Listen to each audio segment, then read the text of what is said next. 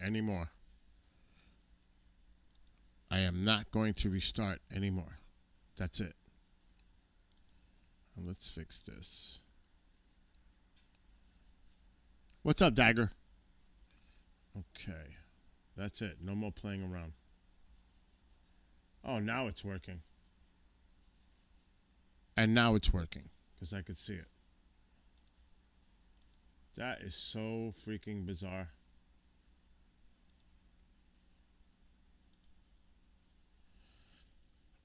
So I need to go out. There is a dual sky, meteor shower going on. No, I did. It started lagging because I'm messing with the stream, Dagger. I'm trying to. It's. It'll affect all the streamers when I'm trying to fix one.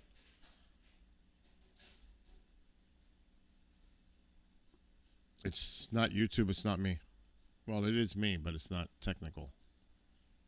Well, then again, it is technical because it's an issue that I just tried to fix and I did. All right, so let's get rid of these two.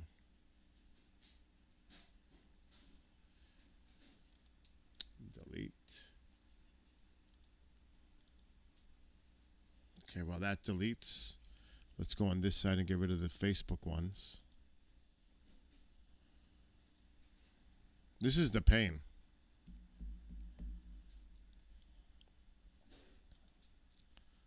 It's getting rid of it. There's one, two, three. See? Move to trash. And move to trash. So good shows tonight. I Detective and Soul Wanderings, both great tonight. And right now Jimmy Church is on and his guest should be joining him in about 20 minutes. Jay Widener. Should be a really interesting show. But right here, it's all about the Skywatch. I'm just waiting for something to delete. And the date is wrong. I've got to change that on this. Today is the 28th. Save. We're good on Facebook.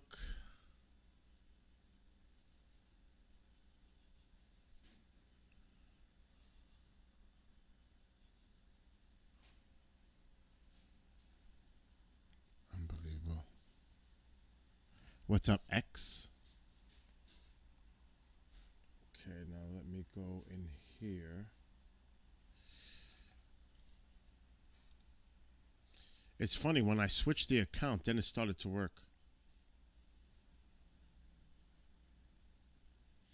He's got his phone charged. I see that, Jaguar. I'm getting all the pop-ups out. There's a lot going on here. I'm streaming to 5 platforms right now. Yep, 5.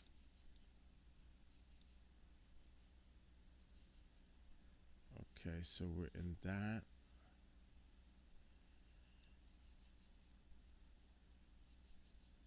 I think I'm in the 2 different chat rooms on the YouTube channel. It's a little confusing, even from me. I see everything's fine over there in Trovo, though. I see Marco and Shaden and Daggers and X-Lady. I saw Bobby and Jaguar over here. But I'm not so sure right now which YouTube chat I'm actually looking at. Okay, this is my normal channel. Yes. So what the heck is this one?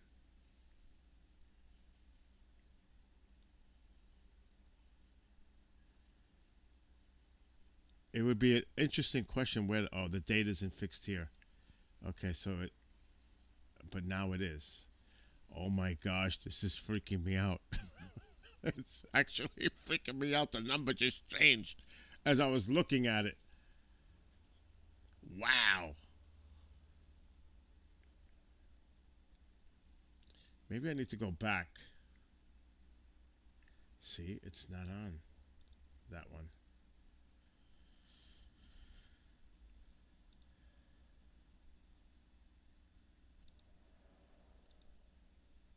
I'm about to do like Twilight Zone music.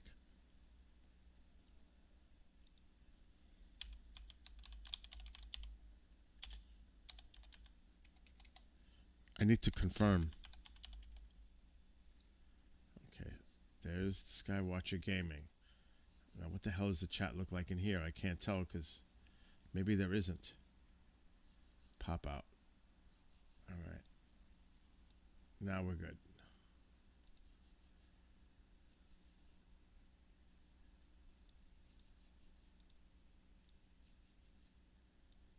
Good. Settled. So we're on both YouTube channels, Twitch, Facebook, and Trovo right now.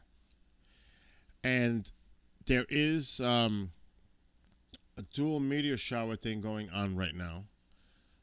One is more toward the south, and the other one is pretty much, I have the, of course, you know, I have this thing out and ready to go. I love Sky Map. I love this app. And it's very accurate. And you can see how it's moving around the constellations, but obviously I'm pointing it to the camera, so not much is gonna move. So right now it's just coming over the horizon. One of them is, at least, the Delta Aquarids. That's of course Aquarius, and right next to it is where the other meteor shower. So I've got to look. This doesn't really tell me. If I had to guess, north is that way. It's kind of east. I'm not going to say exactly east, but it's pretty much facing the east. Because somebody will say, Bill, it's southeast, northeast. Well, look. It's east to me. That's all it's going to be.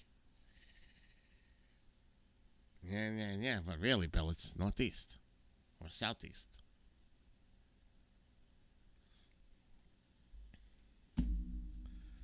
I just gotta enjoy it sometimes. Oh, let's see who's coming in here now. Yeah, Daryl, I saw that on Google Sky Map. I gotta go out and adjust the cameras, actually. And the moon is coming up. Oh. It actually says it. It is. To be precise, it's east, but it's actually, Delta Aquarids is to the right of the word east on my Google Sky Map. Oh, yep, you're right. Jupiter. Correct. Right above it. The radiant point. Daryl. Yeah, I'm looking for the Aquarids. Yes. And hello to Daryl. But I need to go out there. Every time you say that, Dago, I think of that pig in the Geico commercial, or whatever it was, with a little pinwheel thing going on out the window. Whee! That's what I think of when you do that. Remember that commercial? Oh, what the hell is that light that just went on? Oh, it's got to be the one in front of the house. The solar motion sensor light. I thought it was a light from the sky. Ooh, it's a beam coming from above. They're coming. They're coming. I'm here. Take me. Oh, man.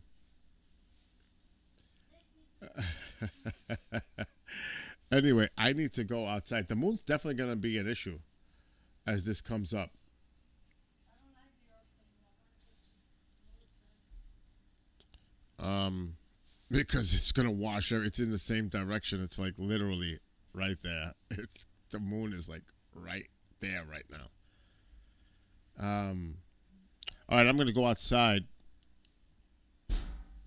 and adjust the cameras. Camera.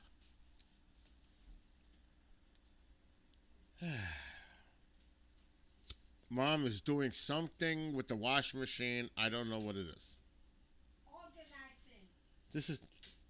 I better not say a word. Excuse me? Nothing. Nothing at all. You better not. Mm-mm. I'm not saying a word. Not me. I'm not getting in trouble. My volume looks a little low. That should be a little better. Okay. Projector screen. What's up, Jade? Jade, you're not first. I don't know where he is, where he went. Oh, there he is. Jade, you're not first. Everybody's in the Bill NY Skywatcher chat.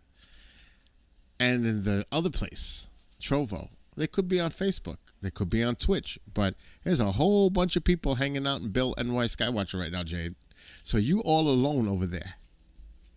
And you didn't even say where the UFOs are at. Or at.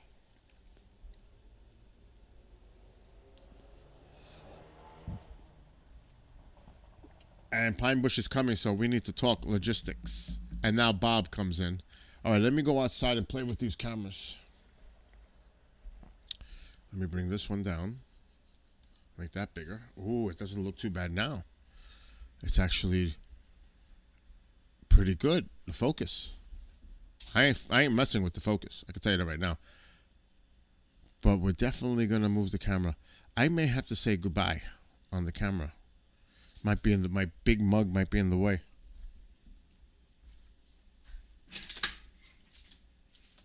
Beautiful night. Oh my God, it's cool. Oh, it's so nice. I could sleep out here. I swear I could sleep out here.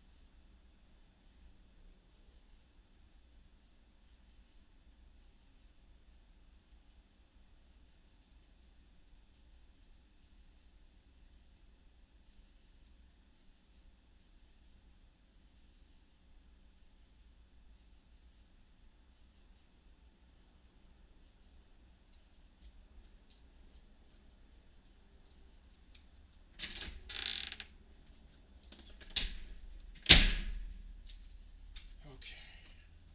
Oh, let's leave the door open. Don't lock it. Mom! Is there any coffee? But don't put too much creamer because you killed me with creamer before.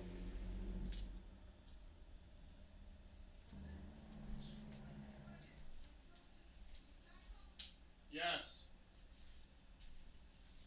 Recycle.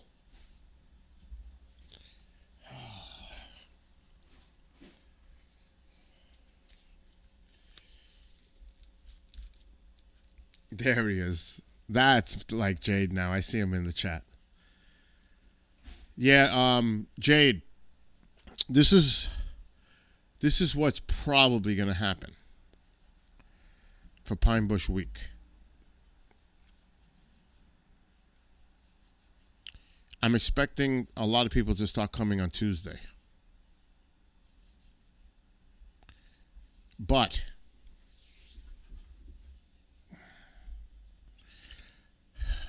it's going to be tough because I need to go to Pine Bush. Maybe I'll do it Monday by myself. Because I really want to go in there and do all the equipment and set it up in the community center where the speakers are going to do their presentations.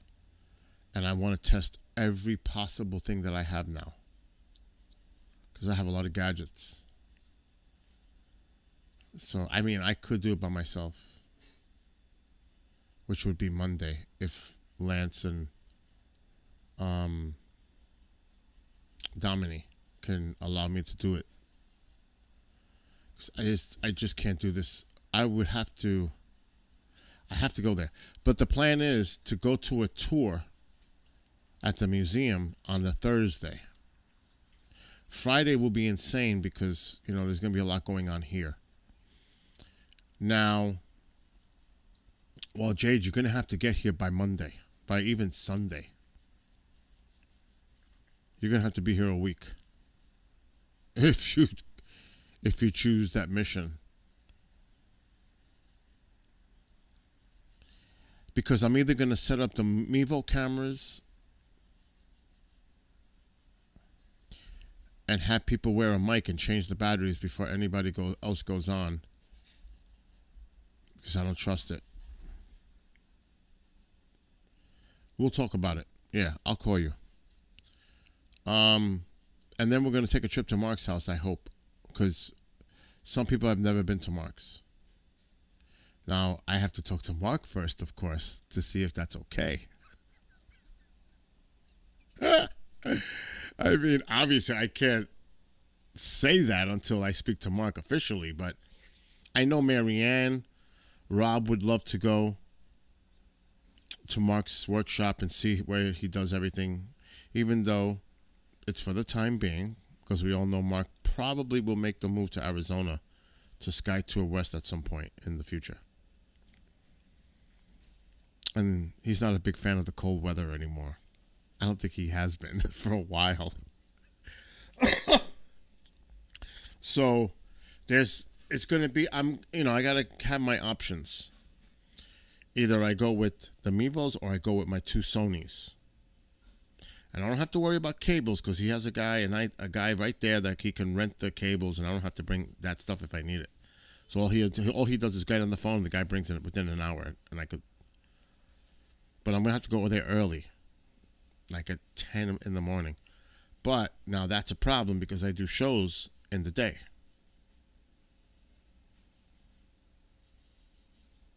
From 12 to 2. It takes an hour to get to Pine Bush. 45 minutes. So it's going to be hectic working around my schedule.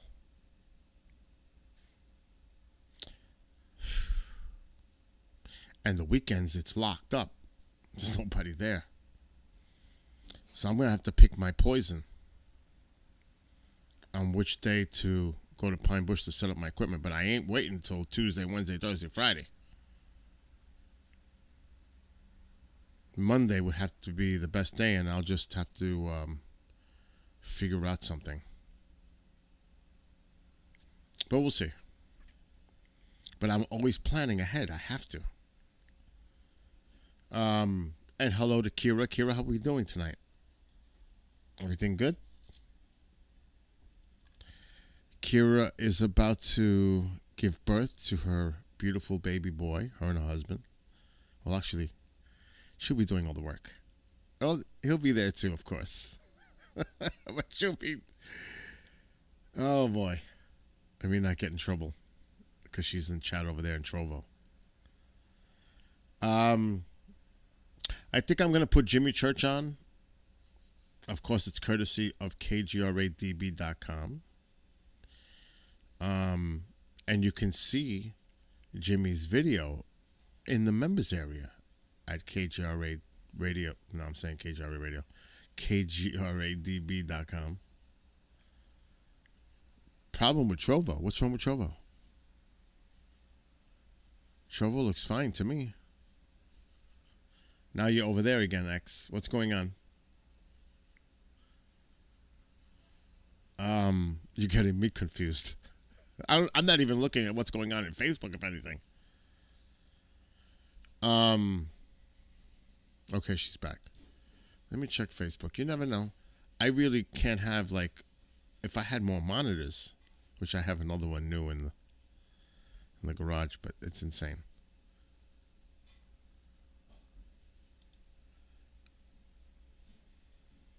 Oh, my good friend Pat Daniels, who was host of the Fringe Radio, which I was a big follower and fan. And he is a great friend. And I when I go to Utah, he is definitely on that list.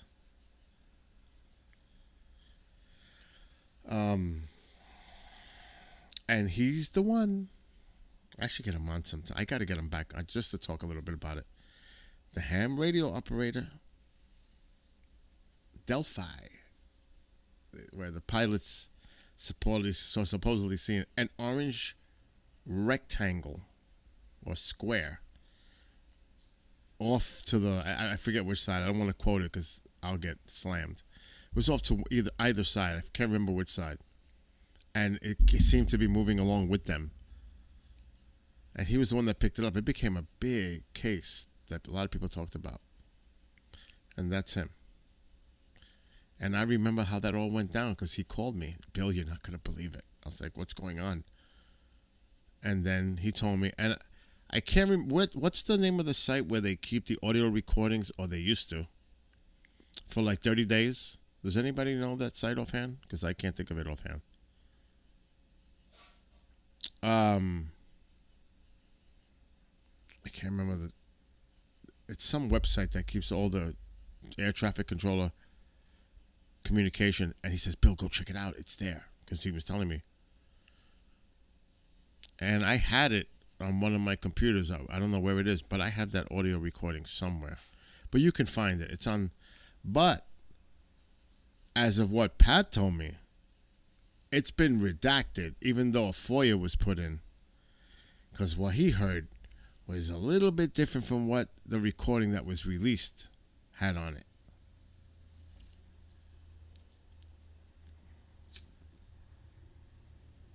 Anyway, Jay Widener is Jimmy's guest. Let's go into it because he's just about to get started.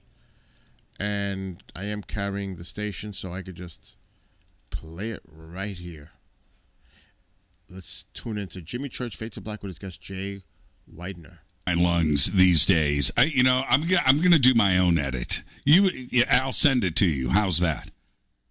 Sounds good. Yeah, right on. And Jay, I actually I want to do a little bit of a recap with you. And I was thinking about things today and about you and about what we were going to talk about tonight.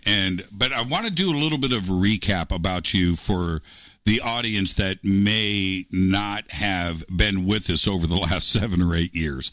So we're going to do that. But there's also something else that is worth mentioning here. I, to this day, have people come up to me and go, Jimmy, the program's great, whatever. But that Cross of Henday, right, that you did with Jay Widener, that Falconelli that you did with Jay Widener is some of the best things that I have ever heard, and I replay them all the time. And Jay, I hear this like constantly. And so I'm going to say this. If you haven't gone and listened to those 2 shows that Jay and I did, Jay, it's like a half a decade ago now, or probably longer.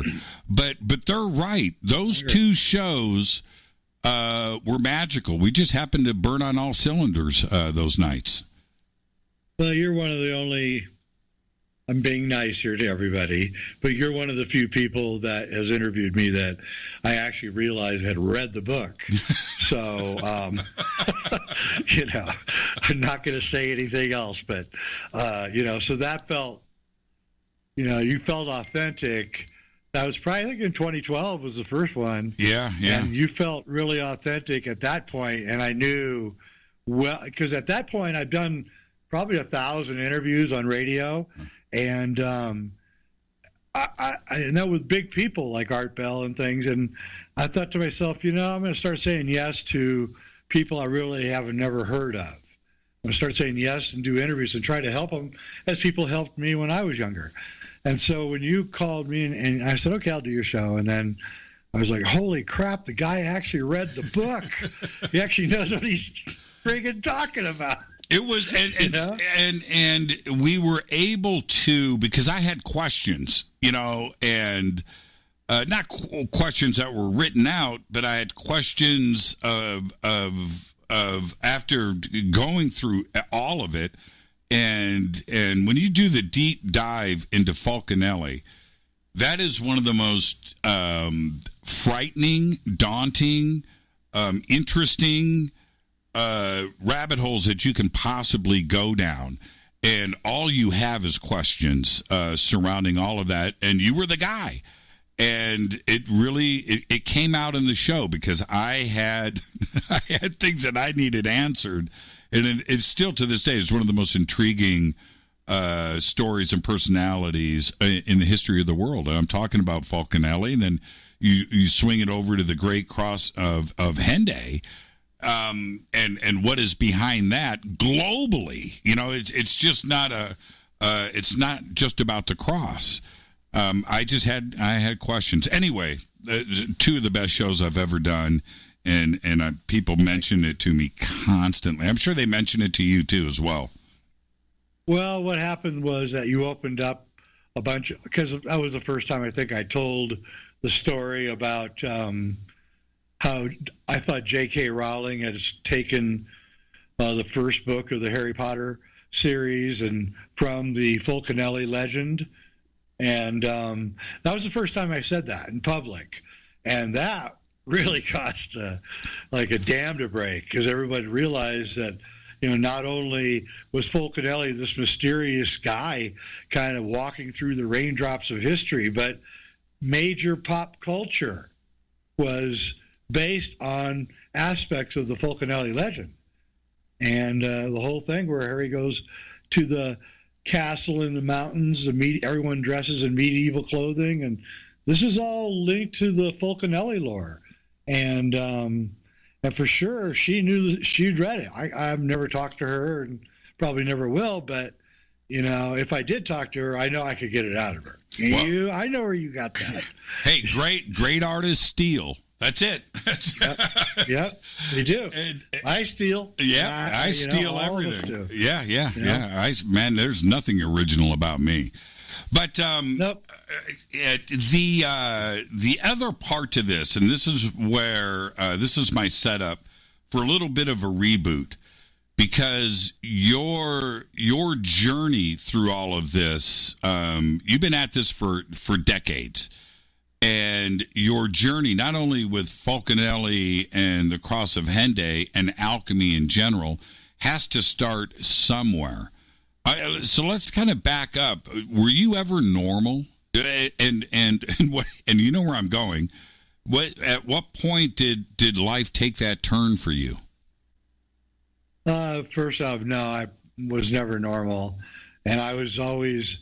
I mean, I did play sports and hung out and did action stuff with my friends when I was young, but I really liked to read, and be alone.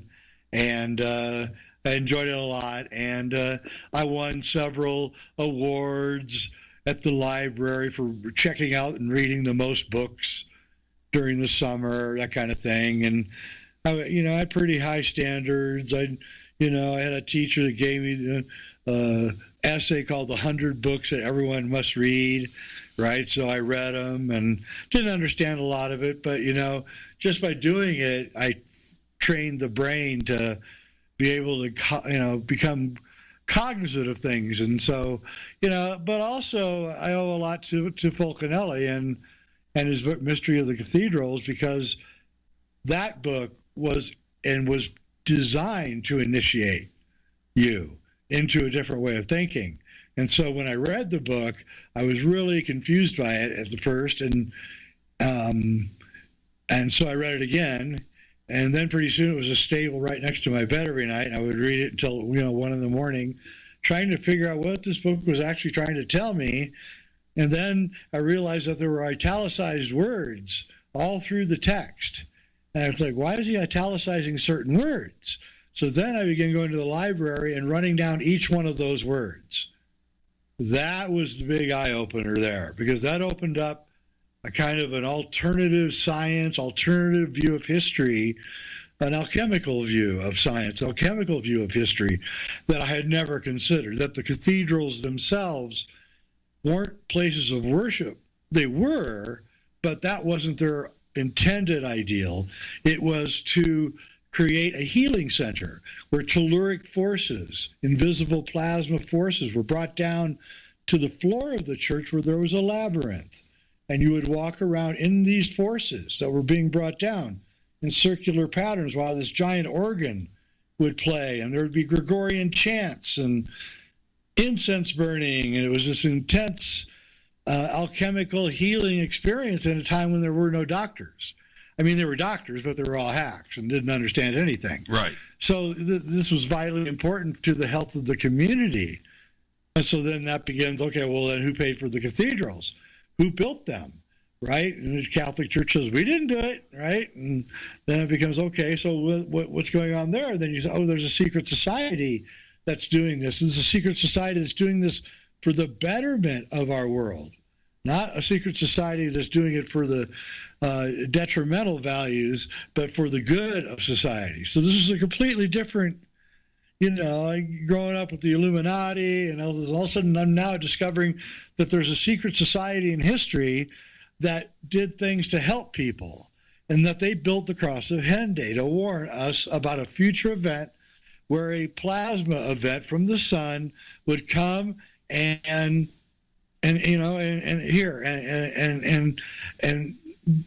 the Cross of Henday was built around the year 1600. We can tell by the erosion on the cross.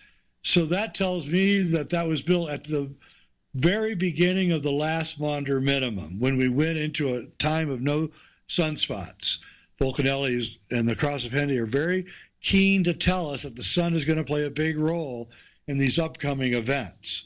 All right, the sun has been without sunspots pretty much now for about 4 years. And we know from the Chinese keeping records for 2,000 years that every time there's no sunspots, we go into a kind of a cold period. And then this reduces the sheath, the electromagnetic sheath of the Earth, and causing us to have more danger from these solar cosmic rays and the coronal mass ejections. And so this is where we're moving, and now the science is following the mysticism. It's usually the way that ideas transmit into society is the first people that see the idea are the mystics. The second people are the artists. The third people are the scientists. And the fourth people are the politicians. So the mystics, Fulcanelli, sees the Cross of Henday and understands it, passes it down. Soon artists are making films like Knowing with Nicolas Cage and talking about this in kind of an open way, Harry Potter and the rest. And then it got now science, which was criticizing all of this before, as fear-mongering is now in line, saying, yes, this is a very big concern. We have hundreds of nuclear reactors which could lose all of their power if a CME hit like happened in 1859 in the world. And so we can see that in some ways it's some of the most important information conveyed. And what's really interesting about it is the Cross of Henday chapter was not in the first edition of Mystery of the Cathedrals that was printed in 1926. It was included in the reprint in 1957, and it was added. It was added because somebody visited that castle and got the chapter from Fulcanelli. And when that chapter came out and then it was translated into English in 1958, there was a sudden interest in building underground bases and creating a space agency to take a look at the outer space and what's going on around us. You can see that there was suddenly a concern with the sun and the aspects of it, and a disaster, an imminent disaster. And also the beginnings of the secret space program were at that time, where they were deciding that now was the time to do Project Horizon and dig into the moon and create underground bases. So the whole thing is really the story of our time. That's why you and I both find it so interesting, because it answers so many questions. There is, and let's back up, because there's another interesting part about this, and I also want to talk about where. But how did the book found you? The book found you. So how did that happen? Well, as I said, I'm an avid reader, and I was living in L.A. I was a screenwriter, and I was take on Saturdays. I would go out, usually the San Fernando Valley, where they would have all these really opulent garage sales. I mean, I don't know how else to say it, but man, you could pick up some serious bargains at these garage sales if you knew what you were doing. Yes. And I was looking for books mostly, but other things. I'm into really good carpeting, Persian rugs and things. And I picked up for like nothing. A Persian rug now that's in my living room is worth probably $30,000. I think I bought it for $400 or something like that. The person had no idea what it was worth. But I went to a book, one of these sales, and there was a bunch of books, and only had $20 on me because I was broke. And the books were $1 each. So I bought, and they were incredible. I had no idea what these books were. They were all on esoteric subjects, and I was like really fascinated by it. And, the guy was, no doubt into all this stuff, who had ever died. And his wife had no idea what the books were worth. So I bought 20 books for $20 and went home, and one of them was Mystery of the Cathedrals. And I still have in my bookcase right behind me all 20 books, became the most valuable books I ever owned, and read each of them many times. But the Mystery of the Cathedrals was so unfathomable that it was the nut I had to crack. And so I dedicated over 20 years of my life to cracking the nut, and I'm still not over it because, since then, and since I've been on your show, I've been taking a lot of drives through northern Arizona and southern Utah, and the odd landscape. So in the electric universe theory, they would take a piece of mica and they would zap it with electricity for like a half hour. Right. And it would look just like Arizona. There'd be mesas, and there would be these weird, rock spires and everything. And we know that the Native Americans on their hieroglyphs in the area have plasma images, because of the plasma physicists have said those are plasma images. They witnessed a plasma event. And finally, we have the whole idea that the Grand Canyon may have been not carved out by erosion, but maybe the result of a gigantic lightning strike, because it certainly looks like that from the air. And so the Southwest Indians experienced this event sometime in the not so distant past. So this Henday stuff doesn't happen once every 12,000 years, as I originally thought. It happens on different places on the earth at different times. And it happened here probably 1,000 years or so. I don't know how long a petroglyph can last on a cliffside in the American Southwest. If someone out there does know this, or you're an archaeologist, please contact us and tell us, how long they last. That way we can figure it out, because whoever built those saw this event, whatever it was. I see where you're going with this. Now, let me ask you about Mysteries of the Cathedral. Now you've got the book. I have to. What went through your mind as you start to attempt to investigate who Falconelli was? The history of this book. By the way, is yours the 1958 edition? Yep. That's incredible. Yes. That's hardcover. Extremely rare book, everybody. Yes, it is. Very rare book. $1. And the original edition, I think they only printed 200?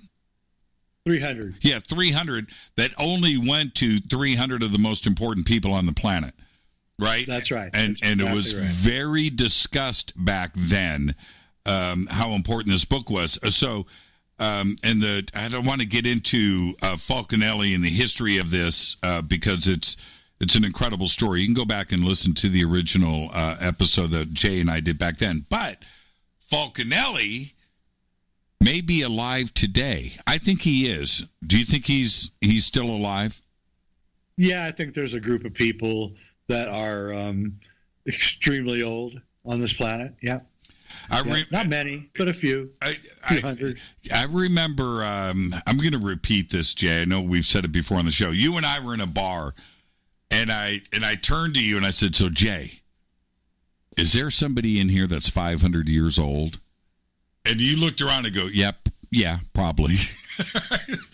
Especially where we were. Yeah, especially where we were. And it's just a mind-blowing subject to get into. So for everybody, Falconelli, the Mysteries of the Cathedral, and of course Jay's interviews that we did so many years ago cover all of this greatly. But back to this, for those that don't know you, this introduction to alchemy, and it is a rough thing for most people to accept, and once you start to get into it, it reads like science fiction, it reads like fantasy, but this is a culture that exists on this planet. How did your mind accept it, Jay? Because it's just a crazy subject to get into. Well, I mean, I originally was trying to debunk it. I was a very scientifically oriented person at the time that I got the book and those other books. And so as I read the 20 books in total, because I do that, I read a lot of books at once, I began, realizing that there was this whole strange world of mysticism and alchemy and histories that we aren't being told about, and it was very befuddling and upsetting, actually, more upsetting than anything else. So then when I hit Fulcanelli's book, Mysteries of the Cathedral, I said, okay, this guy is either faking like he's an intellectual, or this is like just some kind of hoax, a giant hoax.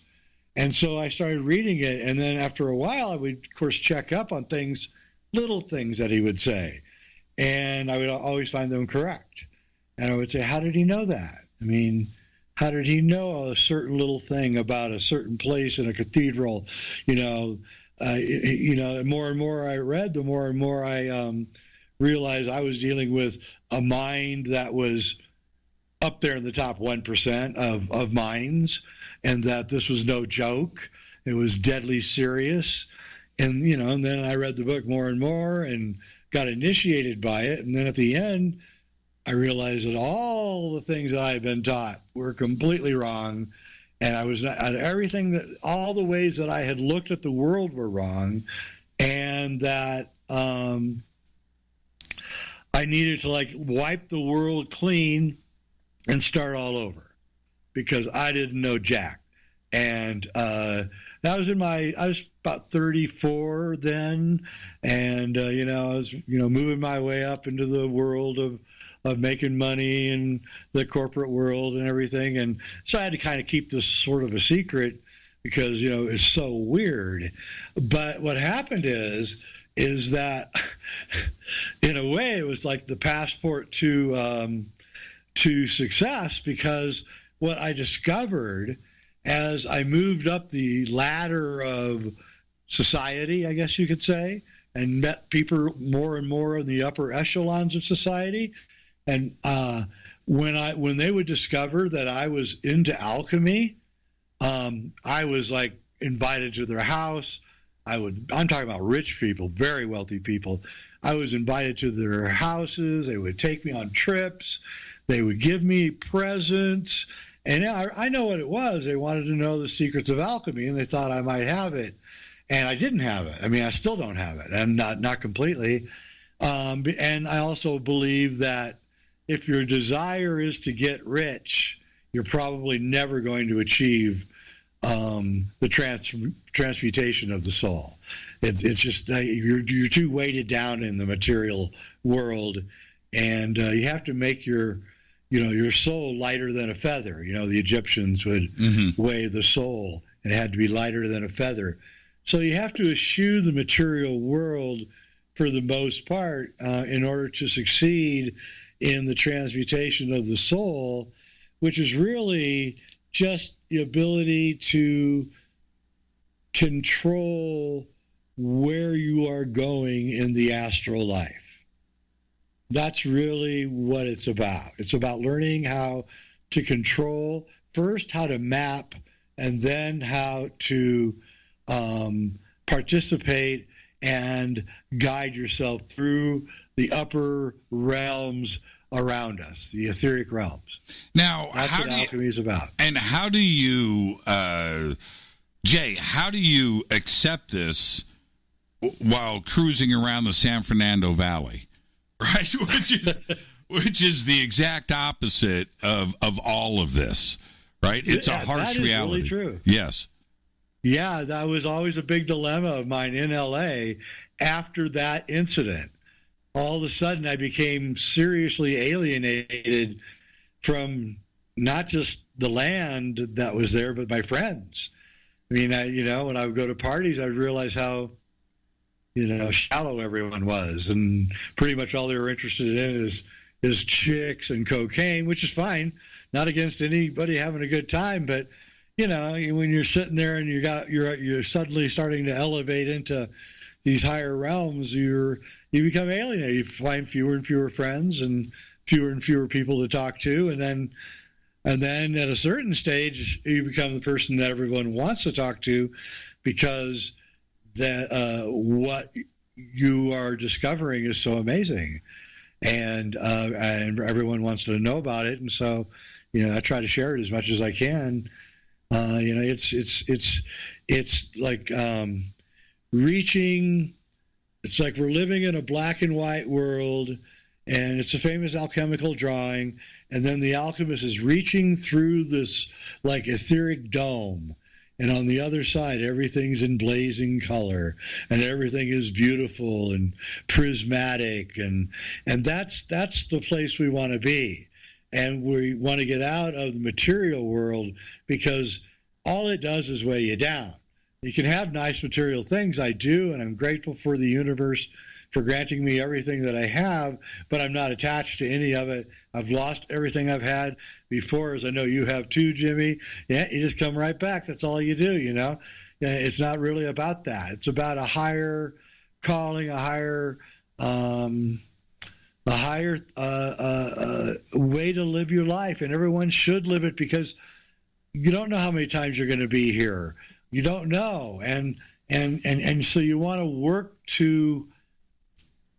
What you want to do is you want to make yourself so light, free of the material world, that when you do leave this world, you move up into a higher realm, and the less material you are, the higher up the realms you go. Believe me, I've been there. It's really, really nice up there. Trust me, there's nothing to fear.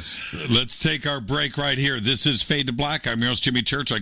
And good evening, everybody, or good morning, or even in our friend James' case in Australia, it's actually going to be 1 in the afternoon, Thursday. So we're listening to Jimmy Church, Fade to Black, with his guest, Jay Widener. There you go, Jay Widener. And it's courtesy of KGRADB.com, which is right now offering a 3-day free trial at the website for memberships. And there's a ton of video content, audio content, classics, collections, you name it. The Chronicle series, so much stuff is on that website to enjoy. All right. Now I'm looking at what's going on in the sky tonight. And I was reading a couple of the websites, but they're all saying the same thing about what's going on. So there are two twin meteor showers will peak tonight.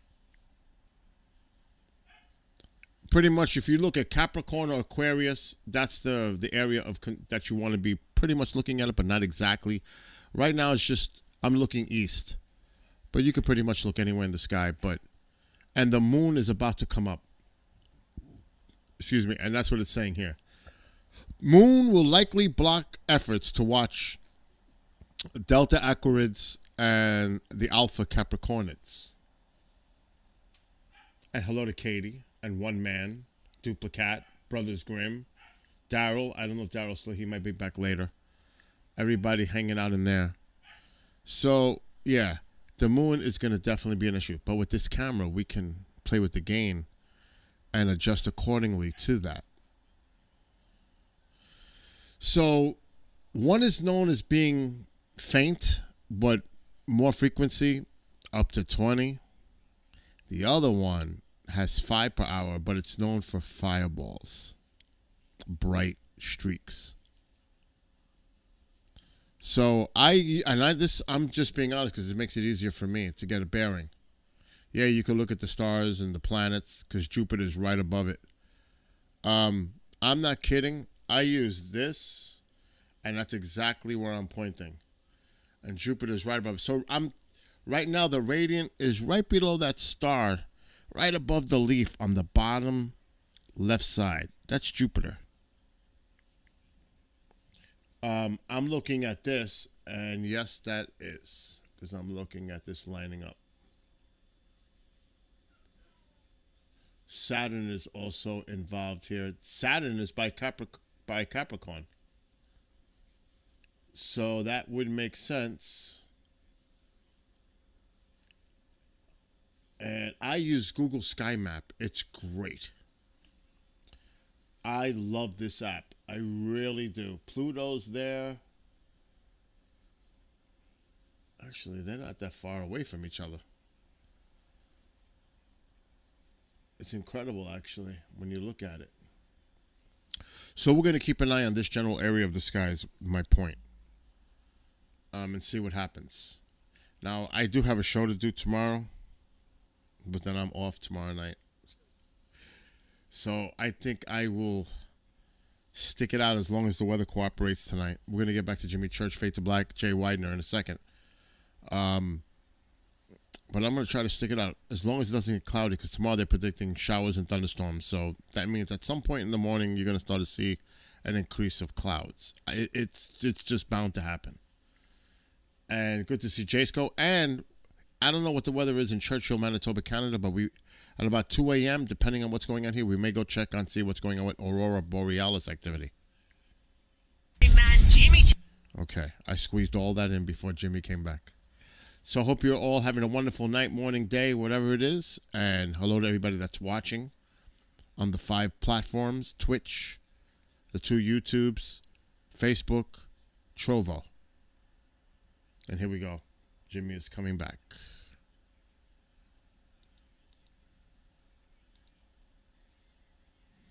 And our best wishes to Kira, who may or may not be preparing for labor. She said she was in, a mild labor all day, but early labor. But it might be kicking in now because she's not around. She might be actually getting her bag and on her way to the hospital. So we wish her the best. Okay. Who holds the Lucky Pony record. Wow, he's still going on a break here. And Shaden, hello to you if you're still... And Sepson, I see Sepson's in here. Across the globe on... Wow. Yes, Lewis, Wisconsin had rough time with storms. Hail, I seen that. I can't put music on, obviously, because of we all know why. I mean, you can't even hint it. That's how it is now. I don't know what's going on with Mom and Tycho, but there's some crazy stuff going on between those two. He gets into like little fits with her. It's crazy. I want everybody to get ready. It's time to get our knowledge on. And I've got to give a big shout out to RU right now. And that's just magical, my friend. Thank you. Thank you for that. Now, Jay, this is when I started to do my deep dive into the mystery schools and alchemy. What I found was discouraging in that the real information is not out there. It truly doesn't exist, at least easily, right? And the you hear mentions of the mystery schools and the secret teachings and the secret mystery schools and alchemy and you see, and it's mentioned in literature, but once you try to go there, it doesn't exist. So help me and the audience. Let's go back a ways here. Let's go into the deep history when this knowledge started, and was there a specific geographical point on Earth? I always think of Egypt first, and I may be right, I don't know, but can we go back that far and start there? Yeah, I think what Egypt was, by the way, Egypt was named Al-Chem. I don't know if you know that, but that was the name that they called themselves. It means the Black Lands, because everything in alchemy starts with the Negredo. And what I think, it didn't really start in Egypt. What I think it was that there was a 100,000 year long advanced civilization that got destroyed by, probably the comet or a solar flare or a combination of both. I think it's a combination of both. I think the comet hit about 13,000 years ago and put us into a nuclear winter, which pretty much killed almost everything on Earth, by the way. And we know this is true. And then it's called the Younger Dryas. It was a 1,300 year long period that then suddenly ended quickly, causing massive flooding. And I believe that was a solar flare. So that's the double catastrophe. According to Fulcanelli, the double catastrophe is what ended the last age and what's going to end this age. And so I think it's a double whammy of a comet and then a solar flare. So, I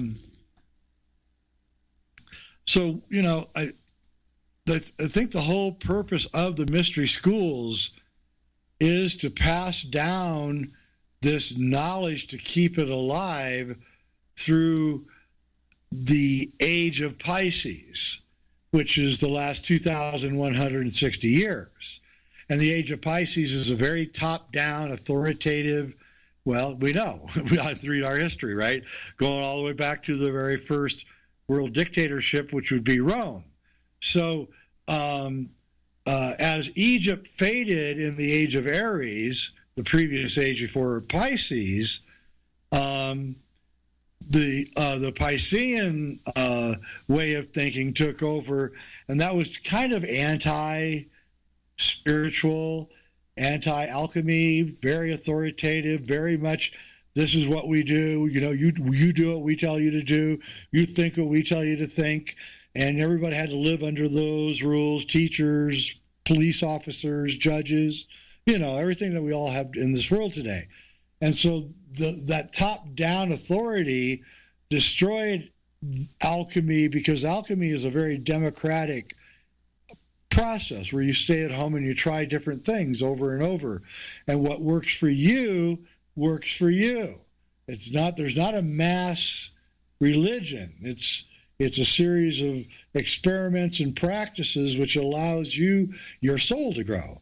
And so Egypt was the place where they kept the knowledge of the previous 100,000 year long civilization that developed all of this advanced thinking. Think about like yoga. Where did yoga come from? We have no idea. Just one day out of the blue, there were these incredibly intense, well thought out exercises designed to, relieve pressure on organs and spine. And someone put thousands of years into studying the body to come up with just yoga. Then think of acupuncture. Somebody studied the human body for thousands of years to find those points where they could put the needles, and it works. Anybody who's ever had acupuncture know it works. This is all alchemy. All of these things are remnant of this civilization that Egypt tried its best to preserve. And they did preserve a lot of it. They didn't preserve a lot of it either. And so, we have big gaps in our knowledge. So for those 3,000 years when Egypt was doing their thing, I'm talking 3,000 BC all the way up to Cleopatra, this knowledge was shared, right? You could go to the priest, you could go and acquire this knowledge, you kick down some food, kick down some gold, right? Did your thing. But this knowledge was out in the open, and then at year zero, right? Or thereabouts. Yeah, pretty much. Yeah, at year zero, alchemy goes underground. Yeah, that's at the beginning of the age of Pisces, and the top-down authority approach begins to take over as the only way that you can rule people. And so that kind of forced the alchemists to go underground because, for one thing, it was now turned into a completely materialist world, and they thought that the alchemists had the ability to change lead into gold, and so frequently alchemists would get arrested by the kings, and then, you make me gold, you make me gold. It's not about that, man. I can't just go make gold. That's not what it's about, right? But they wouldn't believe them, and they would die. So that would force it even deeper underground. This happened also in China during the Taoist alchemy, because don't forget, China also had an alchemical tradition, as did Europe. So we have really 4 places: Greece, Egypt, China, and Europe, that were the alchemical centers, and India too, actually. So 5. So alchemy was really, this great underground science religion until the age of Pisces began. And, I want to talk about that just for a brief second, because Sure.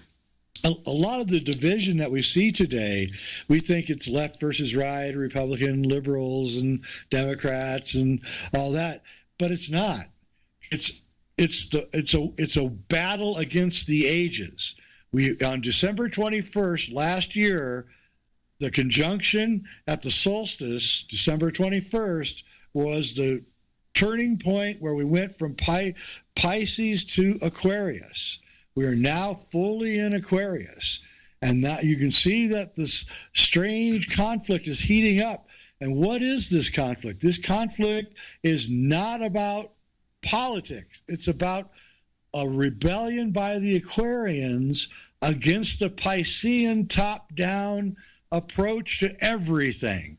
Everything we see is that, from homeschooling to learning on Zoom to defund the police, which I don't support, but I can see where we're headed with the police, and I can see a future where we're going to do more of community policing. I think also agribusiness is going to go away as we all begin to realize we got to put greenhouses in our backyards and start taking care of things. So we're seeing the splintering of the Piscean culture. In medicine, that's what the anti-jab thing is about. It's not that they're against the jab so much, or against the authoritative way it's being introduced. And, I know people that have the jab, they're perfectly fine with it. But, if somebody comes down their driveway, they're going to yell and scream at them, right? Because you're not allowed here. You shouldn't be doing this. This is not what we do in this country, right? So you're seeing the splintering is that. I know people on the far left who actually agree with people on the far right more than they agree with the middle left. I know. And so you're seeing this. Yeah, it's a weird thing, and I'm not really political, so I don't watch it. I watch it more from a mythos, from an alchemical point of view. What's really going on here, and you can see that that is the war across everything. Hollywood, gave us top-down entertainment, right?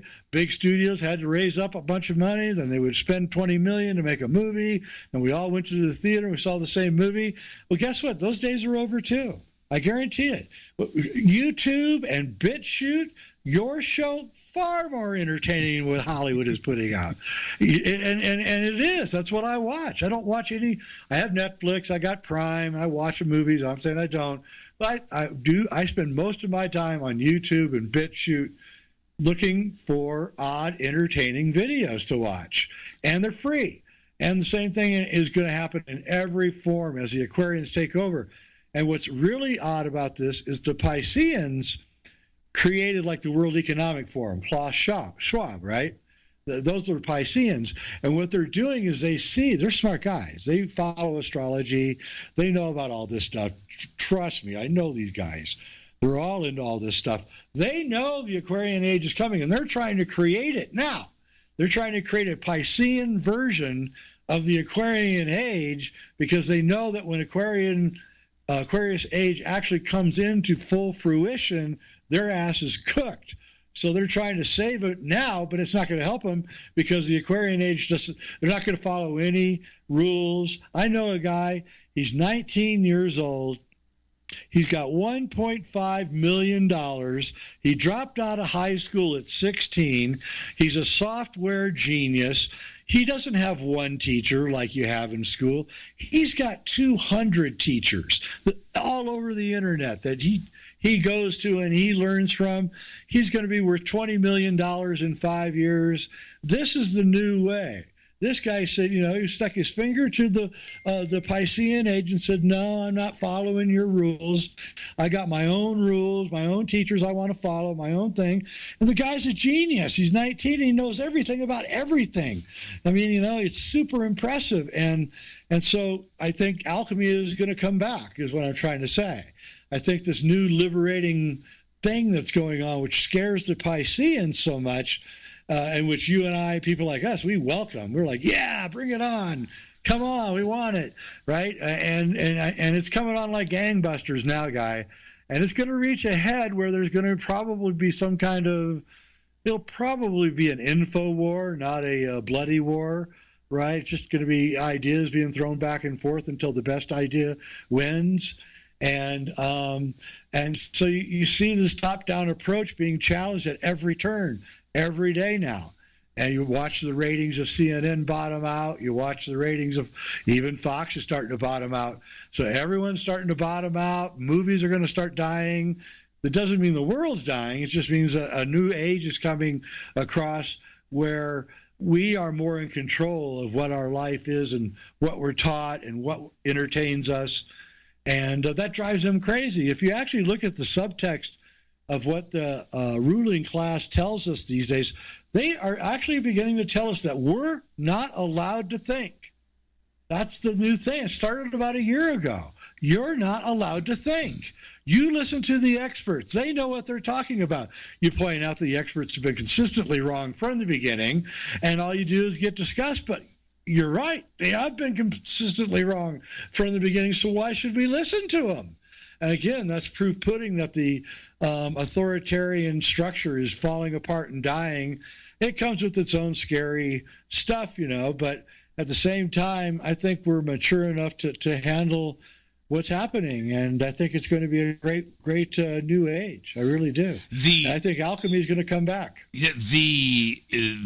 Those out there that I know that are upset, their minds are twisted, their health, they're just walking time bombs of anger. Yep. Watch the news, right? It's a bizarre. It's crazy. In that, I choose what news I want to be exposed to. That's what I do. I click. I don't have anything forced into me, Jay. You're Aquarian. Right? That's right? Aquarian. I make those conscious choices. And you and I, this is many, many years ago, but we were at a conference together somewhere out in the desert. And I don't want to, but anyway, but for those 4 or 5 days, I wasn't on the internet, right? I wasn't, no TV in the hotel room. There wasn't a TV in there to turn on. And I came back after those 5 days, Jay, and turned on my TV, walking through the house, and popped up on the TV was an ISIS video of ISIS like burning people in cages. I immediately got sick, right? My body went, you know what? That's my problem. That's it. I'm done. I was just great a few minutes ago, and now suddenly my body has changed. I turned it off. I learned my lesson, and I've never looked back. I only choose my news now. That's right. That's very Aquarian. I used to live in the mountains of Santa Barbara, and we didn't have any internet. We didn't have any TV. It was really, very isolated. But I would go to the beach, Pismo Beach, about once every month because I love the beach. And I would, get a hotel room there on the beach, and we'd have a TV, and I'd turn it on, and I swear to God, I would have almost a traumatic experience. Yes. The first 5 minutes the TV was on. I would be, holy crap, is this really happening? And I'd just be shaking. I'd turn off the TV and go, we got to go on a walk on the beach. Got to. I got to shake this off. Yes. I learned my lesson. And now I choose what is important to me. And that's it. Me too. That's it. And everyone should do that, by the way. It's not watch a standard news outlet. Stay away. I don't want to stay on the subject at all, but I'll say this: there is no way that all of these mass media outlets are telling you the truth, because every single one of them is the opposite of the other channel, right? And they're trying to tell you that they're telling you the facts and they're telling you the truth. And you go through, and each one of them is completely different, right? Which means none of them are correct. None of them. None. I choose my news. That's it. Everybody should do the same. I'll end it with this. My rule is that I hear a story on the news that sounds absolutely incredible.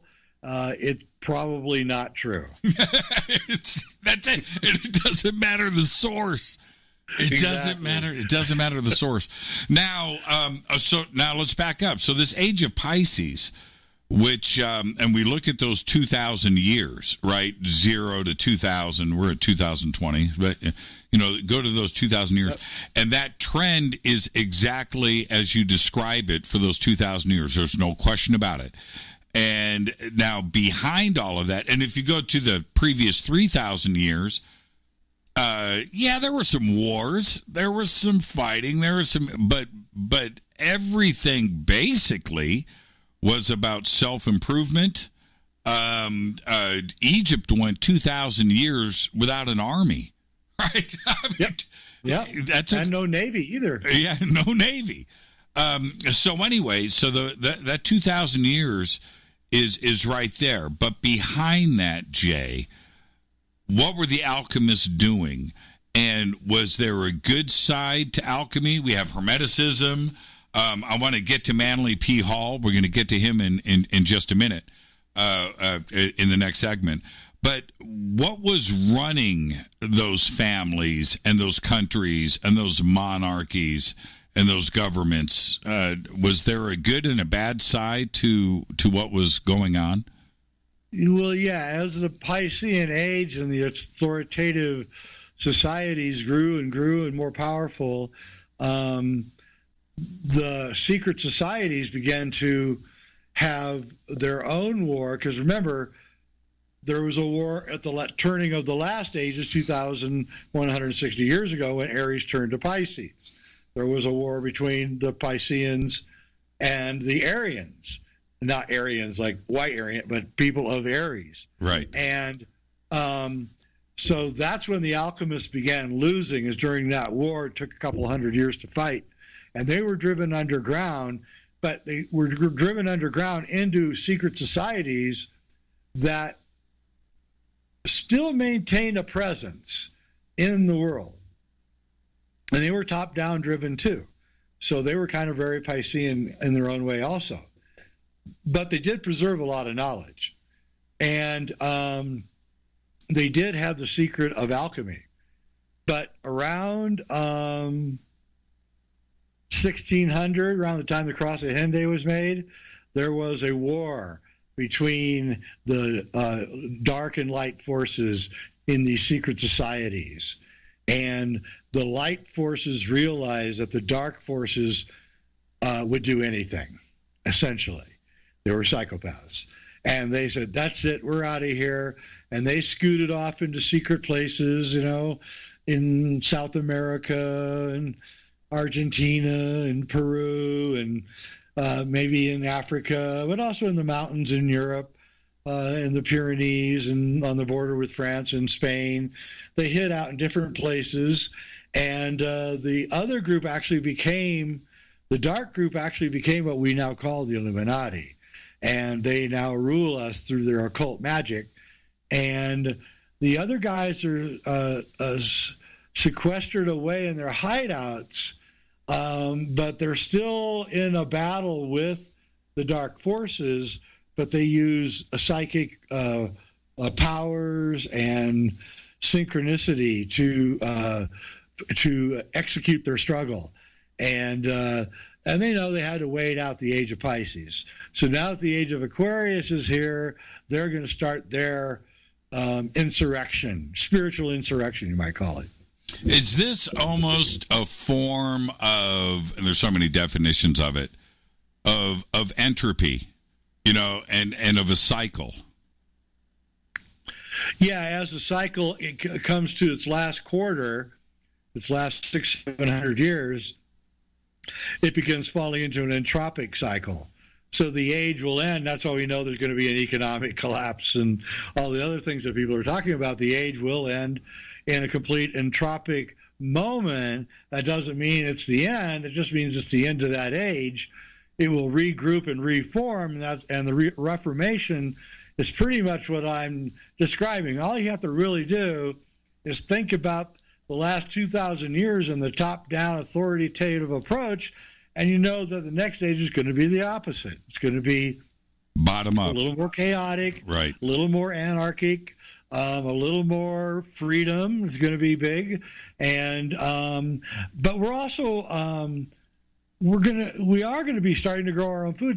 We're going to have to, because the price of food is just going to go through the ceiling, especially with the inflation that's coming. So and the food will be better. We're growing it. It's our food. We know what's in it. And so we're actually going to have a vast improvement in our way of life, but it's going to take a couple hundred years for the Pisceans to scram the scene.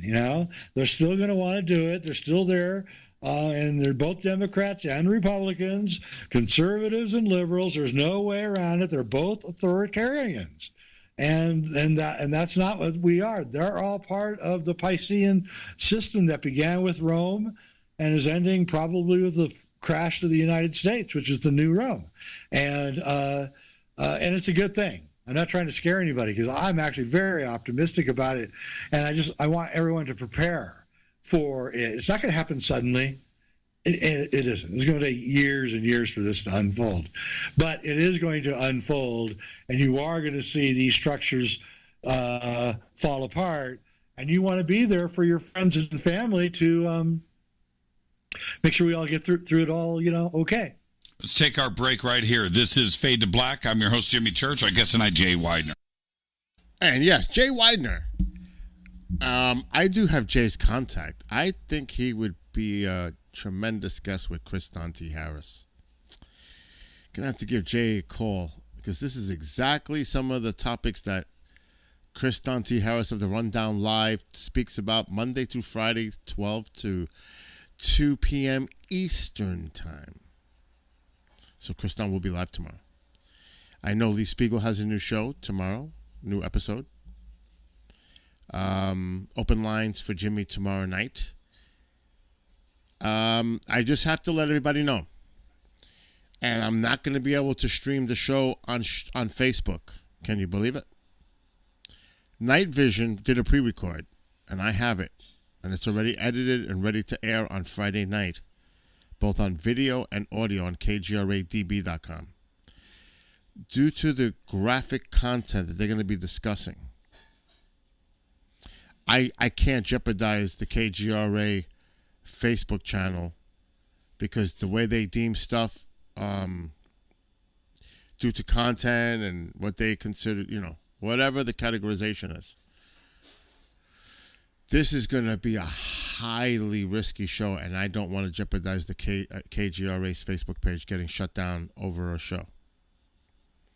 Because it's grisly, and they had someone on, and as I was producing it, they did put viewer discretion advised. They did all that. Which could work, but in these days, in these times, you can't even rely on that when you're dealing with social media and what's going on social media. And I told her. So she told me, by the way, most of the show was about an old axe murder of a priest in 1897. A few grisly details. And once she wrote that, I knew. And they spoke about it for a while during the show. I can't. Out of good, I have to think about the station. I have to think about a lot of things. So it'll still be on the KGRA YouTube. Ma, shut the light. She just yelled at me to shut up. It'll still be on the KGRA YouTube 18 plus. It'll be on the members. Just won't be on Facebook. Just letting everybody know. Now. Okay, let's get back to Jimmy Church. And Elise, Mom and I are praying for you. We will light a candle for you. Good. Yeah, that's Mom putting the lights, everybody. She to go out. She stepped outside for whatever reason. But she shut it off. But that is the front light of the house on the other side. Anyway, let's get back to Jimmy Church. Minus the music.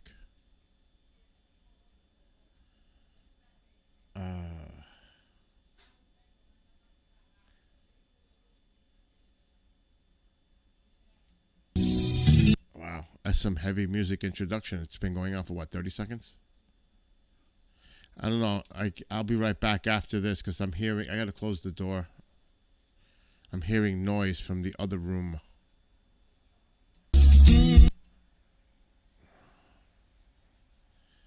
What's the name of that song? Not ELO. ELP did it. Fanfare, Common Man. Jay, in just a second, but now I've got to tell you about Virtual Shield and Virtual Shield VPN. I say it. Let's see. That's been going on for approximately 5 minutes. Yeah, right. Buy her some night vision goggles. I actually need some new night vision. I know what I'm going to get. I just got to wait. What's up, Jose? And Brian Knox. Okay, let's get back. That we live in today. And everybody needs to have their own VPN. And the best out there is Virtual Shield. It's all easy to do, okay? Just click on the link in the video description box below. It'll take you straight to Virtual Shield. You can type it in virtualshield.com/fade to black. You can do that. You can go over to jimmychurchradio.com, click on the banners that are over there. It'll all take you to Virtual Shield, and you will get Virtual Shield VPN for 50% off today. Do it. Keep your location private. Yes, Brian. We just try to have a good time, do the Skywatches. I am producer for KGRADB.com, so we do play a lot of the programming courtesy of KGRADB.com. I mean, they have such great people involved, from ownership down, not even down, well, down to me. I'm the producer. We all great hosts, always getting great, interesting guests. So all around, really cool. And yeah, sometimes we'll get together and we'll play Family Feud, chat versus Skype when that happens. But basically, it is a chill, relaxed environment where we all get to enjoy. And we have a mod army in most of these chat rooms that are going on, and we usually don't have issues with that. So it's pretty cool. All right, let's go. Yeah, and his connection to Southern California is all here, all the way to modern times. You know, we think of Manly P. Hall. You look at his picture and you think that, you know, he lived 300 years ago. Well, he might have, actually. Now that I think about it. But Manly P. Hall, tell us about your connection to Manly. Well, Manly actually died going to. I remember I was telling you I lived up in the mountains above Santa Barbara. I lived at a place called Zaca Lake, and in Manly's big book, Secret Teachings, there's one of his emblems is the 72 names of God, and he has them listed out. And the 48th name of God is Zaca, Z-A-C-A, just like Zaca Lake. And I was a big fan of Manly and, you know, saw that when I was living at Zaca. And so I went to the rich guy who owned Zaka Lake, and I said, "Hey, have you ever seen, the 72 names of God, and the 48th name is Zaka?" He goes, "No." And he's looking at me, he goes, "That must have been why Manly P. Hall wanted to come here." And Manly P. Hall actually died going to Zaka Lake, trying to go to Zaka Lake, probably because he recognized that it must be an important place, because it's not just the 72 names of God, it's the 72 places of God. That's what you have to understand. There's 72 different places on the dodecahedron of the earth, which are all divinely inspired, and this place was that. And then, before that, I had actually lived with Manly Hall's wife, Maria, for a few months in right there near Los Feliz in the 80s. And we went through all of her drawings, and I sat and heard all of the stories about Manly, and that he thought he was Madame Blavatsky reincarnated, and it was just, and of course his book is the greatest, esoteric book for the everyman. In other words, a regular Joe can read that book, The Secret Teachings of All Ages I'm talking about, and understand pretty much what they're reading, whereas the average Joe would have a real hard time with Fulcanelli. So that's why I'm so grateful to Manly Hall for all the great things he did. And, he hung out with a lot of big stars, and Jack Parsons. And, I mean, this guy had a life. Let me tell you, it was very elevated soul. And so was his wife, Maria, very elevated soul. And he was the game changer, to me, of the 20th century for the English-speaking world, because he brought all of the mysteries together in that one book. And, it's very likely he was murdered, by the way. Let's go there for a second. How did he die? Well, it's strange, because he was on, I forget the name of the highway now, on the way to the mountains above Santa Barbara, and the police were called, and they came to the scene, and he was about 150 yards away from where the car was, out in a field near some trees. He was an older guy, and it was like not an easy walk to get where he was. Right? They said, "Oh, he had a heart attack. He was out there walking and he had a heart attack." And maybe he did. We don't know. I can't really prove anything. If I don't want to get sued or anything. I already know about that. So, but the two guys he was with, immediately after they reported it, and the Santa Barbara coroner came and got the body, immediately went back to Los Feliz in Los Angeles and started stealing everything that Manly had. All the books, all the rugs, he went everywhere, all over the world. You got to remember, at the end of World War II, an American with money could go to Europe and pick up incredible stuff at a song and dance. Right? All sorts of things, incredible books and art and paintings and sculptures, and because Europe was broke. So Manly was doing that. He was going over to Europe and buying all this stuff, and he had this incredible museum warehouse of the most incredible esoteric stuff probably ever collected. And it's all gone now, because these guys pretty much sold it on the black market to everybody, and now the collection is not gone, but 40% is gone. The 60% that remains is still great, but they, of course, took the best of it and sold it all off. And, they got away with it, and they're all dead now. And, it's a sad story, but he was a great man, and his lectures are all available on the internet for free. Jordan Maxwell I think he operates a site where all those lectures are available. And so, his stuff is incredible. If you want to hear a real American spiritual pioneer, Manly Hall is the guy. I go and listen to his lectures all the time, and yep. I'm just so thankful. I remember when you and I were actually talking about this, in that how fortunate we are that somebody recorded all of that stuff. I mean, long, deep, in-depth conferences where he would just go from the beginning to the end without taking a breath. I don't know how his mind worked for him to put this information together. Long, comprehensive, deep knowledge, and there is so much of it out there.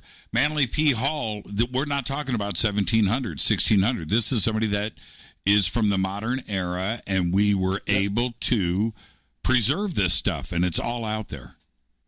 Yeah, again, it's kind of weird that he was from New York, but he picked Los Angeles as his place to do this. And again, Krishnamurti, the great spiritual person, went to Southern California, and Alan Watts went to Northern California, and there's this time period from 1925 to 1980 or so when California it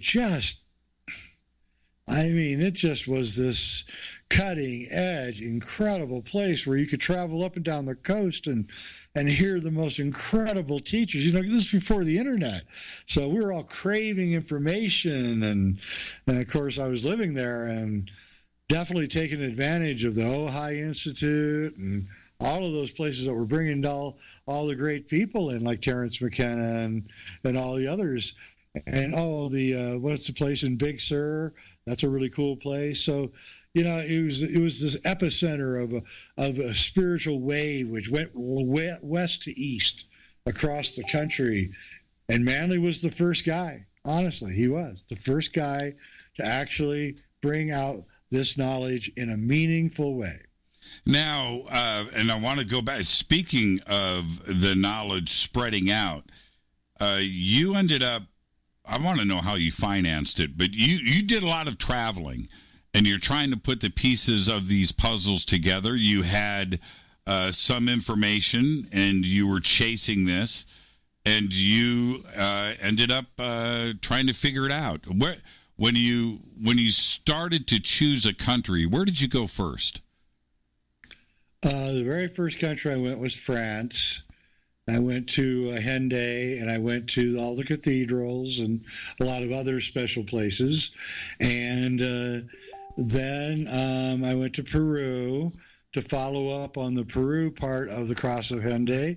And while in Peru, I began realizing that Peru was part of this 100,000-year-long culture that was here in the United States and in North and South America.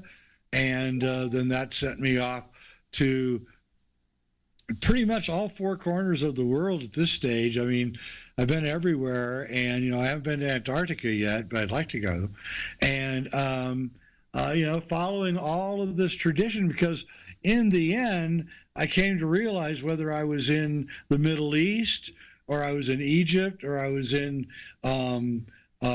South America or I was in Europe, it was the same tradition. It was always the same tradition.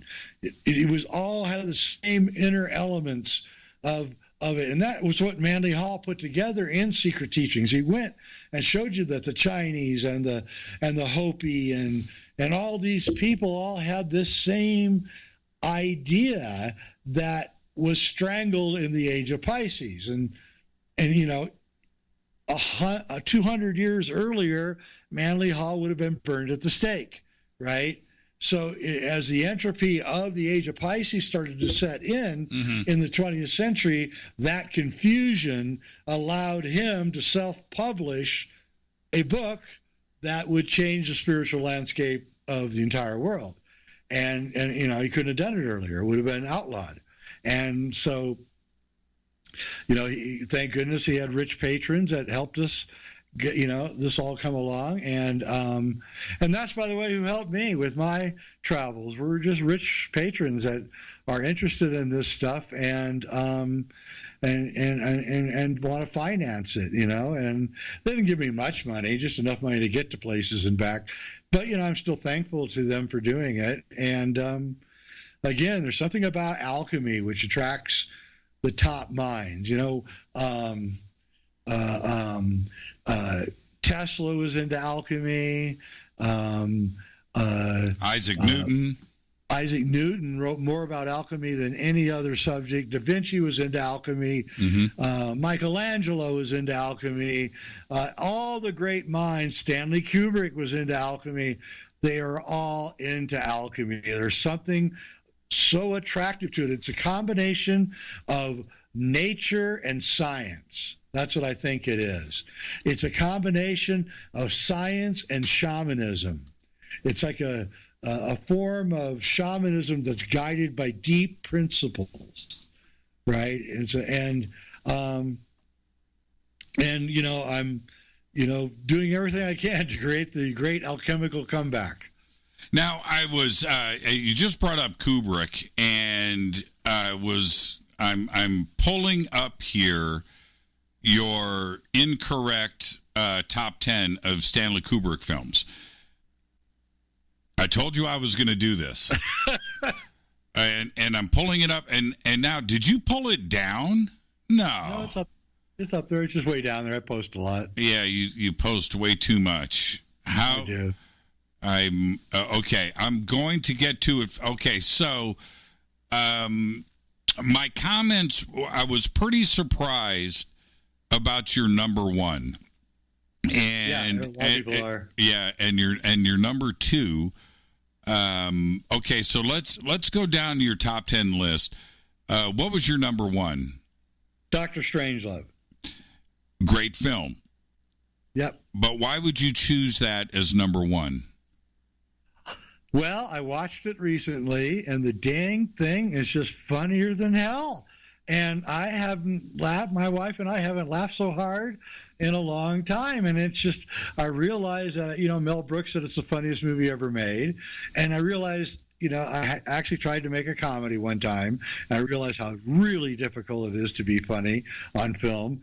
And it stuck that this truly was the darkest satire, the funniest movie ever made. I can't believe I haven't. How much do you post, man? I watched Dr. Strangelove and it's on July 26th because I posted on Stanley Kubrick's birthday. Okay, I just passed up July 26th, so I don't know how I. Happy birthday, Stanley! Yeah, happy birthday. No doubt about it. Okay, let me back up. I watch Dr. Strangelove about once a month. Okay, I own the film. I pull it up and I watch it constantly. And every time that I watch it, I come to realize the divine perfection of the film. Funny, 100%. But it's the editing, it's the framing, it's the set design. The casting is absolutely dead spot. Is perfect. Oh my god! And one of the best cast films of all time. There's no question about it. But it is not better than 2001. Well, it edges it out. But they're both. Let me clear one thing up. All of those films, except for the bottom two, are amazing. Okay, so the division between them is minuscule. Got me? Yeah, I could. But you're still wrong. And let me tell you why you're wrong. First off, 2001 is the greatest film ever made. So if you're gonna make a top 10 list of Stanley Kubrick, well, by default, 2001 is at the top. But you've got Paths of Glory here at number 3. Yep. Jay. I just got to hear your reasoning behind this. Paths of Glory is one of the greatest films ever made. No, I need to know why. You can say that all day long. Why? I mean, how? Because it reveals the corruption of that ruling power elite that I've been talking about, the Piscean. It reveals how they will do anything. They will kill innocent people, anything to maintain their authority. And in the 1956, that was the ding. That guy had to have basketball-sized huevos to make that film. It got banned in England. Yes, it got banned in France. Winston Churchill said it was the greatest anti-war film ever made. Orson Welles, after he saw it, he got interviewed. He was walking out of the theater and said, "What did you think?" He said, "I don't know who that guy is, but you better watch him. He's got talent." Okay, but the problem with that is you've got A Clockwork Orange at number 10.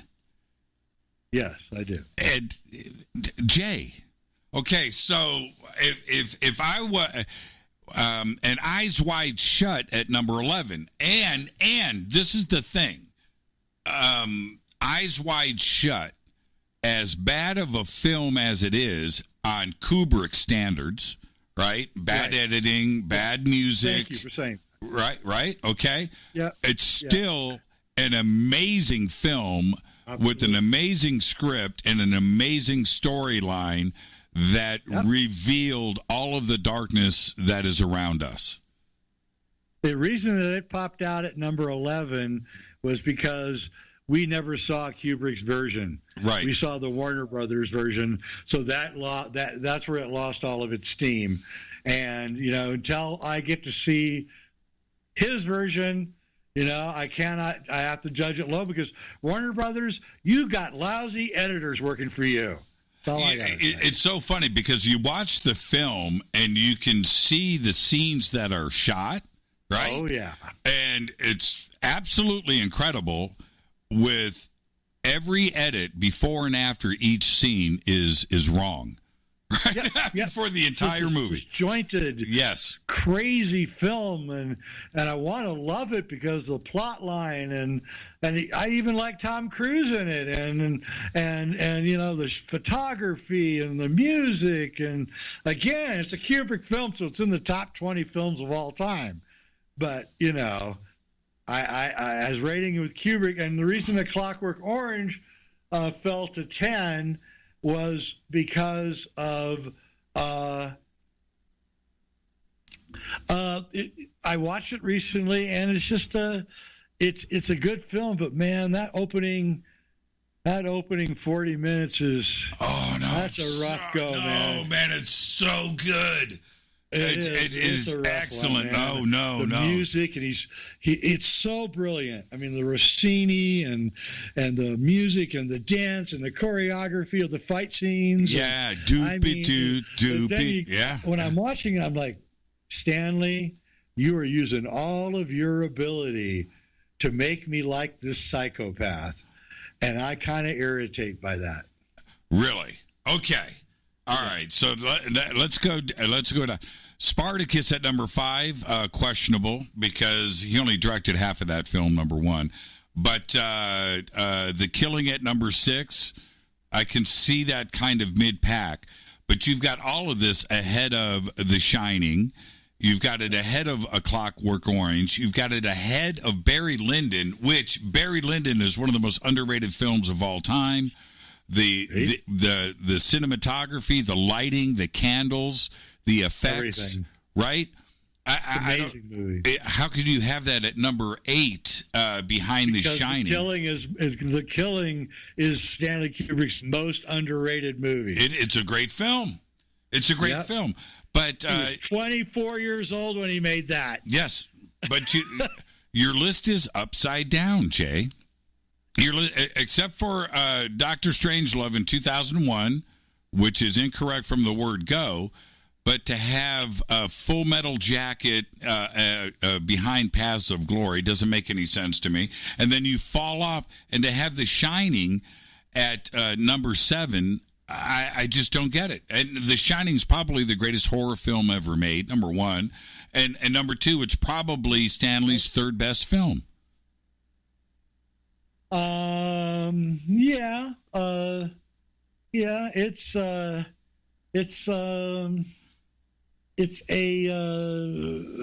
Shelley Duvall's performance is off, and I don't know why Catman Scruthers goes back to there without knowing that Jack Nicholson is waiting if he's psychic, and also the squeezed in with the Apollo stuff, which is cool and everything. You're going to get struck by lightning. I can see why you're moving around. You're avoiding the lightning bolt. No, I have purposely made the list controversial, I have to admit. I'm promoting some of his lesser-known films and equating them with either being as good as or better than some of his great films. And I totally and completely acknowledge that Barry Lyndon, Barry Lyndon, The Shining, and Clockwork Orange, and Eyes Wide Shut are incredibly amazing films that no other filmmaker could ever make. And they're brave and they're Stanley Kubrick, but I had to promote some of these other ones which are going to fall by the wayside already. They have not, the Academy of Films has not, I don't think that they've printed Paths of Glory. They've printed 2001 Dr. Strangelove, Clockwork Orange, Barry Lyndon, and The Shining, but they haven't done Paths of Glory, and they haven't done The Killing. And they haven't. I don't think they've done Lolita as well. Yeah, but these films are going to fall into obscurity if we don't, have Hollywood realize how important they are. Now, do you find? I've only got 30 seconds, so I just want a quick answer on this. Lolita is probably one of the most difficult films to get through because you know the subject matter Really and you know what's unfolding here. Does it make you squirm like it makes me squirm? Do you find it difficult to watch? Yep. Very difficult film to watch. And pretty much Kubrick added in this whole secret pedophile scenes with Peter Sellers and his mysterious lady friend, and wasn't in the book. So you have to wonder, what is Stanley Kubrick trying to tell us if he suddenly adds all this stuff into the screenplay that wasn't in the book? And I think that he was trying to say something. And I'll finish with this last one. In the opening scene of Eyes Wide Shut, there's two guys sitting at a table while Nicole Kidman and her Hungarian guy are dancing, all right? Right. And they're just sitting there. They're kind of obvious in the scene, but they don't talk or anything. They're just talking to each other in the background. At the very end of the movie, when the little girl, Nicole and Cruz's little girl, is going through the Macy's, there's all these animals looking menacingly around her. At the very end of the aisle are those two guys. I'll leave you with that. Man, I remember. I've got to get to this break, but this is like 25 years ago. I'm home alone, whatever, DirecTV, scrolling, and there's Lolita. You know what? I don't think I've ever watched it, right? So I click on, I watch the entire movie, and I get to the end, and I just felt dirty. I felt wrong, and I was like, man, what did I just watch? And I can't take this back now. That's the way that I felt. Yeah, I felt the same way, by the way. Yeah, very uncomfortable. Let's take our break. And we're listening to Jimmy Church, Fade to Black. Guest Jay Widener. And hello to David and everybody else who's watching on the multiple channels, which I'll explain to Dee, who messaged me during this show. But first, I have to say, I have to agree with what they said about Warner Brothers. Okay. If you ever seen Justice League, the edited version by Warner Brothers, it is a travesty compared to Zack Snyder's Justice League. That movie was amazing. Now, you have to be a fan of that whole thing. I get it. And you could say what you want about Ben Affleck as Batman. But, wow, was the Zack Snyder so much better? Yeah, it was 4 hours long. It was dark. They had the next movie lined up if they would have went with it, and it would have been interesting. I'm not going to give out spoilers. But the ending was like, whoa, what is this? And you had to watch after the credits. to see what I'm talking about. And I was like, wow, why didn't they go this way? Because they wanted to make it happy, happy, joy, joy, freaking Justice League. They took a lot of interesting scenes out of the original Zack Snyder one. I mean, I couldn't believe how many they took out to make the other one. It changed everything about that movie. And it's really interesting where it could have led if they would have went with it. But it's not going to happen. Now, the reason I'm streaming on both YouTubes is because my primary, when I signed up for this new streaming platform, is Skywatcher Gaming. So I have to add the second YouTube channel as a custom platform. It's called an RTMP. I don't want to get into all the technical babble. You do copy and paste the URL and stream key, and you make your own custom destination. Pretty much that's what it comes down to. So I'm stuck when I'm doing Skywatches. It has to be on both channels. I don't have a choice. If I tried to switch the primary, which I tried already, to another one, I would have to cancel this original subscription that I got for this and start a new one. So it's a nightmare. And have to reset everything up again. Because all the scenes disappear. I can import them from OBS Studio, but it's still a nightmare, and I'm not going to do it. Now, when this expires, when this subscription runs out, then I'll stop it and switch over and make Bill NY the primary. But it's technical. It is what it is. But it's okay. Because I'll only do Skywatches on the Skywatcher channel, the Bill NY. And then when I game, I'll be on all the other platforms. And then I can't play music on certain platforms. So it gives me the luxury of streaming on 2, streaming on 5, streaming even on 1, which is cool. So that was the whole plot behind the madness because of what's going on with social media and what you can and what cannot say or play. And I don't want to be grounded that way. I want to be able to do what I want to do, when I want to do, like we should all have, with our constitutional right to do so. Anyway, let's get back to Jimmy. 800-75. That's Race. That's Race's voice. That's 800-753-8534 or visit United Gold Group. Yeah. You could tell that voice anywhere. Yeah, it's so true about Kubrick, the movies. Oh my gosh, when you think about it, all the great movies he was a part of. Wow. Amazing.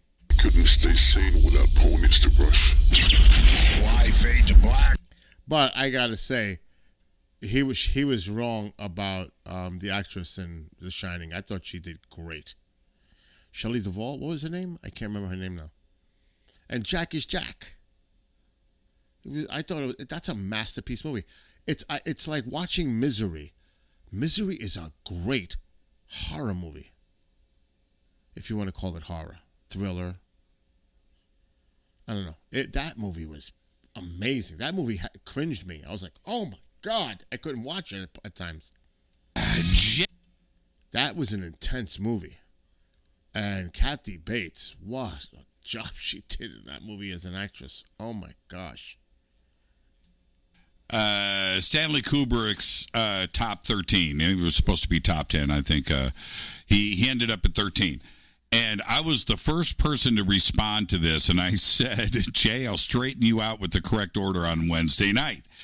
And so I put together my top 10. I'm going to, and this is what is important for me with this. Jay's knowledge of Stanley Kubrick is probably as deep and accurate as anybody out there on this planet. He has analyzed Stanley top to bottom. We did a show on Coast to Coast about Stanley Kubrick, didn't we? Yes, we did. Right? Yep. Or was that on Fade to Black? Or was that on Coast? No, it was on Coast. It was on Coast. And Yeah. Stanley Kubrick, hands down, my favorite director of all time. I own most of his films, and I watch them constantly. I study them. I have talked to so many directors and filmmakers and directors of photography, and when the subject of Stanley Kubrick comes up, or the greatest film of all time, they tell me about film school, the LA Film Academy, and what is taught at UCLA, and 2001 is right there, and it is picked apart, and it is something that they study for semesters at film school, and for good reason. Now, that being said, this is Jay's Stanley Kubrick top 10. Number 1, Dr. Strangelove. Number 2, 2001: A Space Odyssey. Number 3, Paths of Glory. Number 4, A Full Metal Jacket. Number 5, Spartacus. Number 6, The Killing. Number 7, The Shining. Number 8, Barry Lyndon. Number 9, Lolita. Number 10, A Clockwork Orange. And that's very, I just got angry, right? I just got angry. And so my response was, here we go. I'm going to straighten you out on Wednesday night. By the way, I got a lot of likes on my comment, Jay. I was not alone.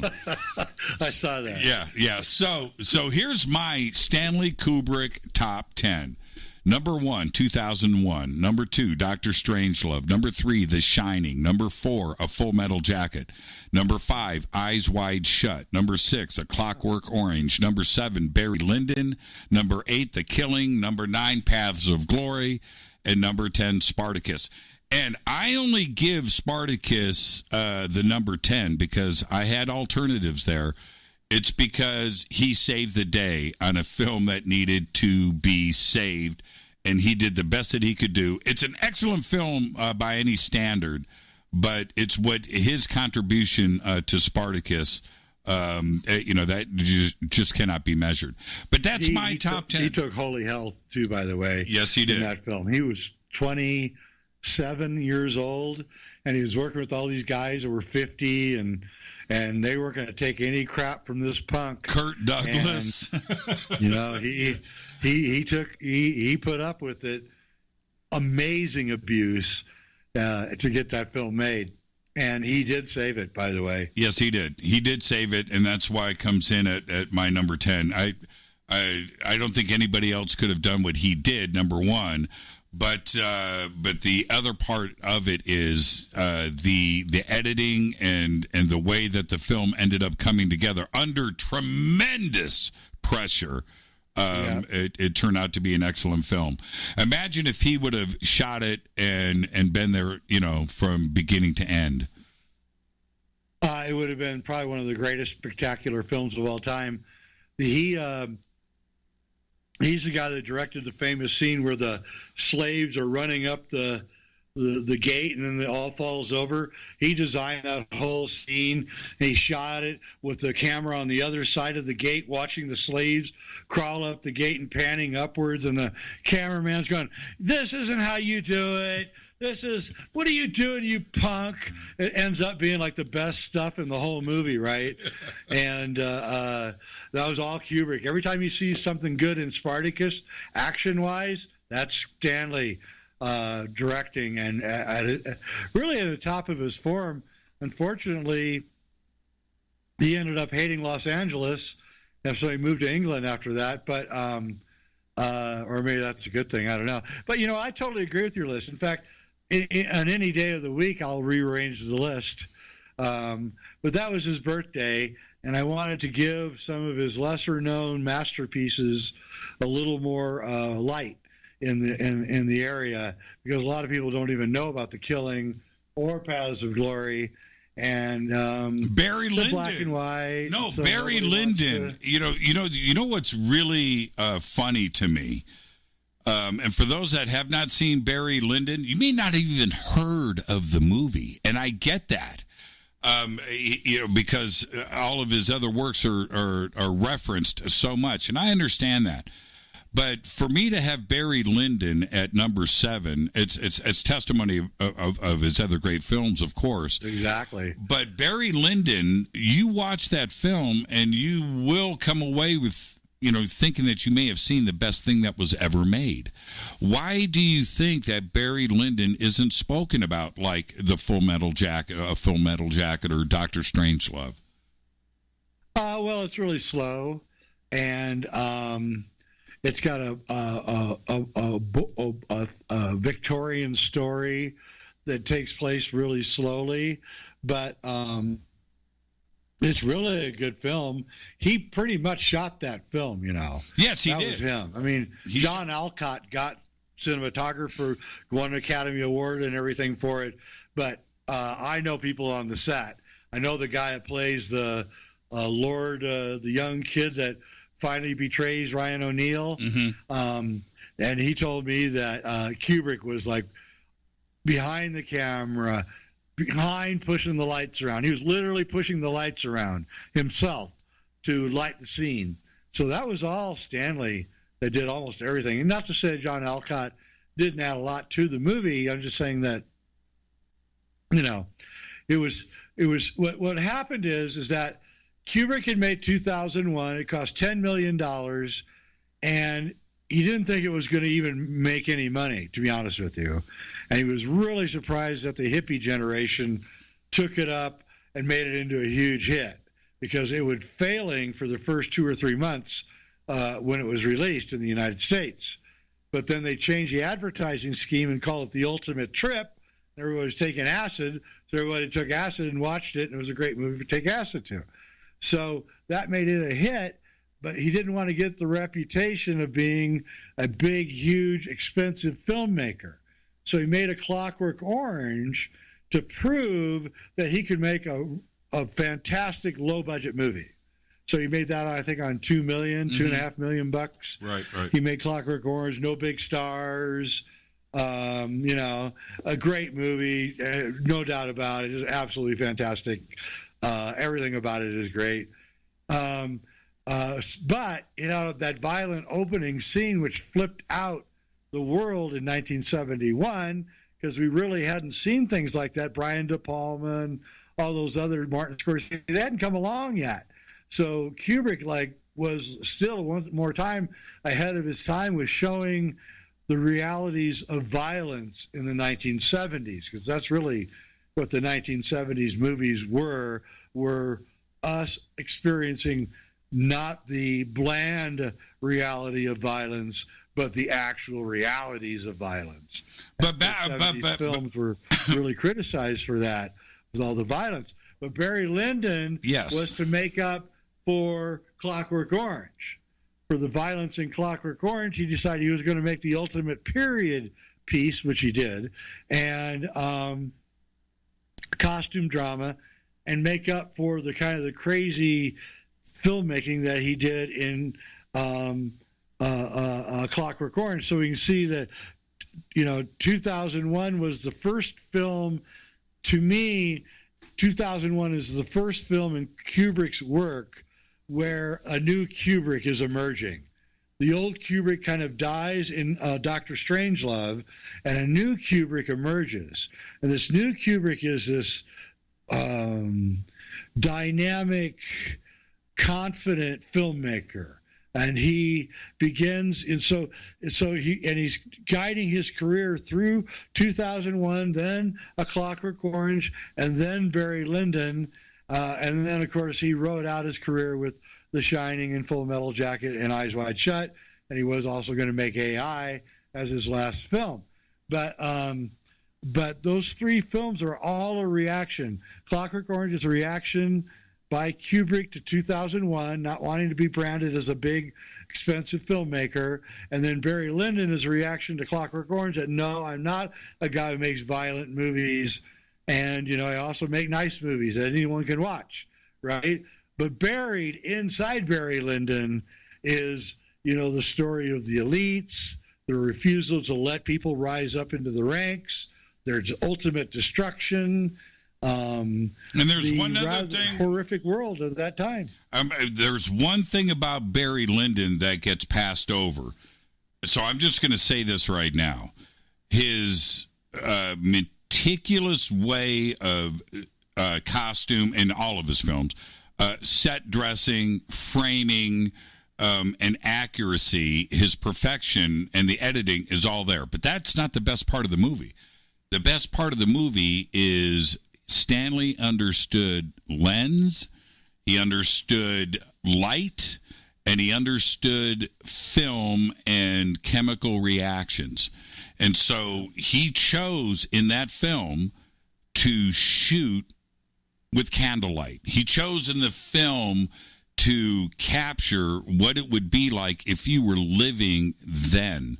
And it comes across from beginning to end of the film is this lighting that was accurate. No other director, no other lighting guy or DP or the head of a film studio would allow that to happen. But he chose to light and film this accurately. And it is one of the most pleasing things to see from beginning to end because you are there, Jay. And nobody mentions this.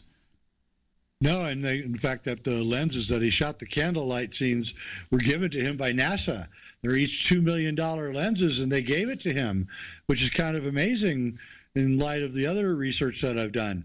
But yes, and what Kubrick did was he went to like the Hudson Valley painters, the different schools, and he studied their work for Barry Lyndon, and he saw how they made their light flow and the way it flickered off the trees and the leaves and the posts and the ceiling, and you know, and it would take photographs. He had a Polaroid, and he'd take photographs of these paintings, and then he would cover this wall with them, right? And then he would combine this with that and that and that. And that's how he built that film. And, you know, wow, man. Yeah, what I know. A genius. What a genius. And so when you watch Barry Lyndon, and Ryan O'Neal, spot on, by the way. Absolutely. Spot on. Maybe his best film. And but anyway. All the acting. Yeah, all the acting. And when you go now, listening to me, go and watch Barry Lyndon, knowing, you know, just what to look. Enjoy the film. But appreciate what Kubrick attempted to do and pulled it off. Because in today's world in digital photography, you have instant playback and you can do this, and you don't have the ability to play with light like you could with film. No. Stanley knew this, and he knew that in the end that this was going to be captured this way on film. And it is incredible to look at. Well, film has 10 stops. You know, stops on a camera. It has a 10-stop latitude. That's incredible.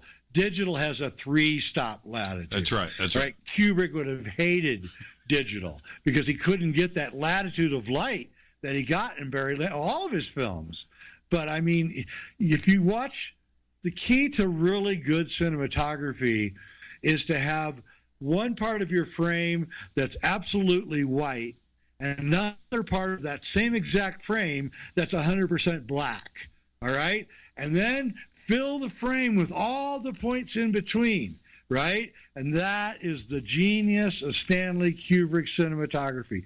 It's in every shot.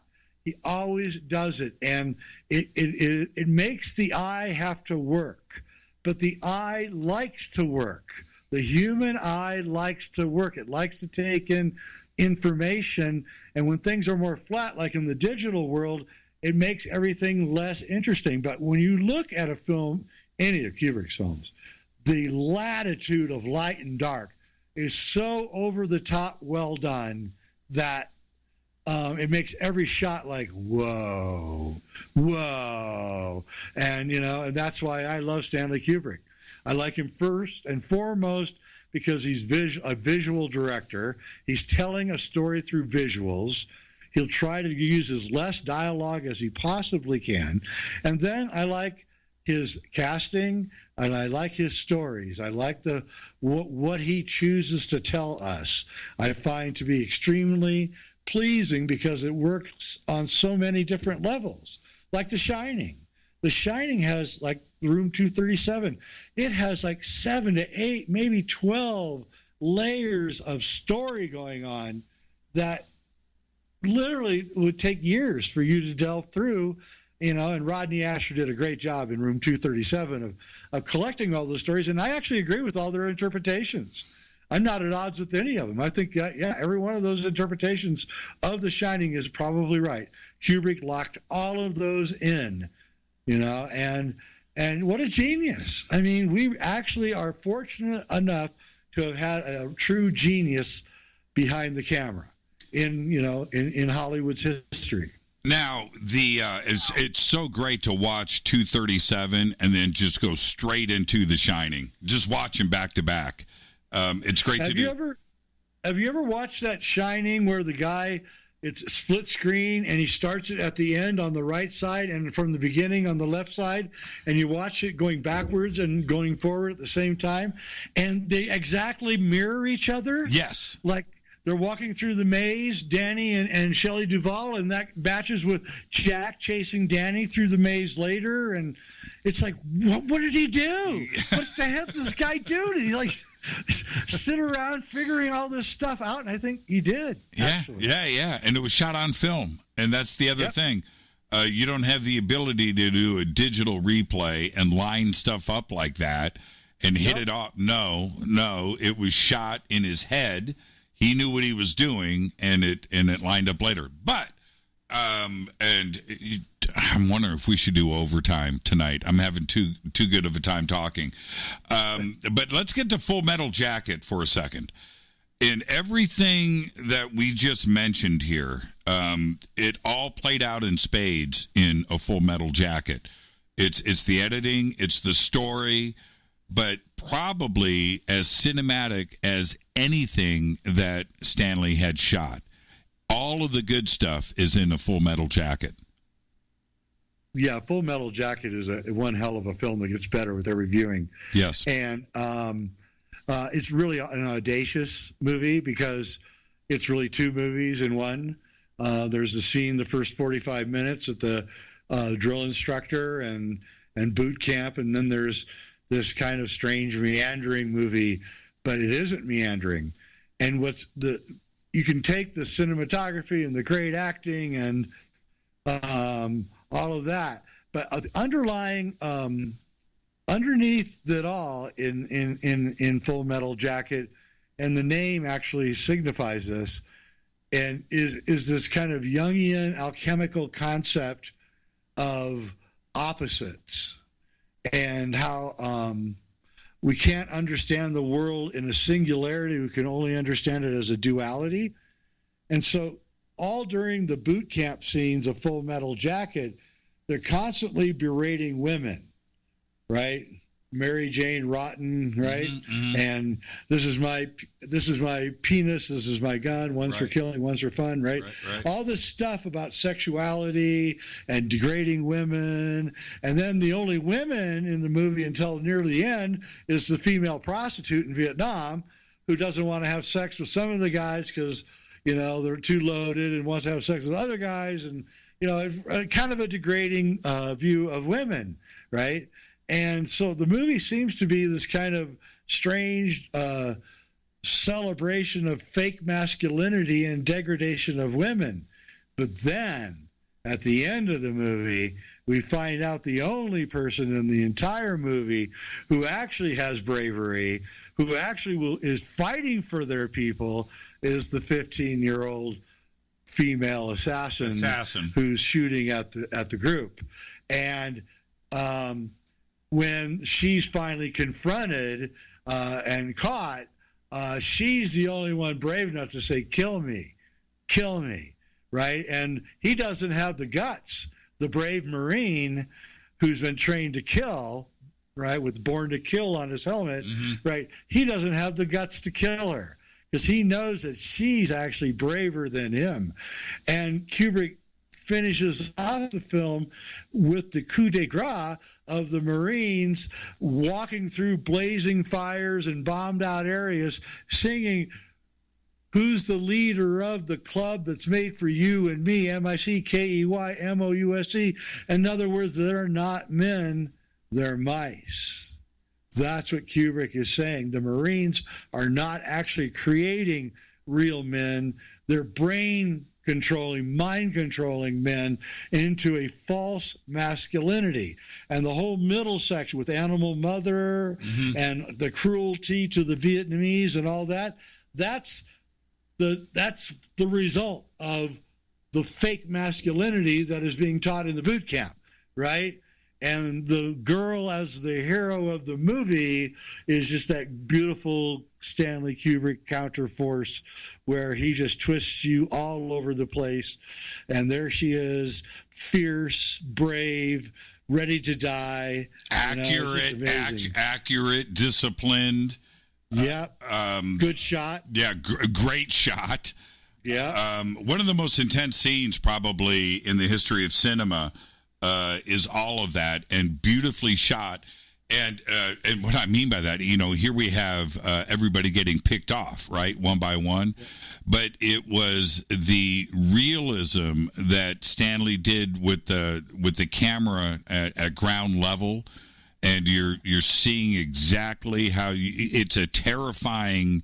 You're defenseless. You can't see the enemy. The enemy happens to be a woman, a 15-year-old woman. And taking everybody out, and he's shooting it the way down low, like near the ground level the whole time. Like it's like you're ready to die at any second, and you don't know who's shooting. Isn't until the very end of the movie you find out who's shooting you, and it's just a great movie. I'm sorry. It's just like it's so Kubrick good. came out of the blue after 13 years? Yes. In Quiet. Only 6 years of Quiet after The Shining, and we were all wondering what he was going to do. Even the soundtrack, by the way, is great in that movie. Let's. You want to hang on? Let's keep going. What have you got to do tomorrow, Jay? I've got a lot to do tomorrow. I do. Are you bad? I do. I have to clean up my whole ranch. Jay, what a great show tonight, and I can't wait to do it again. Let's do it again soon. And thank you for everything. And as always, thank you, Jimmy. As always, I will speak to you tomorrow. You bet, man. Thank you so much, Jay. Love you, dude. Bye. Love you back, Jay Widener. And here comes Mom. And he's sitting here. I don't know if he's protecting me from you or... No, because I'm telling him that he's a good dog. You know what he What? wants. What is it with you? You know what he wants. He's good. You know what You hear him? wants. You know what he wants. He does this all the time, though. His play will be for you to go outside. Don't say the word. I know. Don't say the word. I'm sorry. Come on. You can't. It's raining too. It's not raining. It's clear. We're watching the sky with the stars. Oh, okay. Come with me. Come on, let's go. Nope. Here. I want to take my drops. I dare you to come near me and tap me. Oh, I needed the metformin. I need the pill. Yeah. Do it. Touch me. Hit me. Oh, do it again. No, I don't like to do that. He's like, What you want, Bodito? What you want? You want to go outside? come on, Ma. Don't do that. You want to eat? I'll make you a nice hamburger. Come on. Hit me. Come on, man. He's got to see it. Whoa, what the hell is he seeing? Maybe a flight or something. It's up there. What is he looking at the ceiling for? I told you, sometimes there's flights. There ain't no fly there. Well, he's looking at something. What? What? Oh, Beltram. I feel bad when he goes like that. What? Beltram. You want to go outside? Come on. Don't you feel sorry for Come here. him? Come here, you freak. Come here. As soon as I turn my head, that's what he does. You walk. Go to your room. See what happens if he follows you. I wish I could take him out. Now he's sitting right by me. Look at this. Yeah, that's it. And laying down now. He's wondering what you're gonna do. That's what he's wondering. What are you gonna do? Well, you want to go outside? He's not gonna. He doesn't. He knows you don't take him outside. You want to go outside or what? He's not gonna listen to you. You're not gonna fool him like that. He knows who takes him. No, now you do it. I'm not gonna do that. I'm not gonna tease him like that. There's no way, because I'm not going to take him outside right now. He's relaxing. Yeah, he's just chilling out. Anyway, hello to everybody who's watching on YouTube. Bye, Booby. On both YouTubes, Twitch, Facebook, and Trovo. Marco, it's past your bedtime. What are you still doing up? You're usually in bed by now. This door open. Oh, my. I'm sure David is about to teach a class. Mira, What? esta puerta está abierta. Yeah, I know, but the other one is locked. Which one? The screen one is locked. This one going to the... The screen one is locked, though. Okay. So, What's up, Daryl and Katie and Fantasy? Yeah, Fantasy. I don't know if I'll be. I should be around. Of course, D. If she's still chilling out, Jose, Lewis. I saw Spiritus in there earlier. X Lady. no, you can't. Shaden, of course. Jay was in there earlier. So yeah, this is a weird thing that's going on right now, because you have two that are active. What the heck is that? The thing is, one has got dim ones and the other one has 5 or less, possibly bright fireballish type going on. Is that a spider? Oh my God, that freaked me out. Oh my God, I almost had a heart attack. Oh, let me check my pulse. Oh, it was a firefly, and I thought it was a spider coming from the ceiling somewhere. Oh my gosh, that thing was incoming. Did you see it? I thought it was a spider on a web and a big thing right in front of my face. Because that was just like hovering. Holy. Oh, and 4. Oh my gosh, that was like, I'm telling you, look, now no joke, the hair is standing. Oh, I can now just get rid of this audio that we can hear slightly in the background, which is Jimmy Church, Fade to Black, courtesy of KGRADB.com.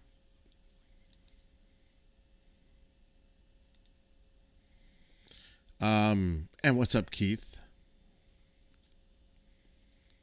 Let's see who else is hanging out. So yeah, it's, the moon is right to the left of the screen. You can see how it's starting to wash out the sky. But a little bit to the left, that's where the moon is.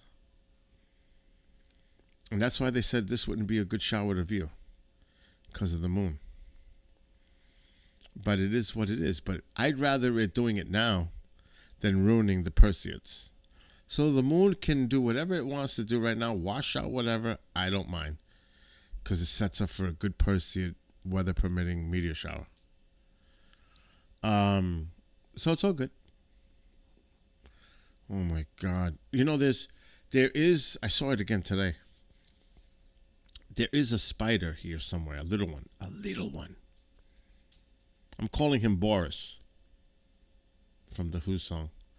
This thing he's really tiny.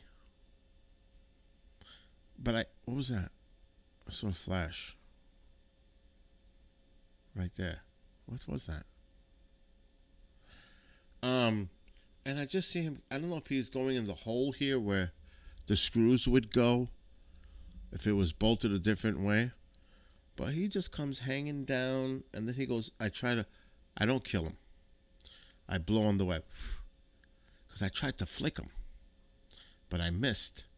And then you see him going right up the web again and disappearing somewhere in this mic. So somewhere in this mic, there lives a tiny spider named Boris. And he's small. He's really small. It's not going to bother me. Because I am an arachnophobe.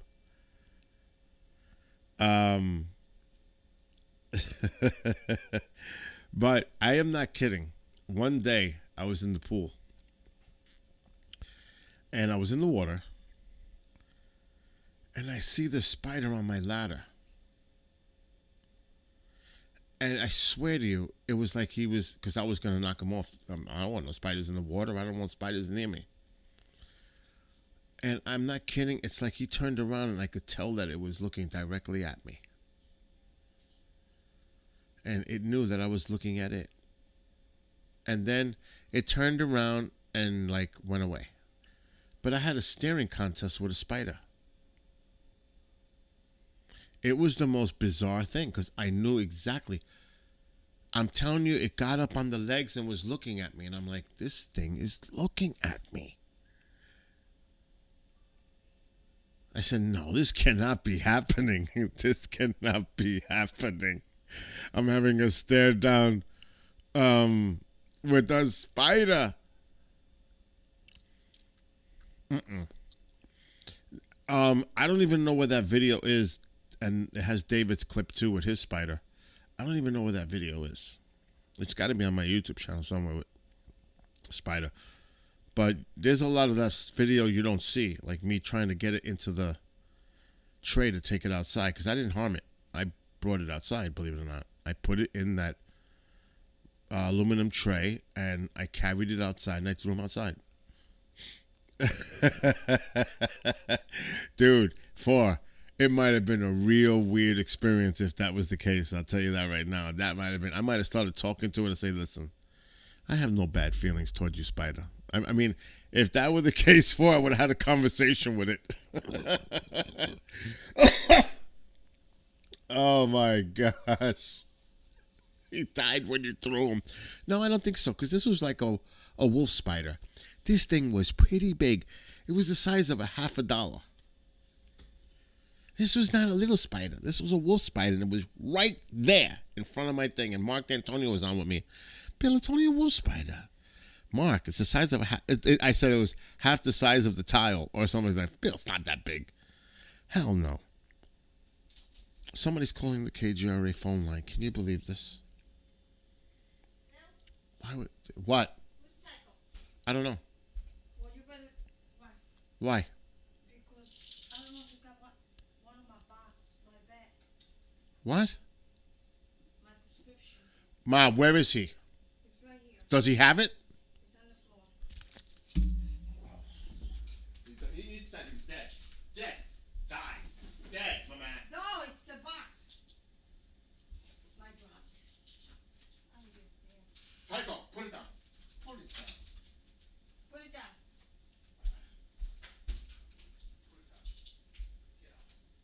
You got it? You dropped it, I think. He's got it in his mouth. Put it down. Put it down. Put it down. I can't grab it out of his mouth. Ay, Dios mío, please stop it. Get over it. Get over it. Put it down. Give me that. Are there drops in there? Sure, that's my drops that I was going to put them on. Put my bed. Drama at 12:35 at night or whatever it is. Dog's running around with her eye drops in his mouth.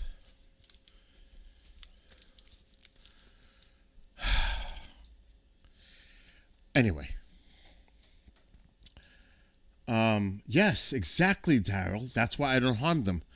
Because they're great pest killers. Termites is a good example. So you don't want to harm the spiders. Really. I just don't want them near me. They could be outside. It's fine. Just don't be near me. What are the spiders? There's another spider that's out there that if they bite you, might happen to my neighbor. I forgot the name of them. It's not the wolf. It's the other one that's in the woods. It's like a wood spider. They get you. He had to go to the hospital. It was the nastiest thing I've ever seen. His entire hand blew up. And you could actually, he showed me the bandage. It swelled up so much that you could see the puncture marks from the spider. Big holes. It was the nastiest thing I've ever seen. That's it, brown recluse. There you go. Yes. All three of you said it at the same time. And man, I was like, where'd that happen? Oh, I was cleaning in the backyard. I said, what? What did you just say? And, they're out there. I'm out there. When you're going in the pool through all the grass and walking barefoot into, that shit freaks me out, I'm telling you. And the ticks. Oh, it was horrid, Daryl. It was, he's okay now. But I couldn't believe how much it's swelled up, and you could see the actual holes of where the puncture wounds were from the spider. I couldn't believe it. It was the nastiest thing I've ever seen. So that's even a bigger fear. With these recluses out here. Yeah, I know, Keith. It's on my YouTube somewhere. No, Tycho, because I was thinking space. There was another name I was gonna call Tycho. Actually, Keith and I had this conversation before I got him. There was a couple of other names I was thinking of before Tycho, but eventually it landed to Tycho. But actually, Keith and I had that conversation about his name because Keith was involved when I bought him. Keith was the reason I got him. So I found a weird looking tick in my pool the other day. It was dead, but it was weird looking. This thing looked like it was genetically altered. It looked bizarre. I'd never seen a tick like that. It was nasty. It didn't look like a normal tick. It looked really. And there's there's different types of ticks. There's the one with the spot on it. They're, and you got to know. You got to know the classification. It's helpful if you get them under your skin, and you got to take them out. Thank God it hasn't happened to me.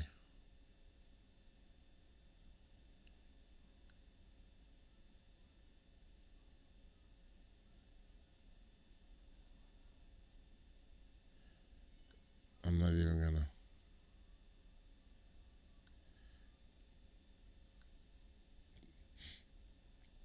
The weather here is gonna be. I just got a weather alert for tomorrow. This is crazy. Thunderstorms may contain strong gusty winds. Chance of rain 100%. Here it comes again.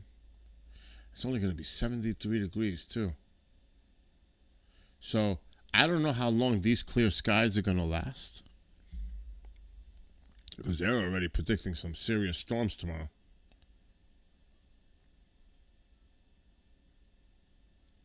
Oh gosh, Joe, that must have. Oh, they're not native there. Yeah, dude, I'm not. Some people send me videos of like these big ass. I gotta watch my language. Big spiders. I'm like, don't do it. I don't know how I could never live in a place like that. Like with tarantulas and big spiders that size, I couldn't do it. I would freak out. I would move. I couldn't live there. There's no way. You're talking to an arachnophobe. And you're going to live in a place with giant spiders. I would die. I could just see it. Now here I have a septic, which is really bad in some ways. Because these freaking spiders come up the pipes. I am not kidding how many times that's happened. When I'm about to go into either bathroom and I look into the shower stall, because I make sure I look every time. And there's this big spider just right there trying to get up the walls of the bathtub. Just trying. Now, what I do is I take a bucket of water and I flush that sucker right back down the way he came. But that freaks me out to see, because now I'm like dealing with it and I'm looking at it and it's moving and it's big and it's trying to get out. And I'm like, this is just not a good confrontation here. No, I just don't like spiders, Muckwin. I don't harm them. I don't kill them because they're good to have around. Oh no, the derecho's in. Is it really?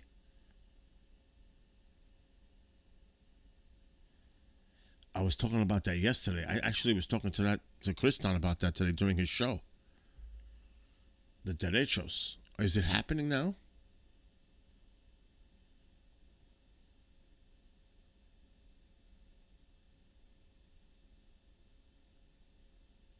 Wow, Marco, I got to look at the radar right now. I want to see what's going on. Not the radar, more the satellite. Satellite imagery. Oh my God, that big thing that was around there last night has grown. Look at the size of that. Wow, that is scary. It's like encompassing the whole state of Wisconsin. Into near Chicago. I got to look at the radar on this now. Oh, that's nasty. What's going on right now, boy? Which way is this shit heading? Heading south, really south and east. Wow, look at these storms. Oh, that's really bad. Where is this? Oshkosh. If you live anywhere near this area, Oshkosh, it's passing you now. Oh my God.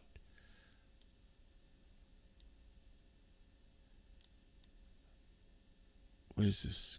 If you live in Milwaukee, you need to batten down the hatches, potentially. This is coming right down towards you. Seriously.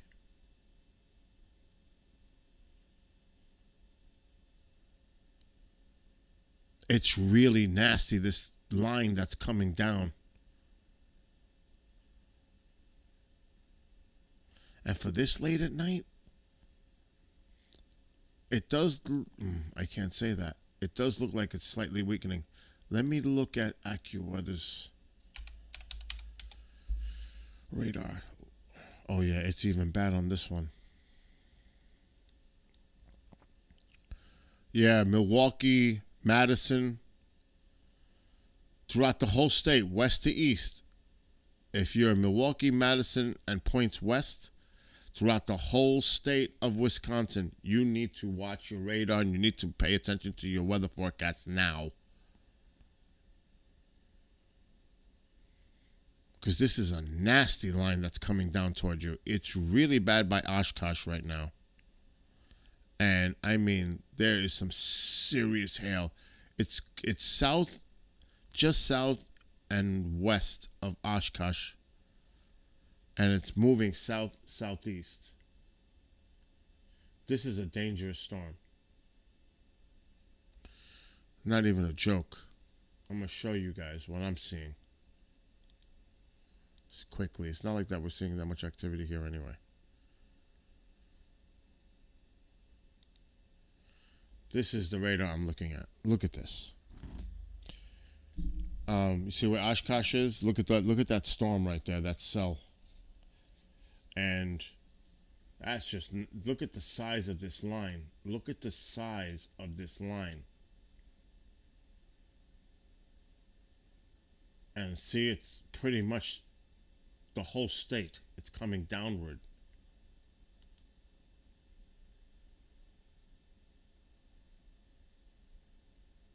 Milwaukee, Madison, points west, Route 61. This might slide to the east. Now, this is the future forecast. That's good. It looks like, yeah, but there's still a lot of embedded storms here. It looks like it's dying out because it's nighttime. It loses its energy, the heating. But this is nasty stuff. And that's just a projected model. That doesn't mean it's going to be that way. So you got to be careful with this. Now Windy's showing it like this. And we'll stop it.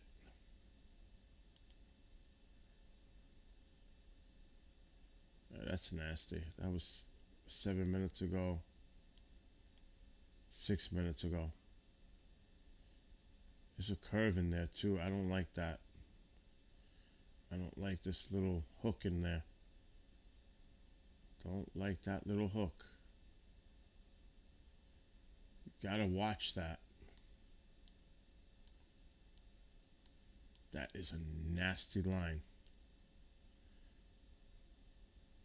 This hook, I would be watching this on the radar.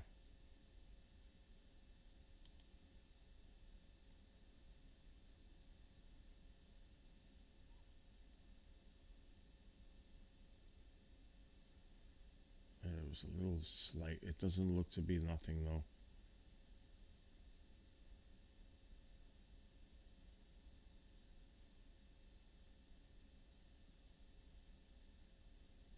No. Anyway, if you live in Wisconsin, good night, X. Yeah, it'll weaken because of the nighttime. That's what's coming my way tomorrow. That's why we got a watch going on. That's why my weather, because all that's going to shift east and south. It's going to come right toward me. So yeah, there's the moonlight.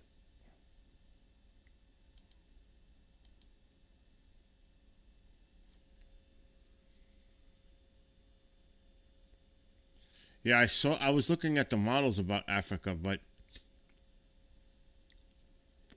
there's a big bubble in the Atlantic. I don't see anything coming across and doing anything for us in the Atlantic. Not from what, and now the models could have changed. I haven't looked. Let me see. We have high pressure sitting off of us right now.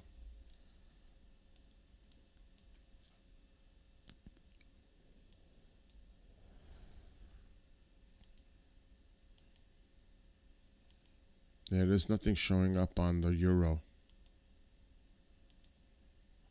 for a while. There's that big weird bubble. Right in the area they develop. It's the most bizarre thing. The models are still showing it.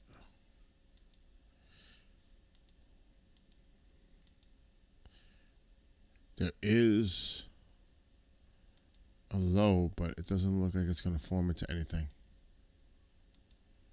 And it is making its way across in a week and a half.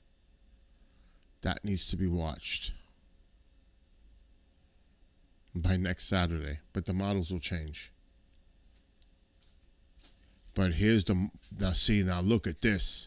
This is what I was talking about a few days ago. Hawaii needs to keep an eye on these two.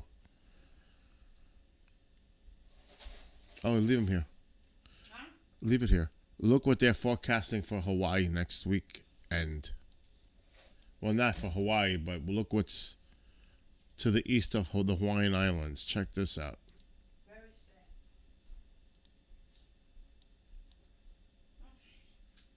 that? 1, 2, 2 south, 3, 4.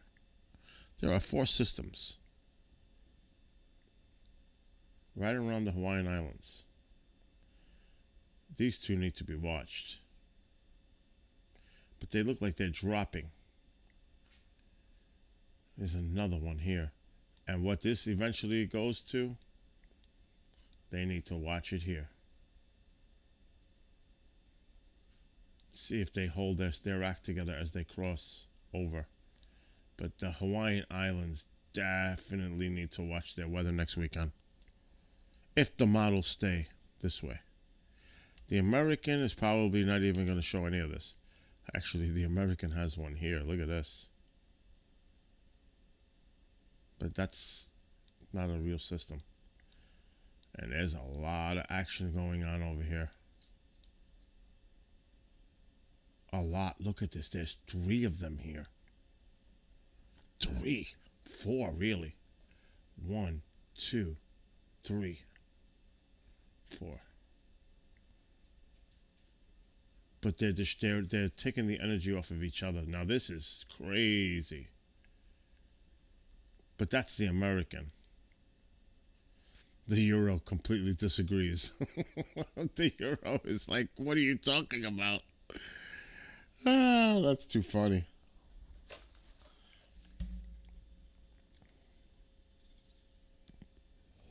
Here comes that moonlight. And that's going to wash everything out.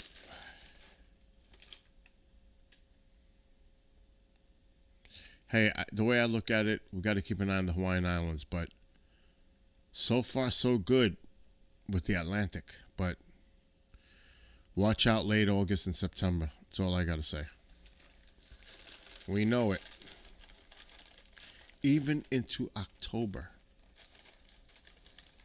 with the Atlantic off Africa. So we still have a hurricane season to deal with, potentially.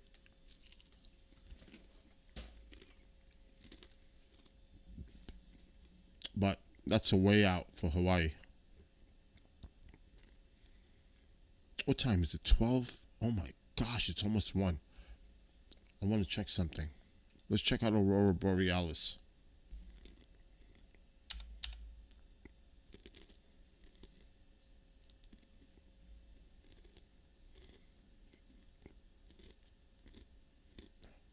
Wow, the camera's all pixelated. Man, what's wrong with Churchill? And there is green in the screen. There is an aurora. It's not big, but it's there. But they're having an issue with their camera. I've never seen their camera look this bad.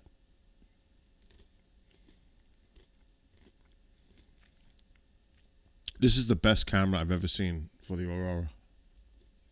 This camera is amazing. But they've got issues going on. But you could see the greens in there. But it could just be that it's all just messed up the camera.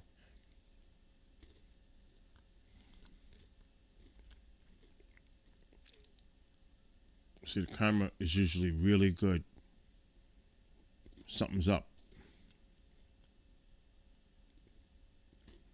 But that's the Aurora camera. And this does not let you down. I'm telling you, when it's clear, this place is amazing.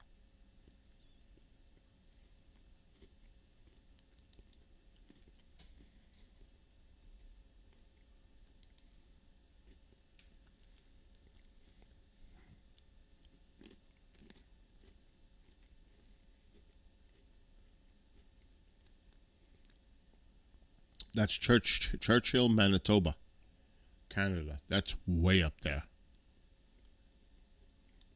I'm going to see what their conditions are.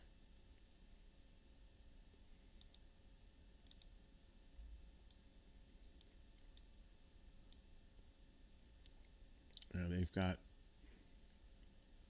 they've got clouds going on. It's funny because it doesn't even look like clouds. It looks like smoke.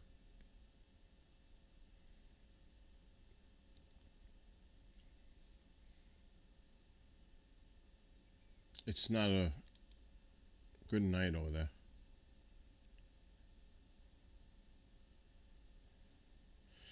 I'm putting the satellite in motion here for Churchill. That's way up there. Tycho's sleeping. Finally.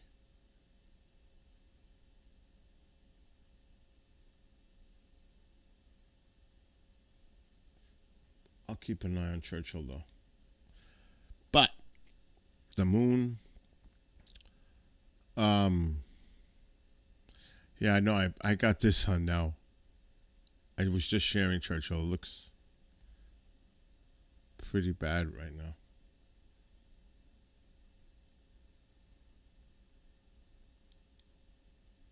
Wow, 87 over there, huh?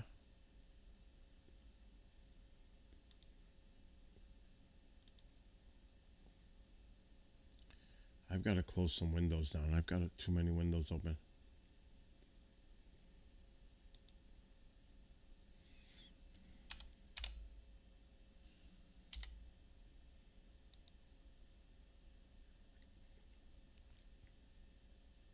Oh my God. Oh, that's highlights. I was gonna say. Oh, now they went back to that camera. There is an aurora though, but it's the camera looks terrible.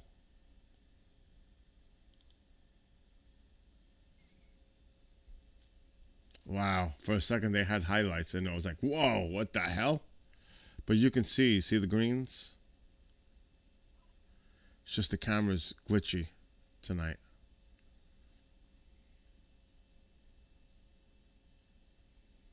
So, not too good. Which is unusual. Because they're usually reliable up here. Jay knows what I'm talking about. So that's the aurora coverage from Churchill, Manitoba. What's up, Dusty? So, not too good.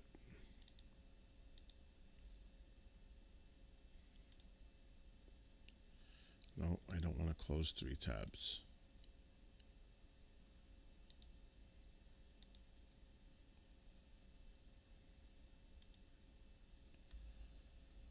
Okay. Now, who the heck? What? You get messages. You know what's funny? I don't even know how to respond, Dusty. Soy bien? I don't even know.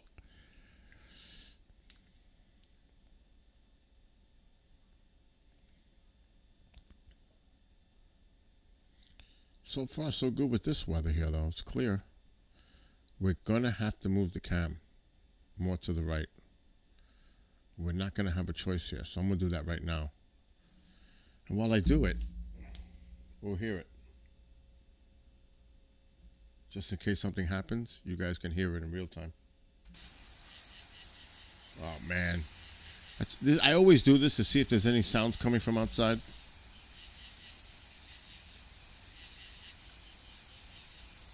There's always a sound out there.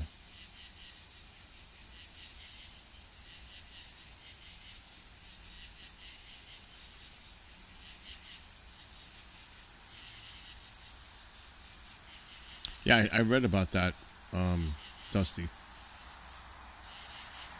Good night, Katie.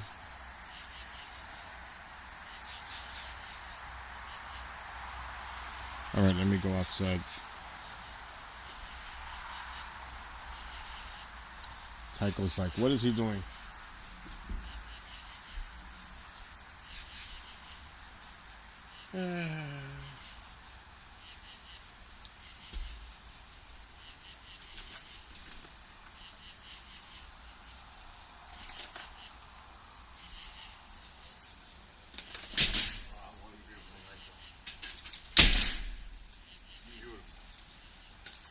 Nice and cool.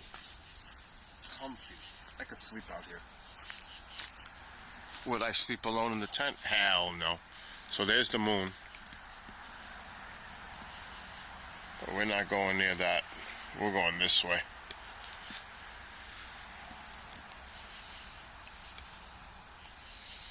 We're going to get away from that moon.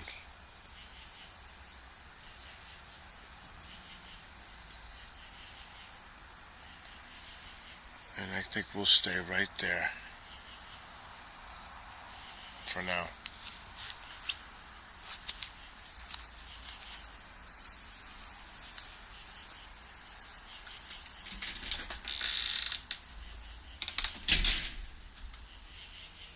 That's not bad. Let me lock the store. Let me get my mug off the screen.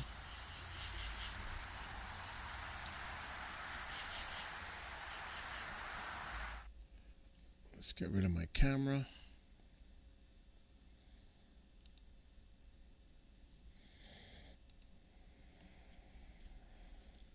I could focus I gotta go back outside and focus the camera. Can you see it? I gotta go back out there. Big Sack is in the house. Now I gotta go back out there. Why not? We'll put this on.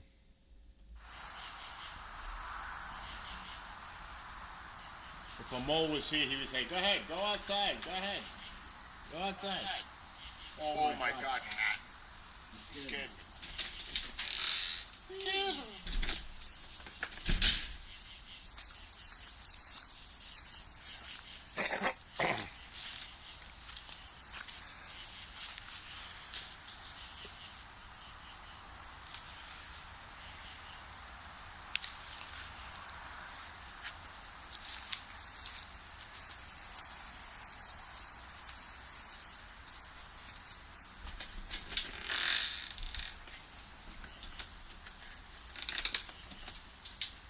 That's better.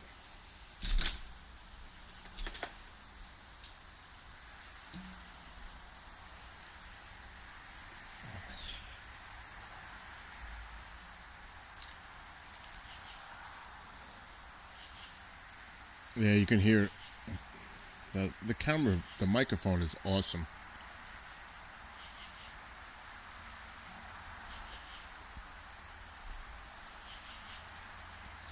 You'll hear the coyotes, you'll hear the owls. You'll hear quite a bit out there.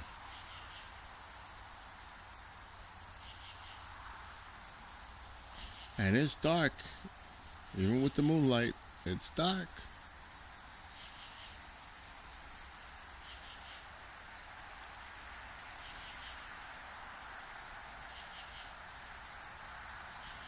Yeah, Marco, it is. It's really good.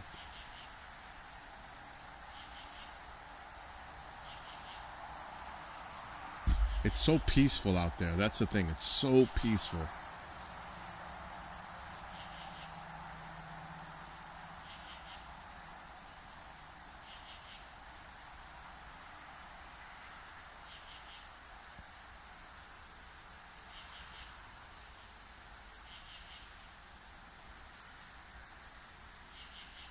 That's a beautiful view, actually, except for that power line, but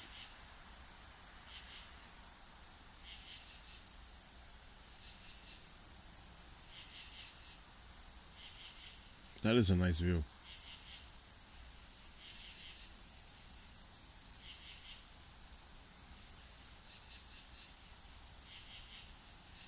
I mean, I could clap in here. I've done it. You could actually hear it in the mic outside with the door closed.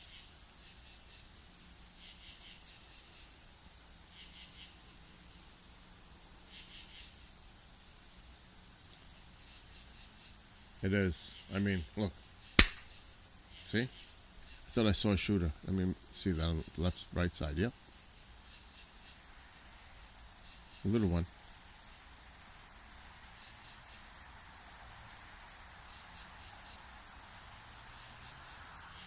All right, what I'm going to do is shut that down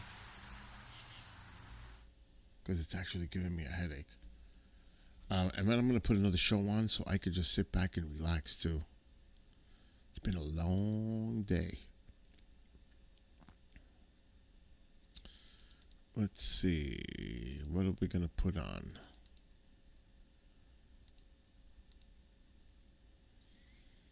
I'm going to do some Dolly. Let's do some Richard Dolan.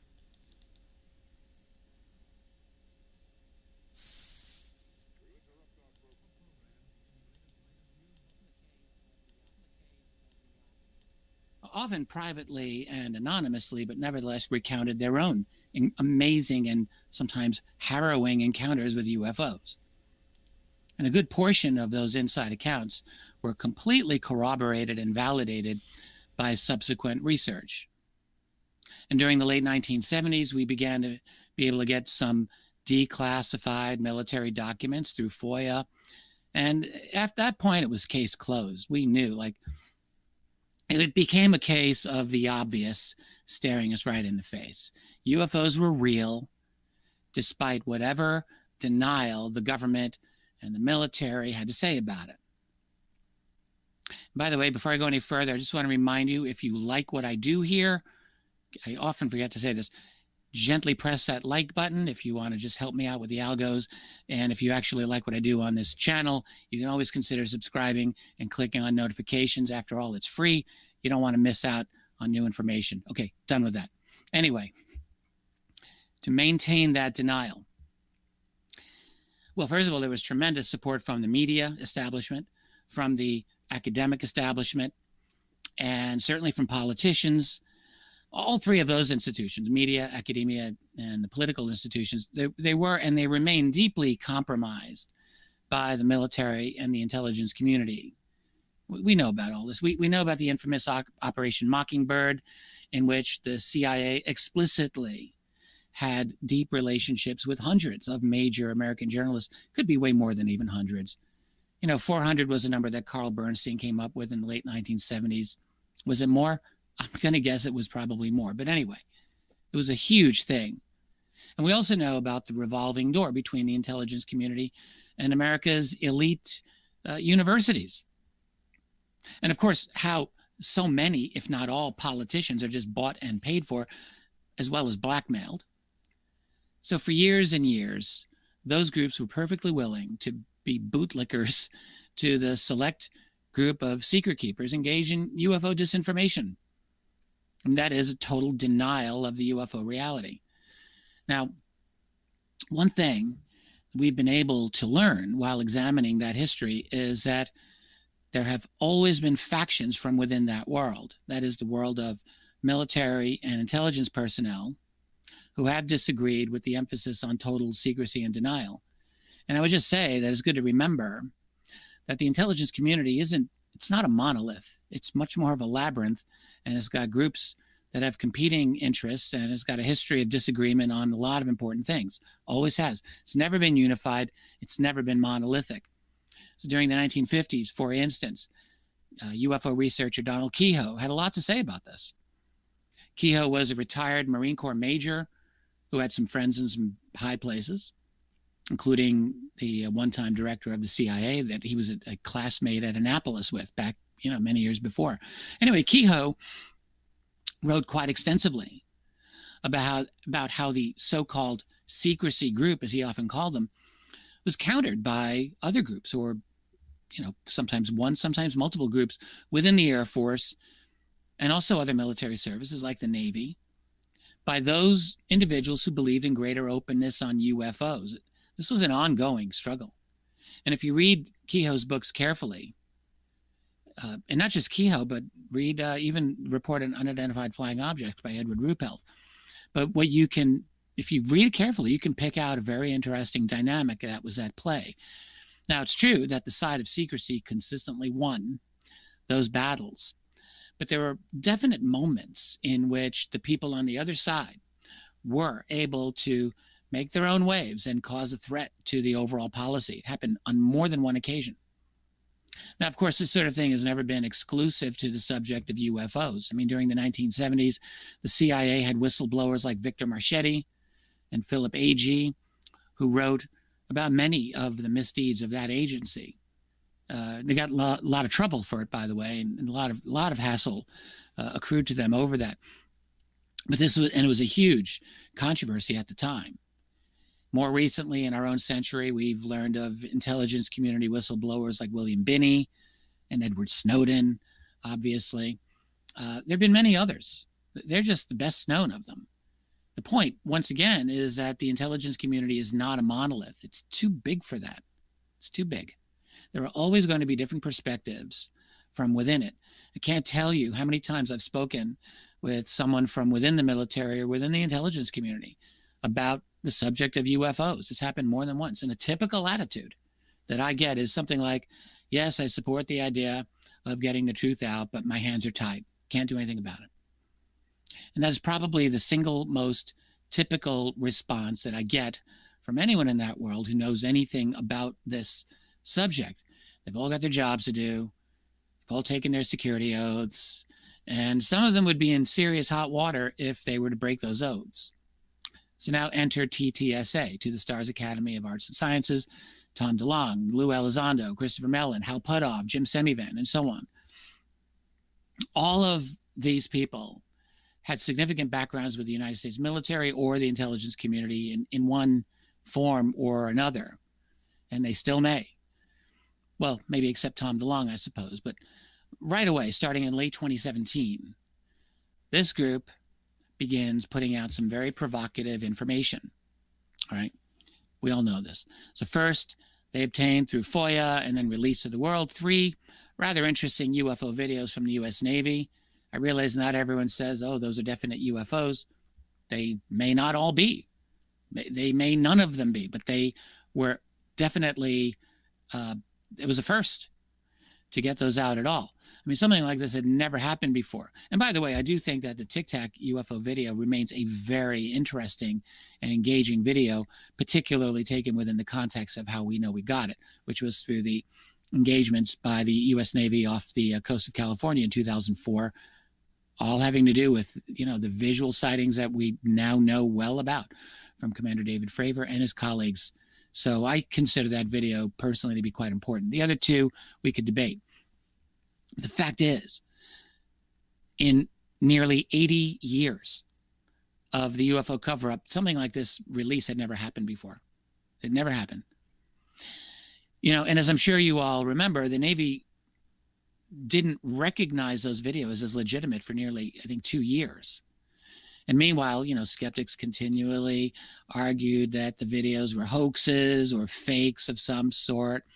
And eventually the Navy had to admit this was real. And it was a very long, twisted process. They complained about it the whole time. I mean, what else could they do there? They had to admit it. The videos were obviously real. And we had all gotten to the point where everyone knew that they were real. So it was becoming a bit ridiculous. So as I see it, I think the Navy just finally caved in. In the meantime, there were quite a few Pentagon and Navy announcements that made it pretty clear that they were very unhappy with this release. There were several times in which they claimed that ATIP actually never investigated UFOs. I mean, definitely trying to embarrass Elizondo and TTSA. That was obvious. Remember that. And then they also said at one point that Elizondo actually never ran ATIP. And again, this was untrue. But each time these things came out, some folks in the UFO community would say, aha, he's lying. It's, and on and on. And it's amazing how quickly people will rush to defend the Pentagon or the intelligence community when it suits their purposes. We see a lot of that these days in and out of the UFO field, it seems to me. Anyway, it seemed obvious to me, at least, that there was a great deal of opposition to TTSA from within the Pentagon and from within the Navy, right from the start. Mellon, Elizondo, they got those videos declassified, and it surely seemed to me, anyway, that the way they did it was by doing it very quietly and not to be super obvious about it until they got something, which they did. And to me, that I consider that a genuine score. But what was their message to the world then via TTSA or even in their private statements? So, once they hit the scene in really 2017, they had several primary messages. And the number one message was that UFOs are real. And they actually never used the phrase UFO. So that was all about UAP and obviously an attempt to rebrand the subject. And, many times I expressed my own unhappiness over this rebranding. I feel like by doing that, it was a way of siphoning the history out of the subject, which I think is absolutely true. At the same time, it was very obvious, I think, to me, and I'm sure to many of you, why were they doing this? Rebranding it as UAP, because this was an attempt to start a fresh conversation. I think that was very obvious on their part. So UAP are real. Okay. Interesting. That's very important. That these things are genuinely unexplained or even possibly unexplainable. I mean, that came through many, many times in a lot of these statements.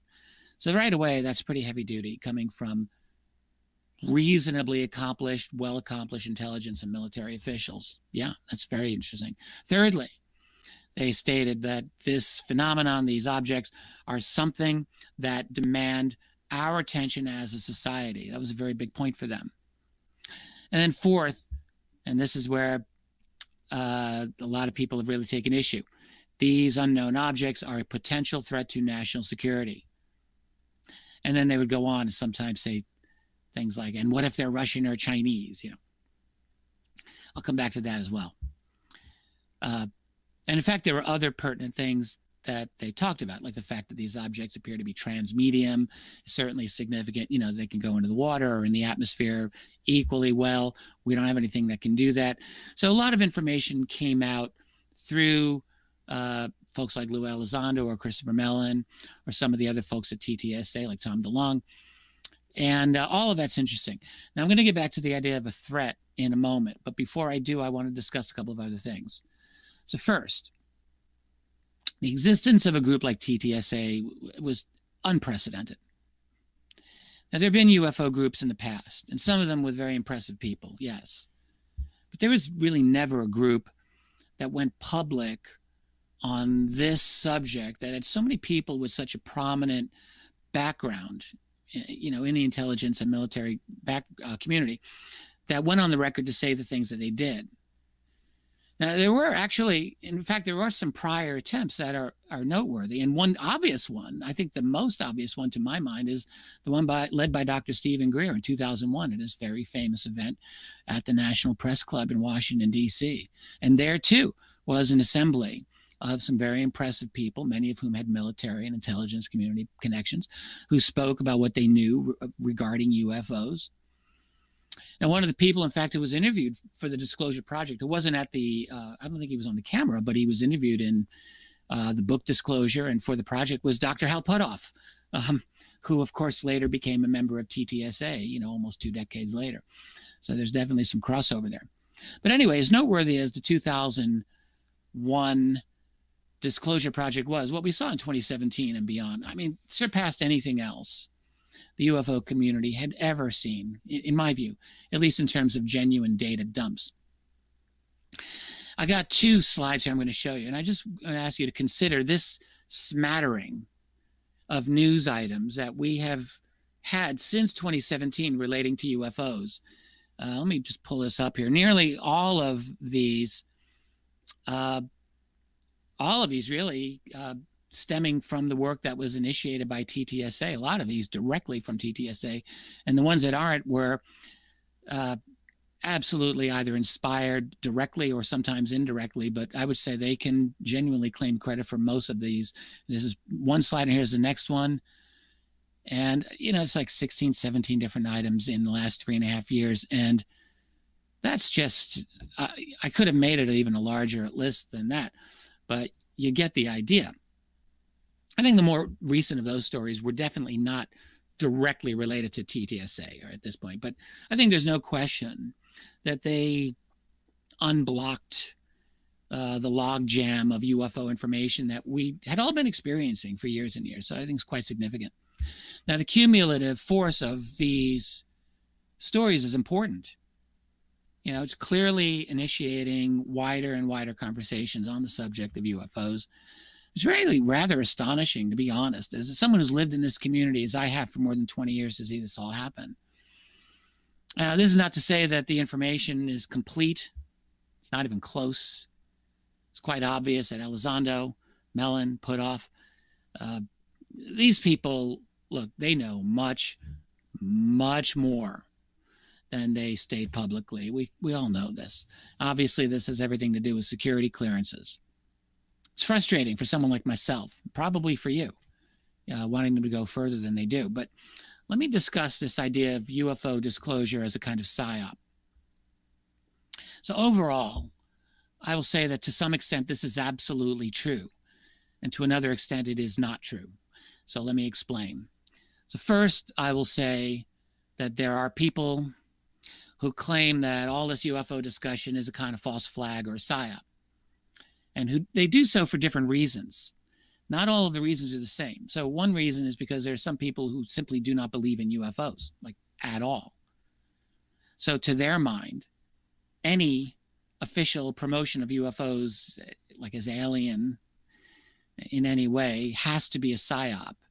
So, if you don't know what a psyop is, psychological aberration, in case you didn't know what I meant by that. But as a psyop, in order to distract attention away from things that are, you know, actually true. So, and in fact, this has always been an important segment of commentators on the subject. There's lots of skeptics out there, and Some of those skeptics are actually skeptical of the United States government. A lot of UFO skeptics are not skeptical of the United States government, but some are. And when you get them who are that way, they often are inclined to see any UFO data as a kind of psyop or a false flag even. Now, there are other people who believe that the current discussion is a psyop for different reasons. So many of them will believe that there are UFOs and that there are aliens. But they, too, are also very distrustful of anything coming out of mainstream media or the government sources. Understandably so, by the way. Now, I would say many of them, however, would consider anything that is covered by mainstream media to be false and deceptive. Like, automatic. If it comes out on a major newspaper like the New York Times or anything else, then it's got to be a lie. Again, I think this is understandable. I mean, given a long history of genuine spin, genuine deception, lies on behalf of the corporate and intelligence community interests for generations and generations. That's Project Mockingbird. That's what that was all about, and that's never gone away. In fact, I think Mockingbird is deeper, more entrenched now than it's ever been. All right. But this particular group is focused on the fact that Elizondo and Mellon, seems to me the main thing that they are talking about here is that they have sometimes discussed UAP or UFOs as a potential threat. This is the thing. Now, I'm not going to get into names here. I'm not interested in having wars with personalities. I am much more interested in discussing the ideas and the facts. So that is where I'm going to remain. I do not think it is helpful to attack or smear other individuals simply because I may disagree with them on this. All right, so to continue. The argument is that by emphasizing the threat potential of UFOs, that this is done in order to frighten the public or even maybe members of Congress into approving certain measures, such as greater spending for the military establishment or defending against aliens, because that's going to be an expensive proposition if you want to spend money to defend against aliens. It could even be in order to scare the public so much that they are willingly going to relinquish the last vestige of what was once genuine freedom. And that would definitely constitute a false flag. No argument from me there, if that were to be the case. There's a further argument to be made here, which is that UFOs are clearly not a threat. And I hear this a lot from certain segments of the UFO community, so that 80 years or more of interaction with them shows that they haven't blown up the White House. They haven't seemed to engage in overt, directly hostile activities. And I would say that this is true to a certain extent, but not fully. Not fully, not at all. First of all, there have been quite a few events in which aviators, both military and civilian, have had to contend with some very dangerous encounters by these unknown objects, and people have died. That's happened. Doesn't seem like a full-scale war in the sky. Yes, I agree, it doesn't, from what I can see. But there is definitely sometimes some trouble in paradise, and I don't think humans are the ones always starting it, at least from the data that I look at. So that is somewhat of a questionable assumption that the aliens are always totally peaceful, at least to some extent. We can question it. But from a military point of view, especially, of course, UFOs constitute a potential threat. They obviously do. They obviously do. It is truly absurd to think otherwise. If you are a responsible military officer, and let's say you are responsible for the airspace above your very sensitive base, and some unknown, unconventional looking object or objects are hanging out in that airspace repeatedly, you are obligated to treat that as a potential threat. It's your job. Like, you have to do that. I mean, until you get a genuinely clear series of proofs, otherwise, you must treat it that way. Now, I realize there are people who really don't care about that. But asking a military person not to think that way is just ridiculous. Of course, they are going to think that way.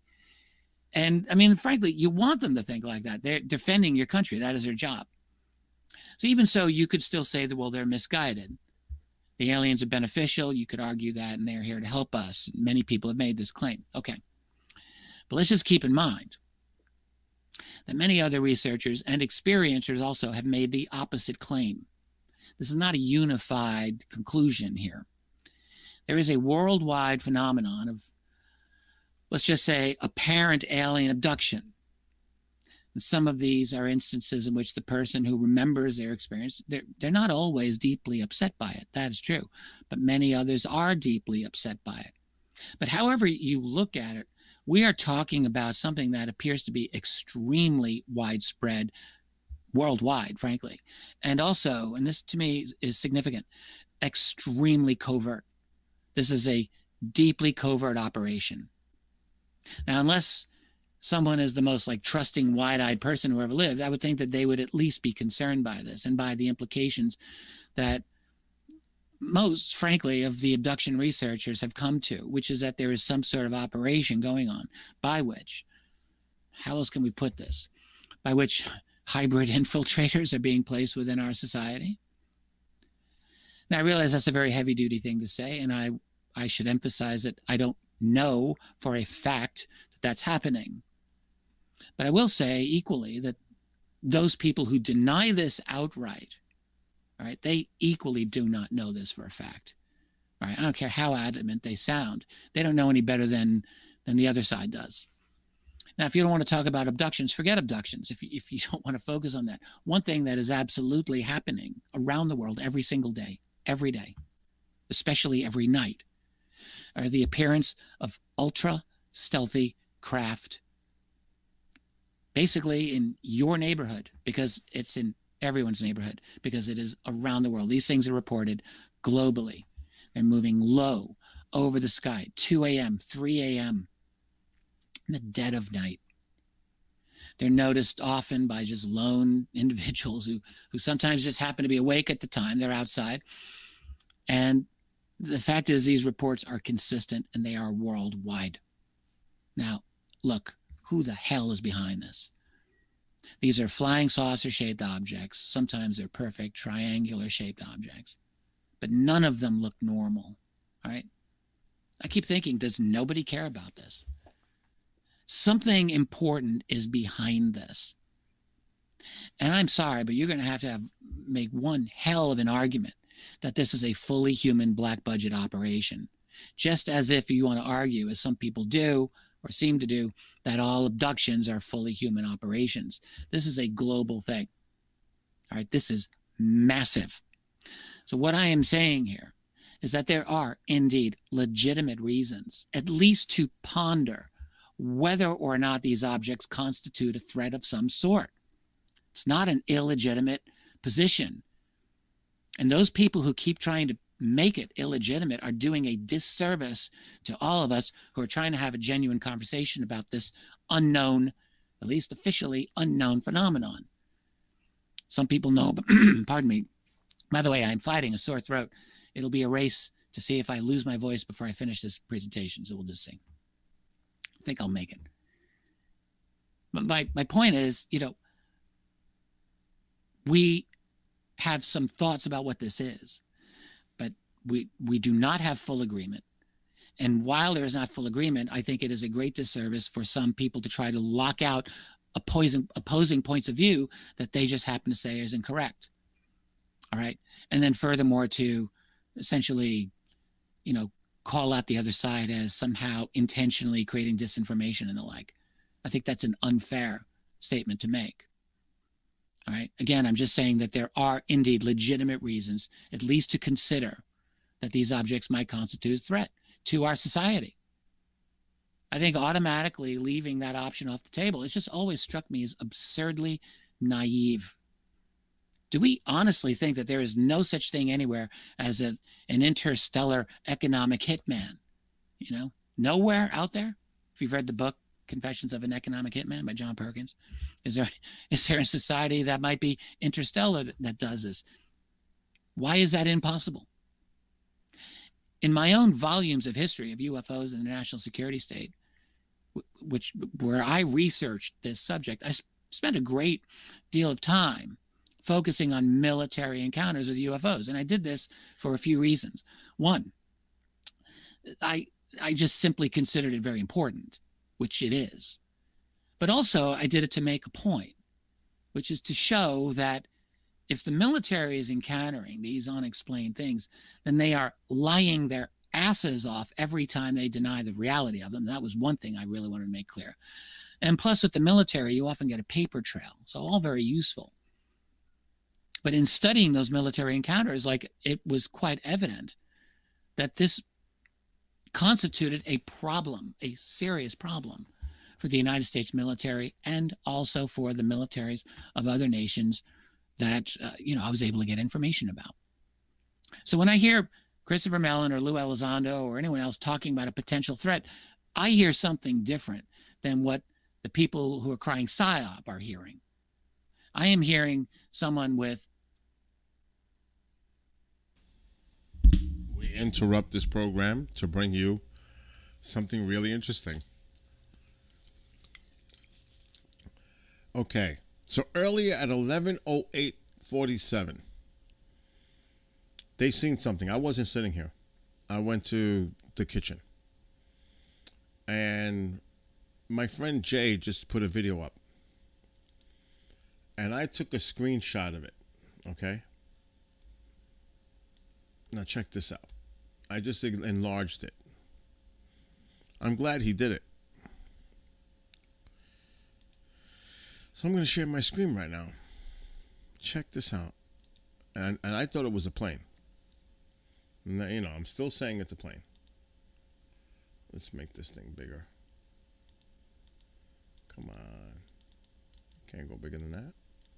It just had it. If I stop clicking the damn thing a million times.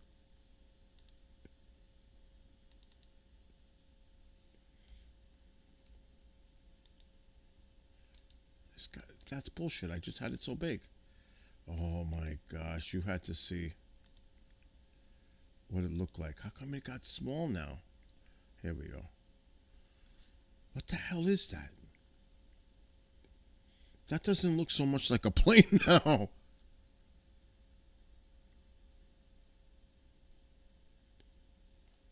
And I just enlarged it. You can see the star. And it wasn't flashing.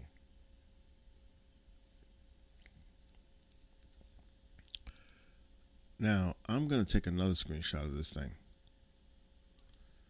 It really wasn't flashing. And I got his video up.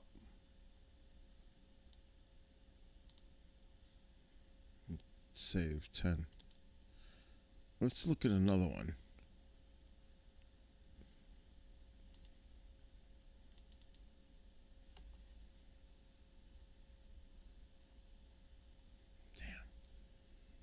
There's like something there too.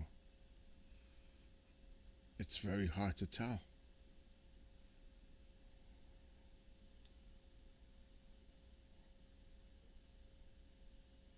Yeah, but this wasn't moving fast enough to be a fucking afterburner. I mean, this is the video he just put up. That was earlier tonight.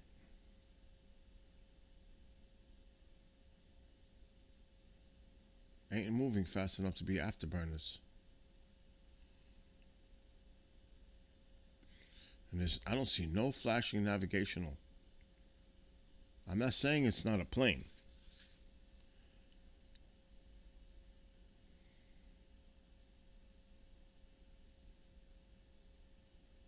I'm just saying, I enlarged it when it was up here.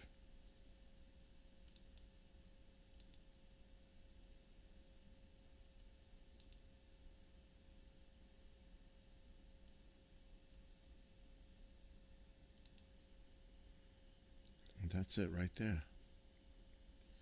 So I just took a little shot of that.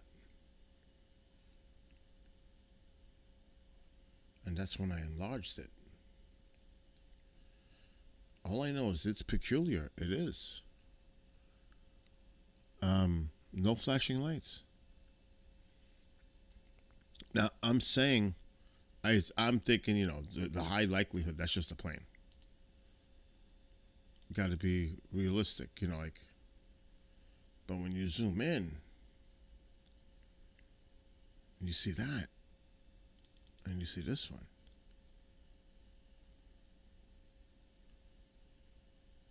what the, that's odd looking. That is odd. That is odd looking.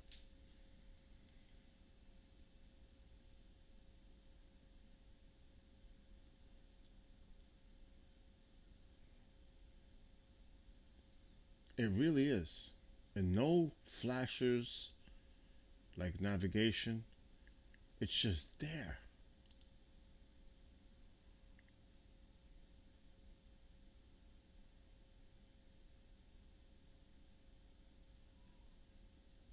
It's just cruising along.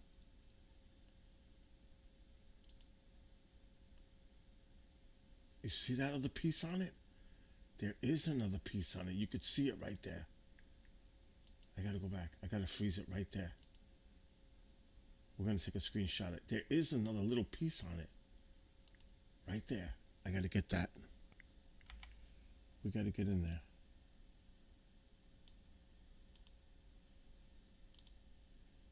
Let's bring this up.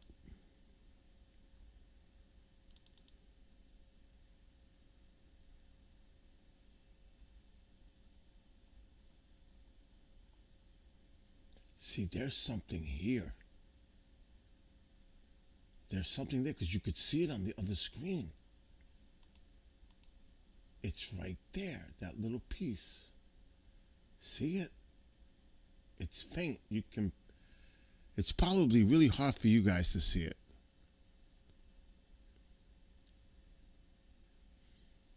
Yeah, I remember that, Jay. See, there's a piece right there. Right at the tip of my mouse.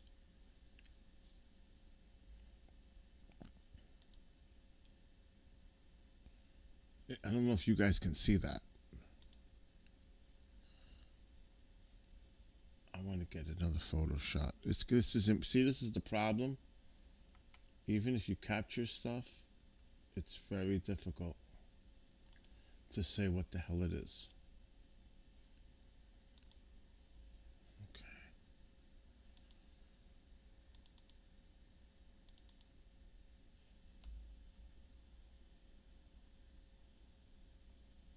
Yeah, that's fucking peculiar. That little one, that little thing right there. I don't know. Seriously, I don't know. Remember, it's out of focus because we're blowing it up. It could just simply be a plane. I don't know. Yeah, let's put this on full screen. You can see it right there. It's got like a greenish tinge in there.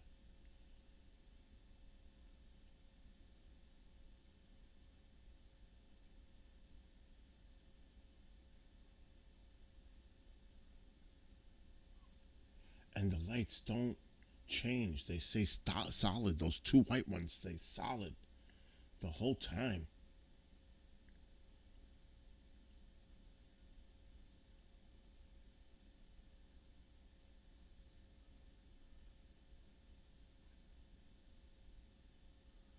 And I don't see it blink once. See, I like I said, plane most likely. I'm not saying, you know, you got to be careful when you're dealing with stuff like that. But it is really interesting. I just got to say, it's really interesting.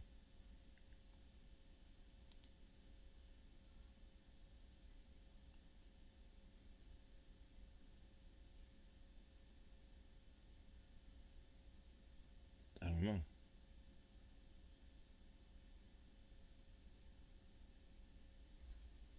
Like I said, my guess is plane. But it is odd. No, I didn't record outside. I didn't record anything outside because that has to be on. Like now, like it has to be on. I wasn't even here when that happened. I was in the other room. They told me about it when I came back from the kitchen.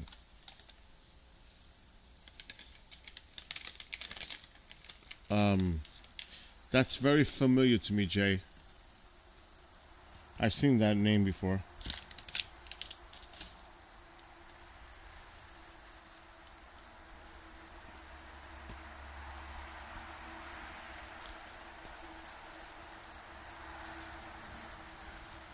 So, yeah, I gotta move the camera a little bit to the right. The moon, see the lens flare from the moon? Let me go out.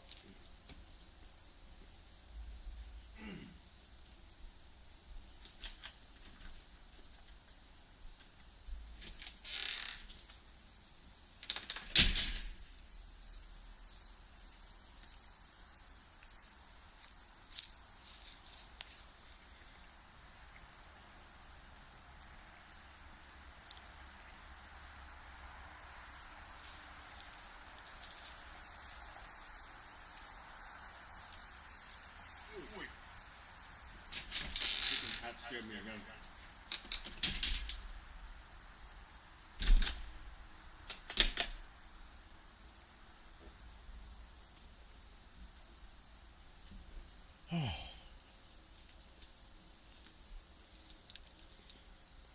Freaking cat scared me again.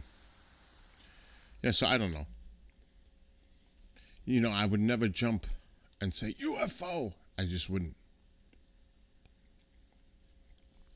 I need real clear evidence. It's interesting though. It is what it is. But imagine if we, like I always say it, imagine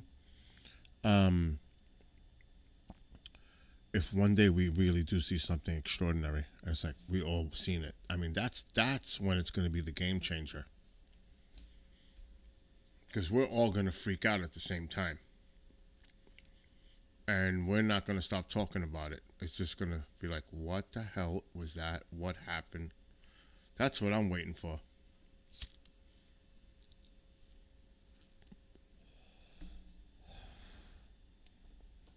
Yeah, it's true. It is unidentified. It is flying. Well, it's a unidentified. Oh my God, I'm so tired. Unidentified aerial phenomenon,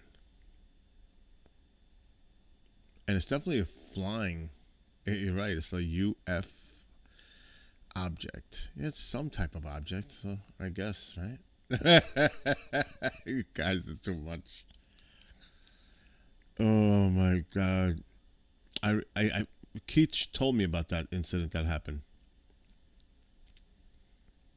on P&K.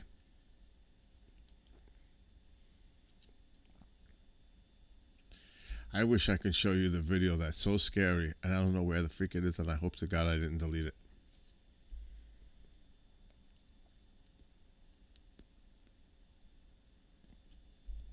But I can't share it because I'll get in trouble. But it's creepy as. I'm going to get Al. I'm not even going to share it. I'm not even going to talk about it, but that is one of the best creepy paranormal things I've ever seen on tape. Sack. I'm not even going to go there because I won't sleep tonight. I don't even know if I have that video anymore. Which would be an absolute travesty.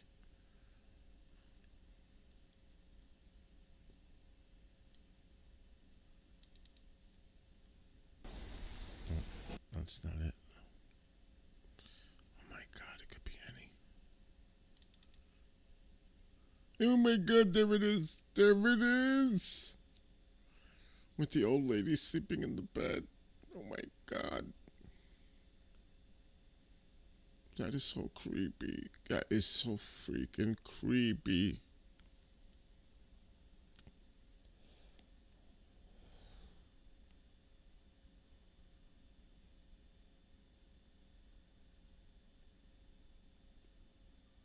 It's almost like she sensed something was there.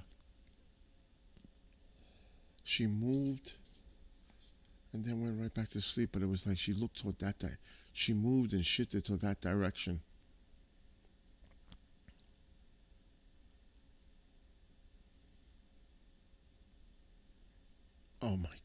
and it's like a shot. Oh, that is, I can't. Every time I see that, I freak out. I'm not kidding. That is so creepy. The Goblin. Oh god, my gosh, it's creepy. Want to see it for a quick second?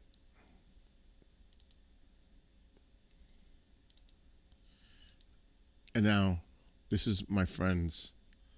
This has not been published, but I'm gonna have to delete the streams now because this is not out there yet, really.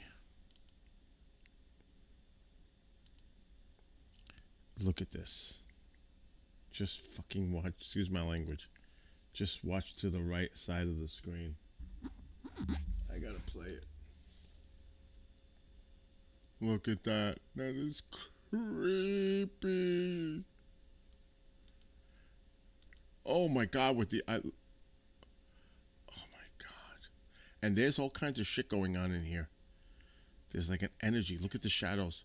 And then look at that. What, Mom? What? 2:00.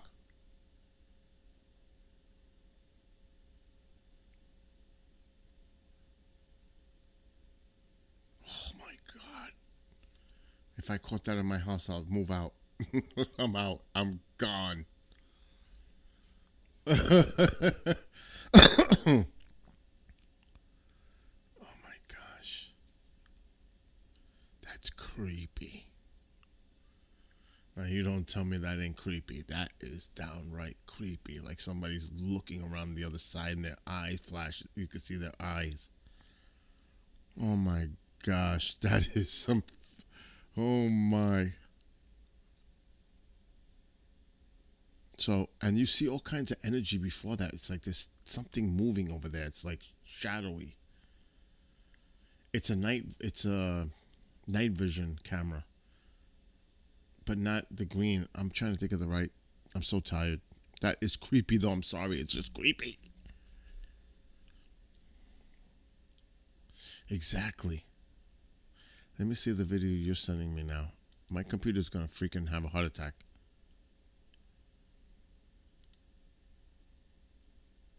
Toward the end.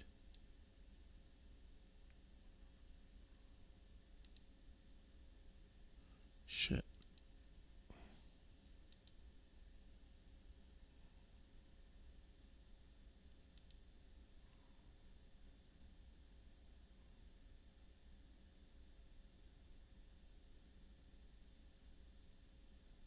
I don't see it. What's the timestamp on this video?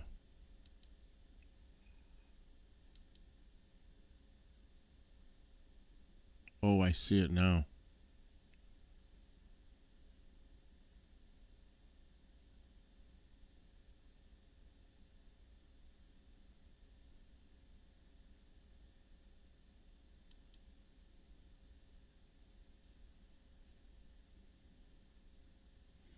It does have that look. But there's 3 in that.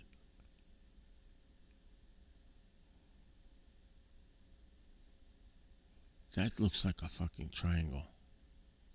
Oh, that was the camera moving.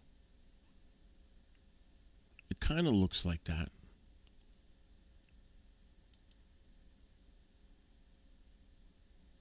I wonder if they moved the camera because they seen that.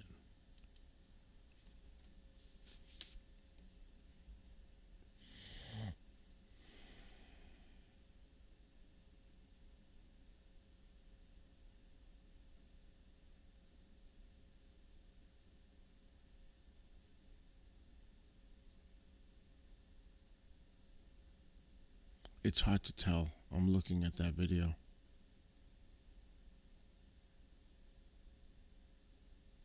I'm going to share it on my screen for everybody to see.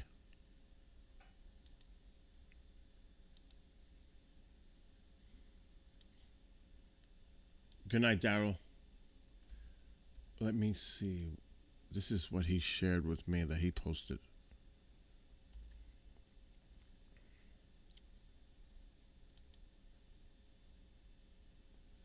And this is from that Aurora camera up in Manitoba, Churchill.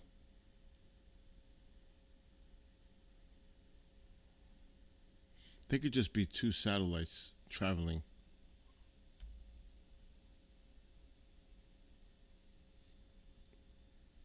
So it's these right here.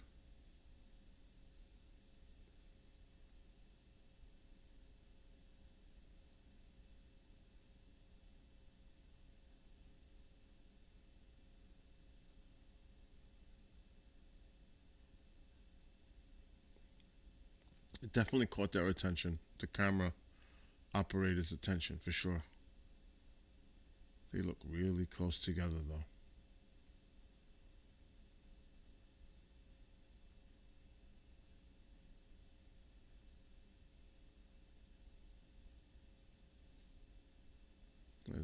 That's interesting, though.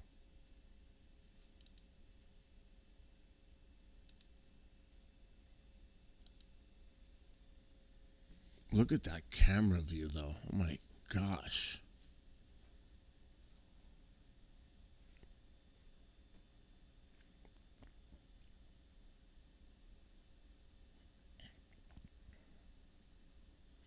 So, I don't know.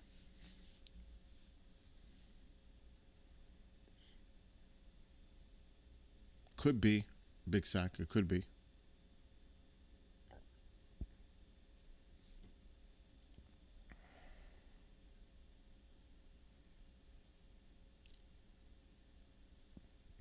It's so beautiful out there. It's got to be like 61 degrees, maybe even cooler than that. I wonder what the temperature is at 2 a.m.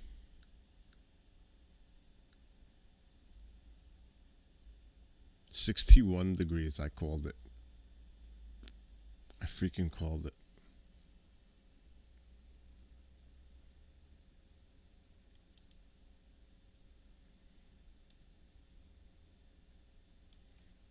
$61. You can't see it, but it's 61 degrees. Right on. Uh-oh. Chance of rain at 4 a.m. Oh, what does that mean? Let's look at windy. Let's see what the satellite imagery looks like. It looks like clouds are coming.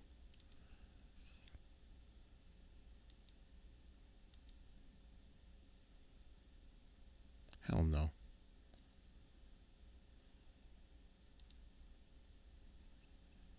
So that storm in Wisconsin is still holding its act together at this hour. It's still bad. But not as bad as it was earlier, but it's still bad. Nasty line.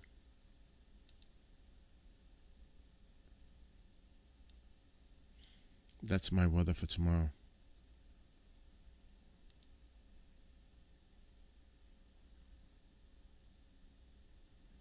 It's clear. There is no clouds coming this way.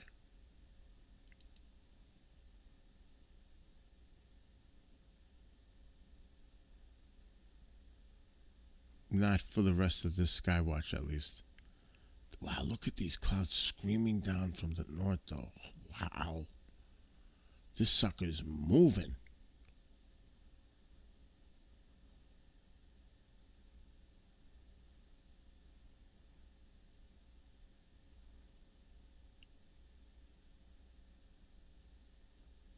It won't be here, though, but it's coming. But tomorrow it's going to be nasty here.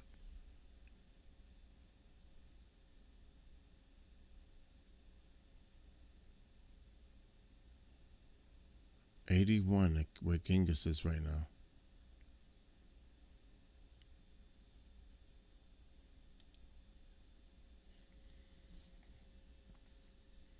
Yeah, it's beautiful here right now.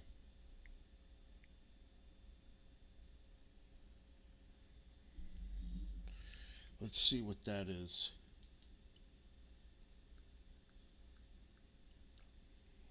That's the chupacabra tree. That's what I call it, the chupacabra tree, right there. I'm not even kidding. So,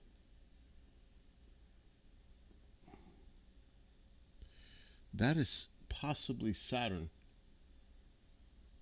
Oh, I can't tell because my camera angle.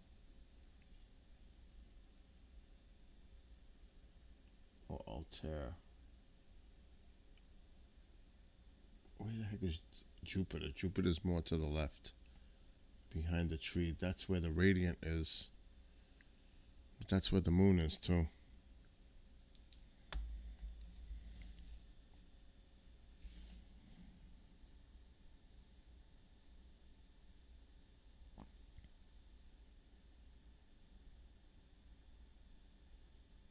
Yeah, it's beautiful out. It's cool. It feels so nice. I could sleep outside if it wasn't so creepy. Because I wouldn't do it alone. I can tell you that right now. I wouldn't do it. It's intimidating. Even in my own yard. There's so many animals. And spiders. That's the one thing. It's the bugs. I got a tent. I got a 10-man tent. I got a beautiful tent. Really nice. I don't know if there's any pictures on this phone.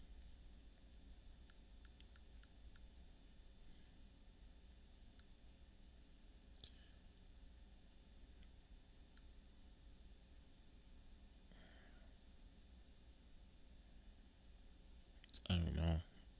What year is that? 2019?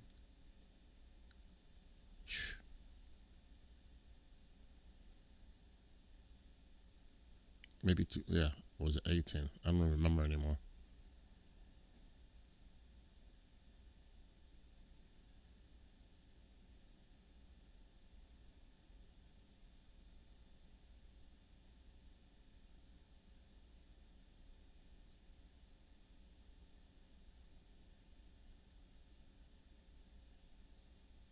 I don't see any.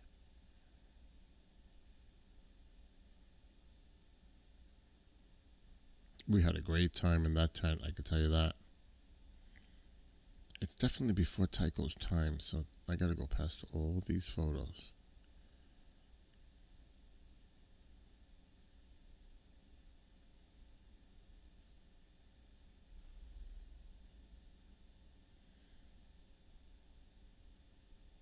Here it is. There's only one picture. I found only one picture of the tent.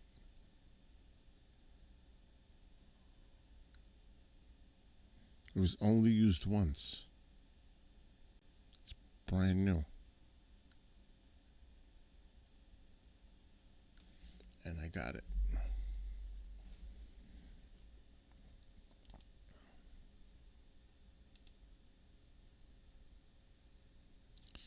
Oh shit, for Kriston. So it begins. Tornado warnings in Dodge County.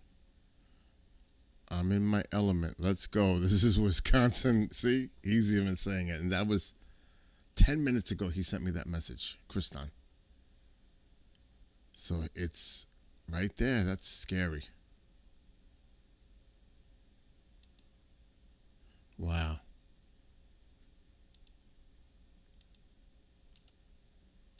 So this is the tent that we stayed in. Keith, Eric, and I.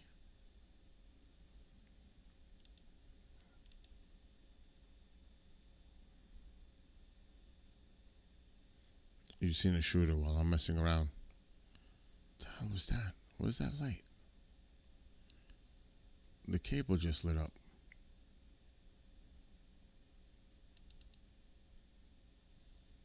Oh, that's Iron Maiden. What the fuck?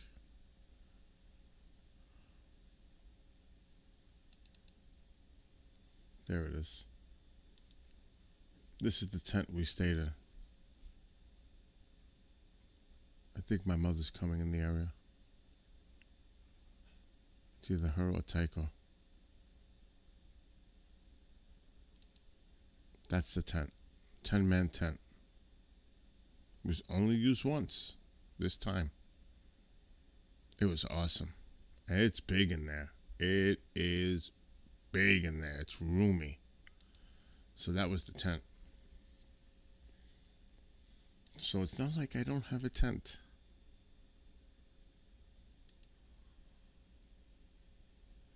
No, the lights are off. I shut all the lights off.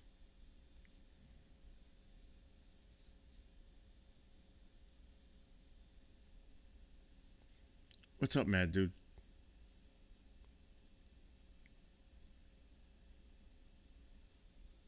That went off. It must have been one of the motion. Yeah, the bass player from ZZ Top passed away, and I don't know if it was yesterday, the day before, the founder and original drummer of Slipknot passed away, young. 47, I think. I don't remember. I saw it on my phone. I couldn't believe it.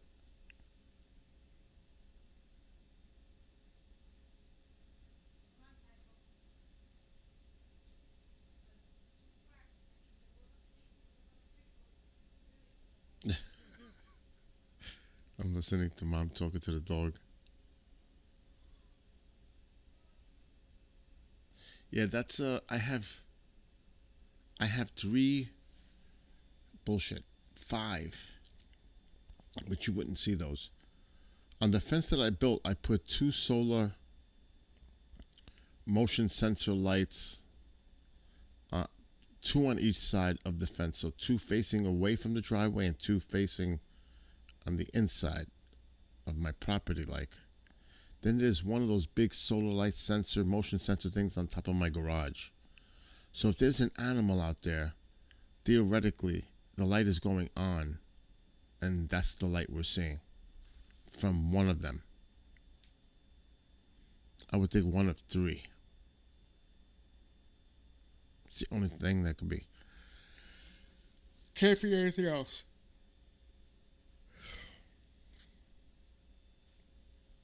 Matter of fact, let's see something.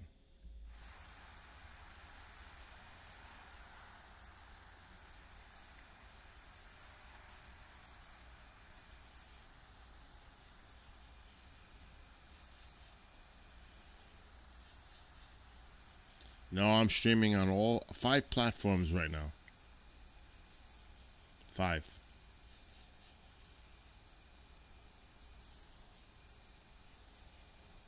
Oh, I need to pay attention. Because you guys are seeing stuff here.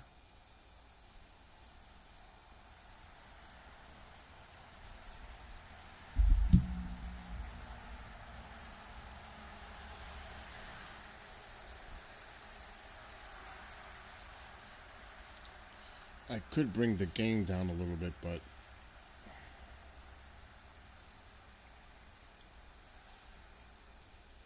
so we're streaming on both YouTubes, Twitch, my Facebook, and Trovo. That's where we're at right now. 5 platforms. And I can change that. I can do D Live.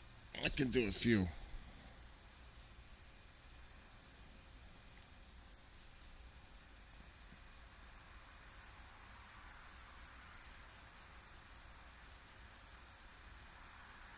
Yeah, I saw that. It's supposed to get cloudy soon because our weather's gonna. It's not gonna be good tomorrow, man, dude. It's not. It's supposed to be like really nasty tomorrow. Heavy thunderstorms. Look what's going on in Wisconsin right now. It's not good.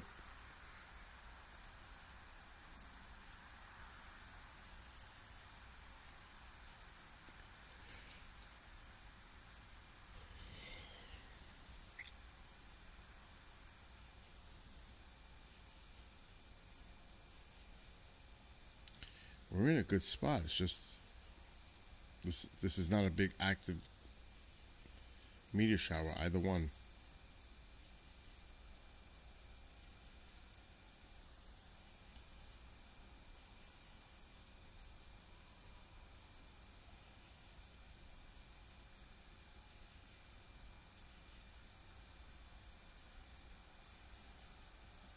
Oh, yeah, you can, Jay.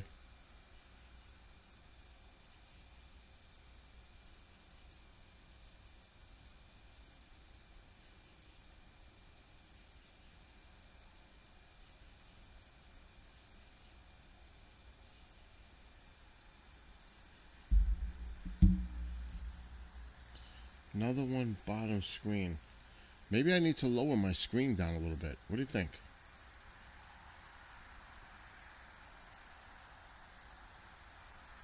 Oh, I just seen one faint right in the middle of the screen. Yeah, I'm seeing that now. Maybe I should bring the gain down a little bit.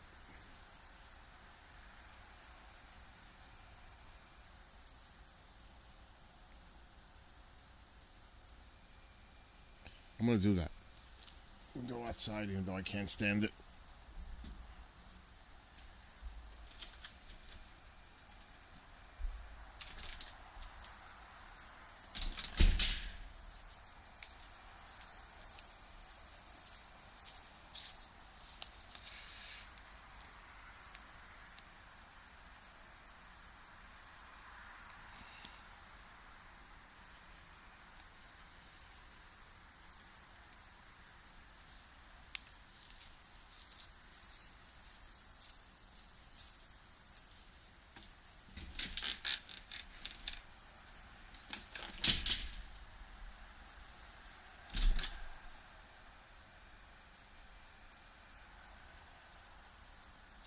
It looks a little out of focus. I can't go out there with my bare feet because the grass is cold. I'm gonna try to sharpen up the image. I put the heater band up a notch.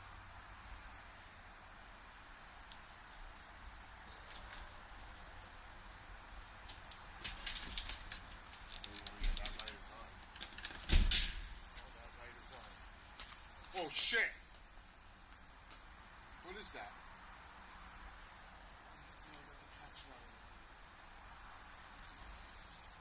Oh my god, I just got scared out of my fucking mind. Oh my god, that just freaked me out.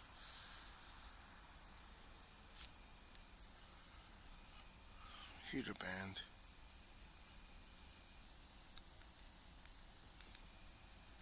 Oh, I'm hearing noises out here. I'm going the fuck inside.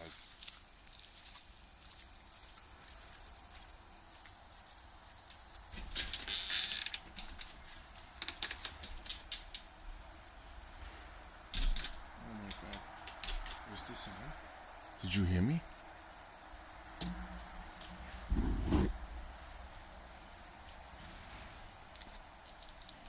I don't know what it was, but I'm freaking out. Look, I'm freaking out. That was weird. I ran inside. The light went on. I heard a noise and I ran back in.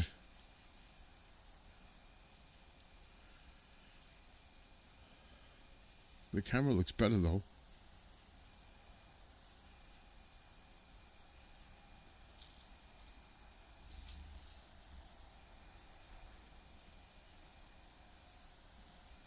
I don't know what it was. If it's an animal, you know, I'm coming in.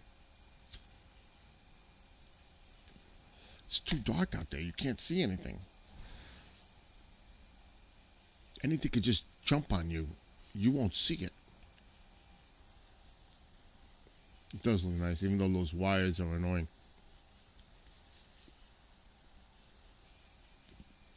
That's his runner right there, too, on the right.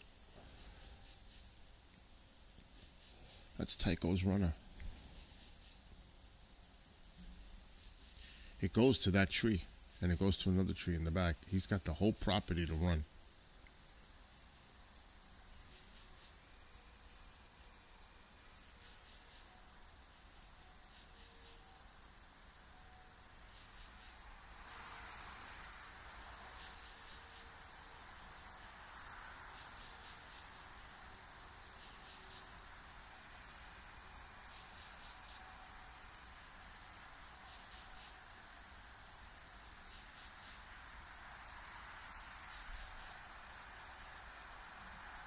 Yeah, no raccoons. And there's plenty of them out there.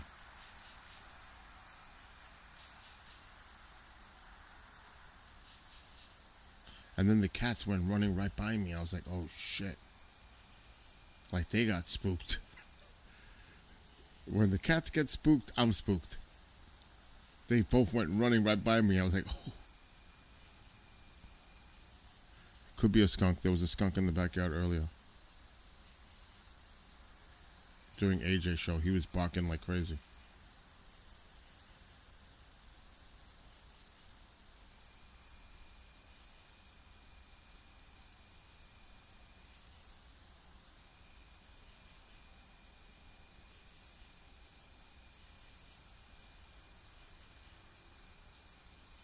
I didn't move the camera much, just a little bit down, and I fixed the focus. I mean, it should look better now.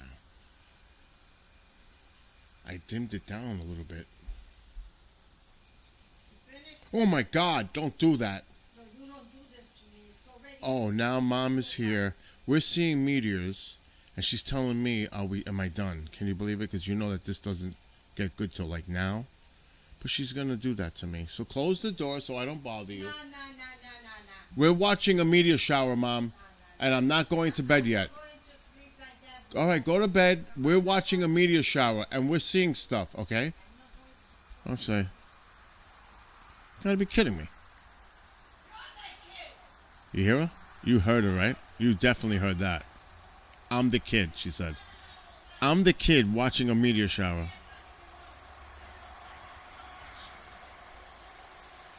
Oh, you heard it, right? That's Mom.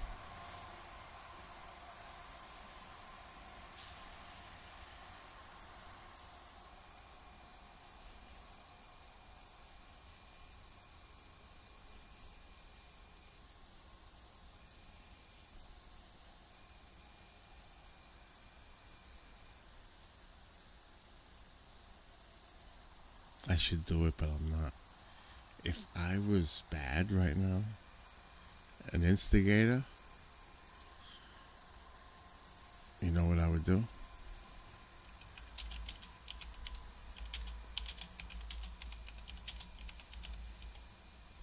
I would do this.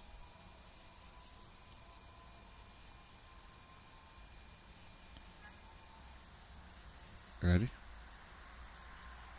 I would do some shit like this. Wanna grow up, buy my Toys R Us kid. They got a million toys at Toys R Us that I can play with. I don't wanna grow up, buy my Toys R Us kid. Oh, shit.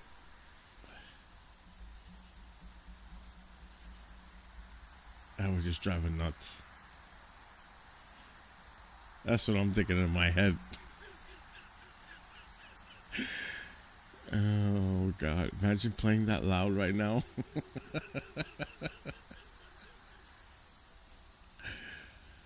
Oh, God. That would cause an absolute fucking panic in the house.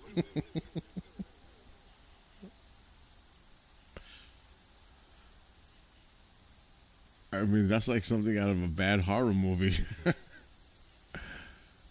Oh.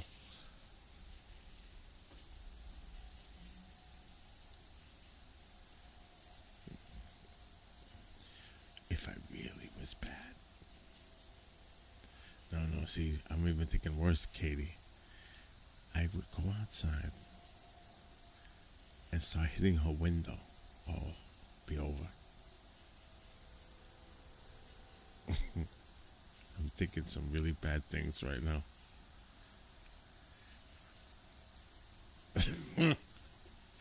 Going, because I have it here. I have the spider wire, the fishing line. I can get the spider wire and tie it to something in the kitchen. Like a handle that moves. I keep banging a pot.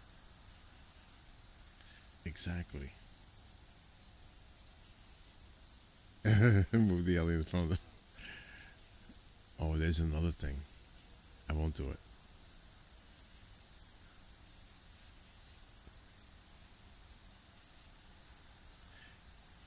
I'm not. What the hell was that? What was that? A dog?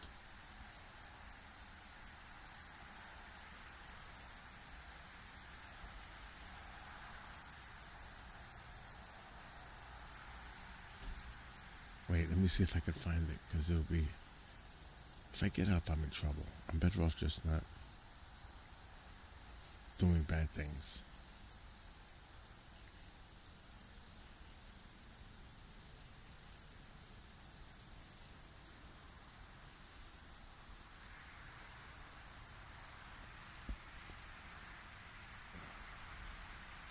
If I set the alarm,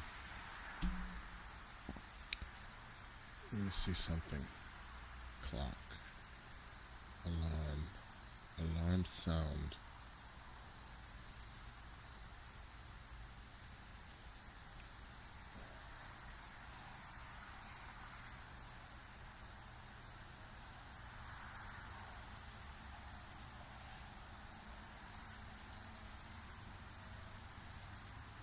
Oh, monster. Oh shit, I didn't know I could do that.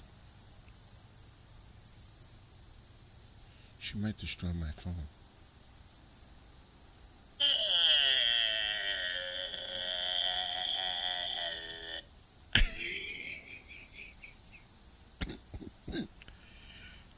That's fucking loud. I can set my clock. I can set my clock to that ringtone, and it's gonna. And I'm gonna set it for 3. No. And I'm gonna put it in the closet. 3:15. Save. So if I set that, it's gonna go off as the alarm.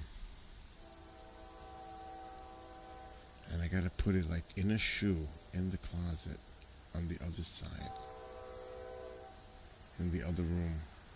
I'll get my revenge.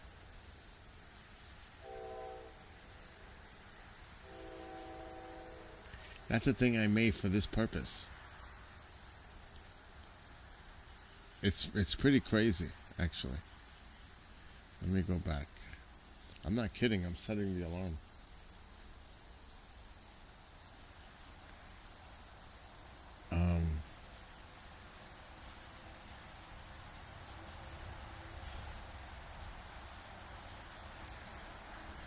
Let's see if it works. Let me set the alarm for... What time is it? 2:24. For 2:25. 2:26. Save. Sets from 2 minutes from now. Let's see what happens if it works.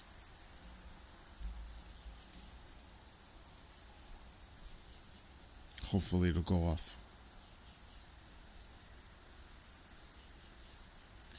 I did that. I made those sounds. That's all me.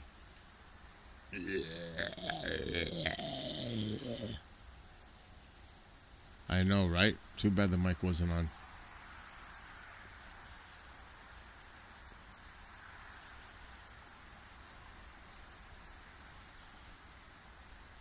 So imagine me hiding this.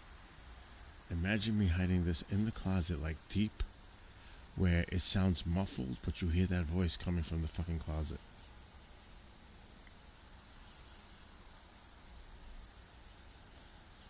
It might get dicey.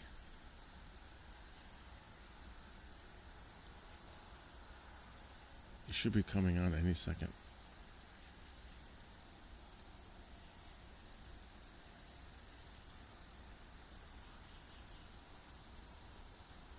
Like any second, it should come on.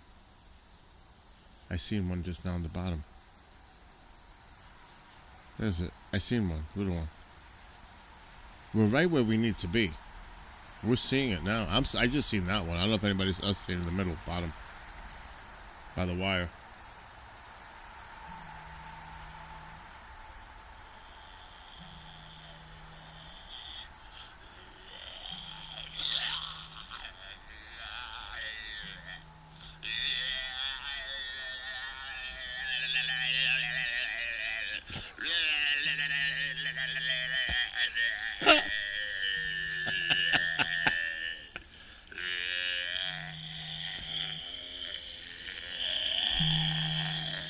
I would have to take the vibration off.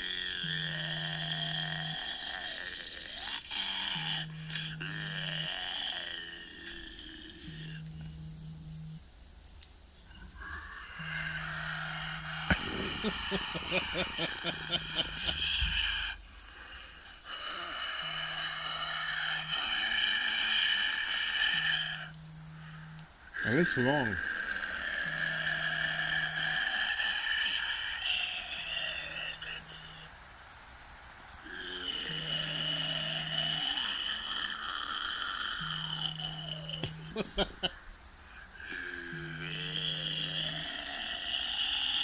Oh my god.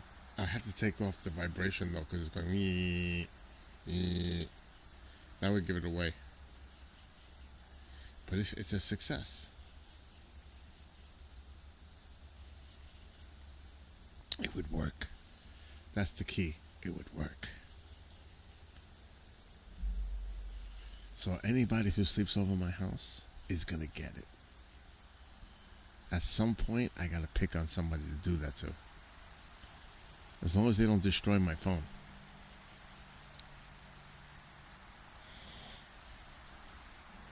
They might have to use a cheap phone for that.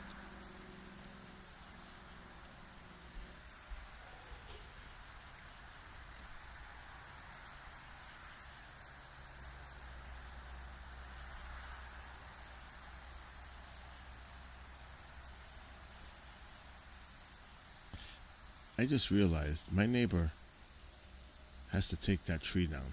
That's the dead tree right there. That has to come down. It's not on my property. It's all the way to the side, but that's a dead tree. He needs to know that. He needs to take that shit down. That's a danger. He's gonna find out the hard way when it comes down.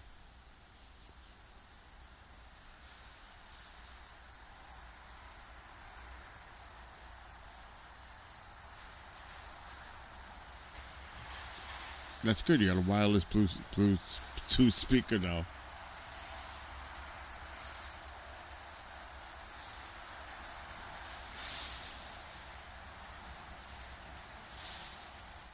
I can't take that sound anymore. Oh my God. Yeah, so there's a few little shooters here and there. Nothing Perseids is going to be the show, but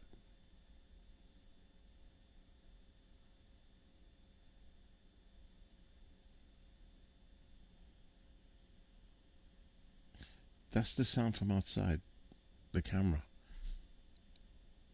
What you hear a lot is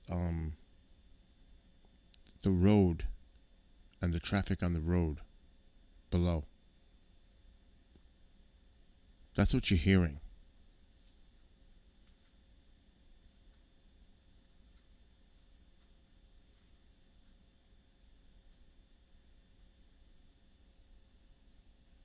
That was weird that night when that shelf fell. That scared the shit out of me. When that shelf fell out of nowhere. I think that was the same night as the shadows. I think it was the same night when the shadows were on those bushes, but it was probably a moth flying in front of the solar lamp. It's the only explanation. It had to be. Had to be. Like Navis said that morning.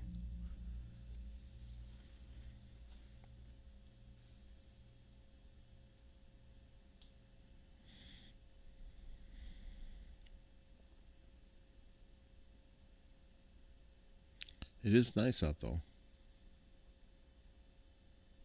Yeah, I saw one on the bottom around that time. Right by the wire. Go across from left to right. A green one.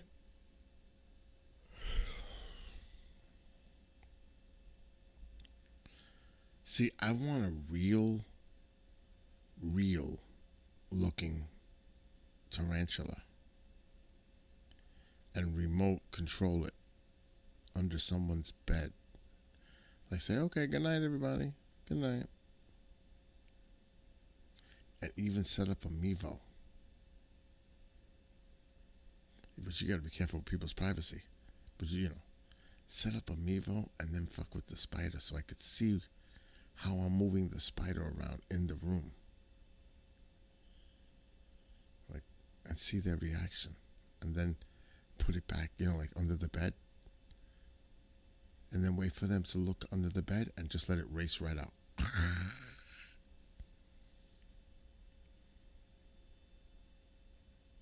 But I looked it up. The remote control spiders, they all look phony. I need a real looking one, like real. And then it's game on. Or even in the bath. Well, you don't want to do the bathroom because people, that's the last place you want to do it. Yeah, an RC spider. Absolutely. It would have, even the bedroom is dicey because people could be changing. So maybe in the living room or dining room, where they're out in the open. And you play it off like you're sitting in another room and you can control it on camera.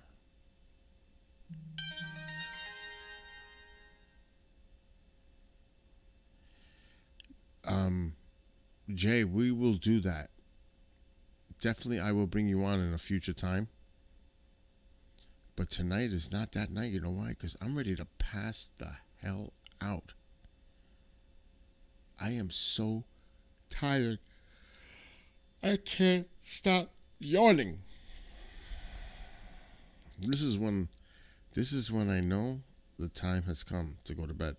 When I'm feeling like this, 2:30 in the morning, I got to do Kriston's show tomorrow afternoon.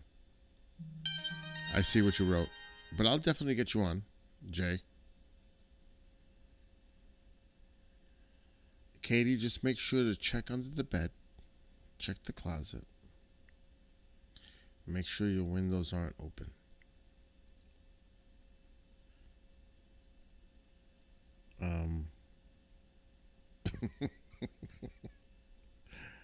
And nighty night.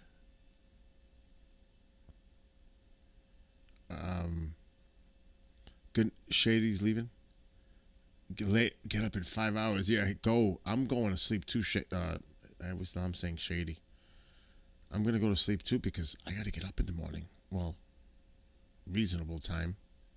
If I go to bed now, I won't fall asleep till 3:30. The latest I can get up is 10:30. So theoretically, that's 7 hours. That's not too bad. But the chances are I'm not going to fall right to sleep when I go over there. And this is not a big shower thing. This is really not.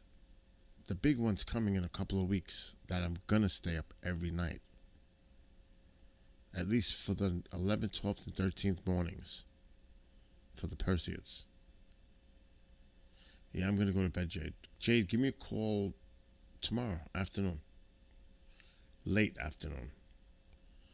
And Jade, Shady, Big Sack, Genghis, anybody who's in this chat, who's here. But before that, I'm not going to officially Fantasy, Jade, Katie, Dusty. I'm just going to do it like this for now. I'm not going to officially end until the camera goes off. So what we're going to do is we're going to go outside now. All right, Mom, I'm going to get the equipment in.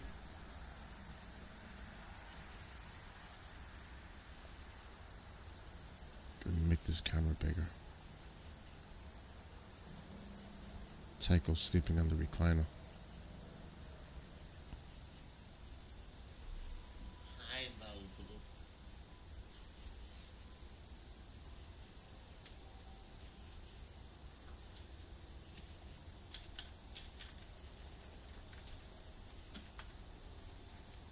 Welcome to my room.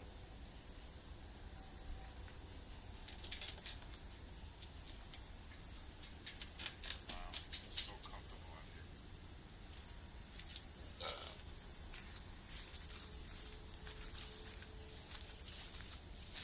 All right, let's disconnect power bank. Oh, fuck, the light went down.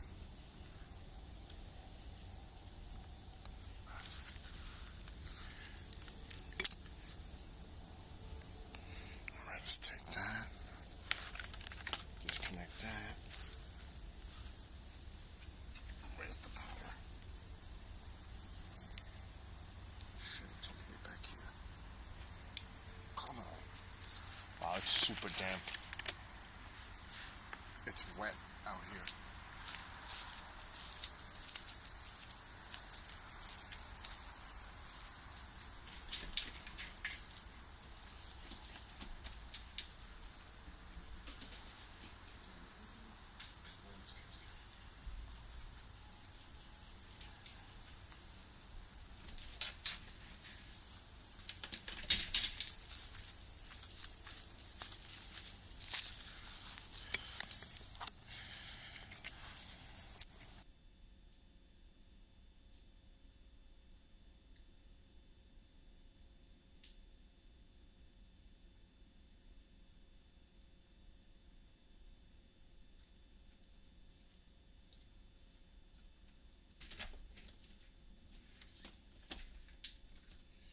See, this has to adjust to the temperature. The camera. It's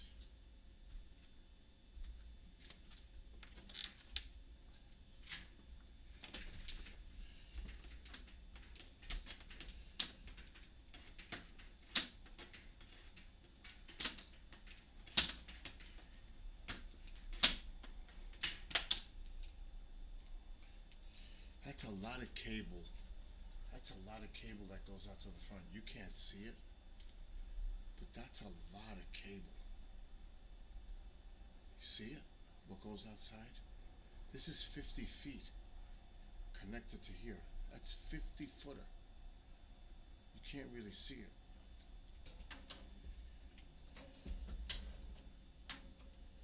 So that tripod is out there. It's out there. And I'll leave that for the morning.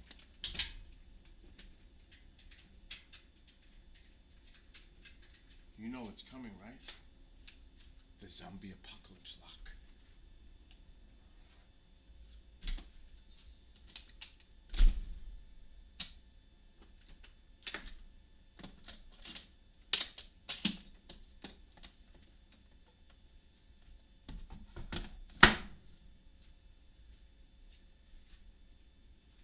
And there it is. The other one's on. See it? Look. Taco available. Taco available. Taco. What are you doing? See him? Taco available. Available. Anyway, yeah. He's waiting for me. Can you tell? Good night to everybody that's watching on any of the platforms. Have a great night. Be well, be safe. See everybody maybe tomorrow night.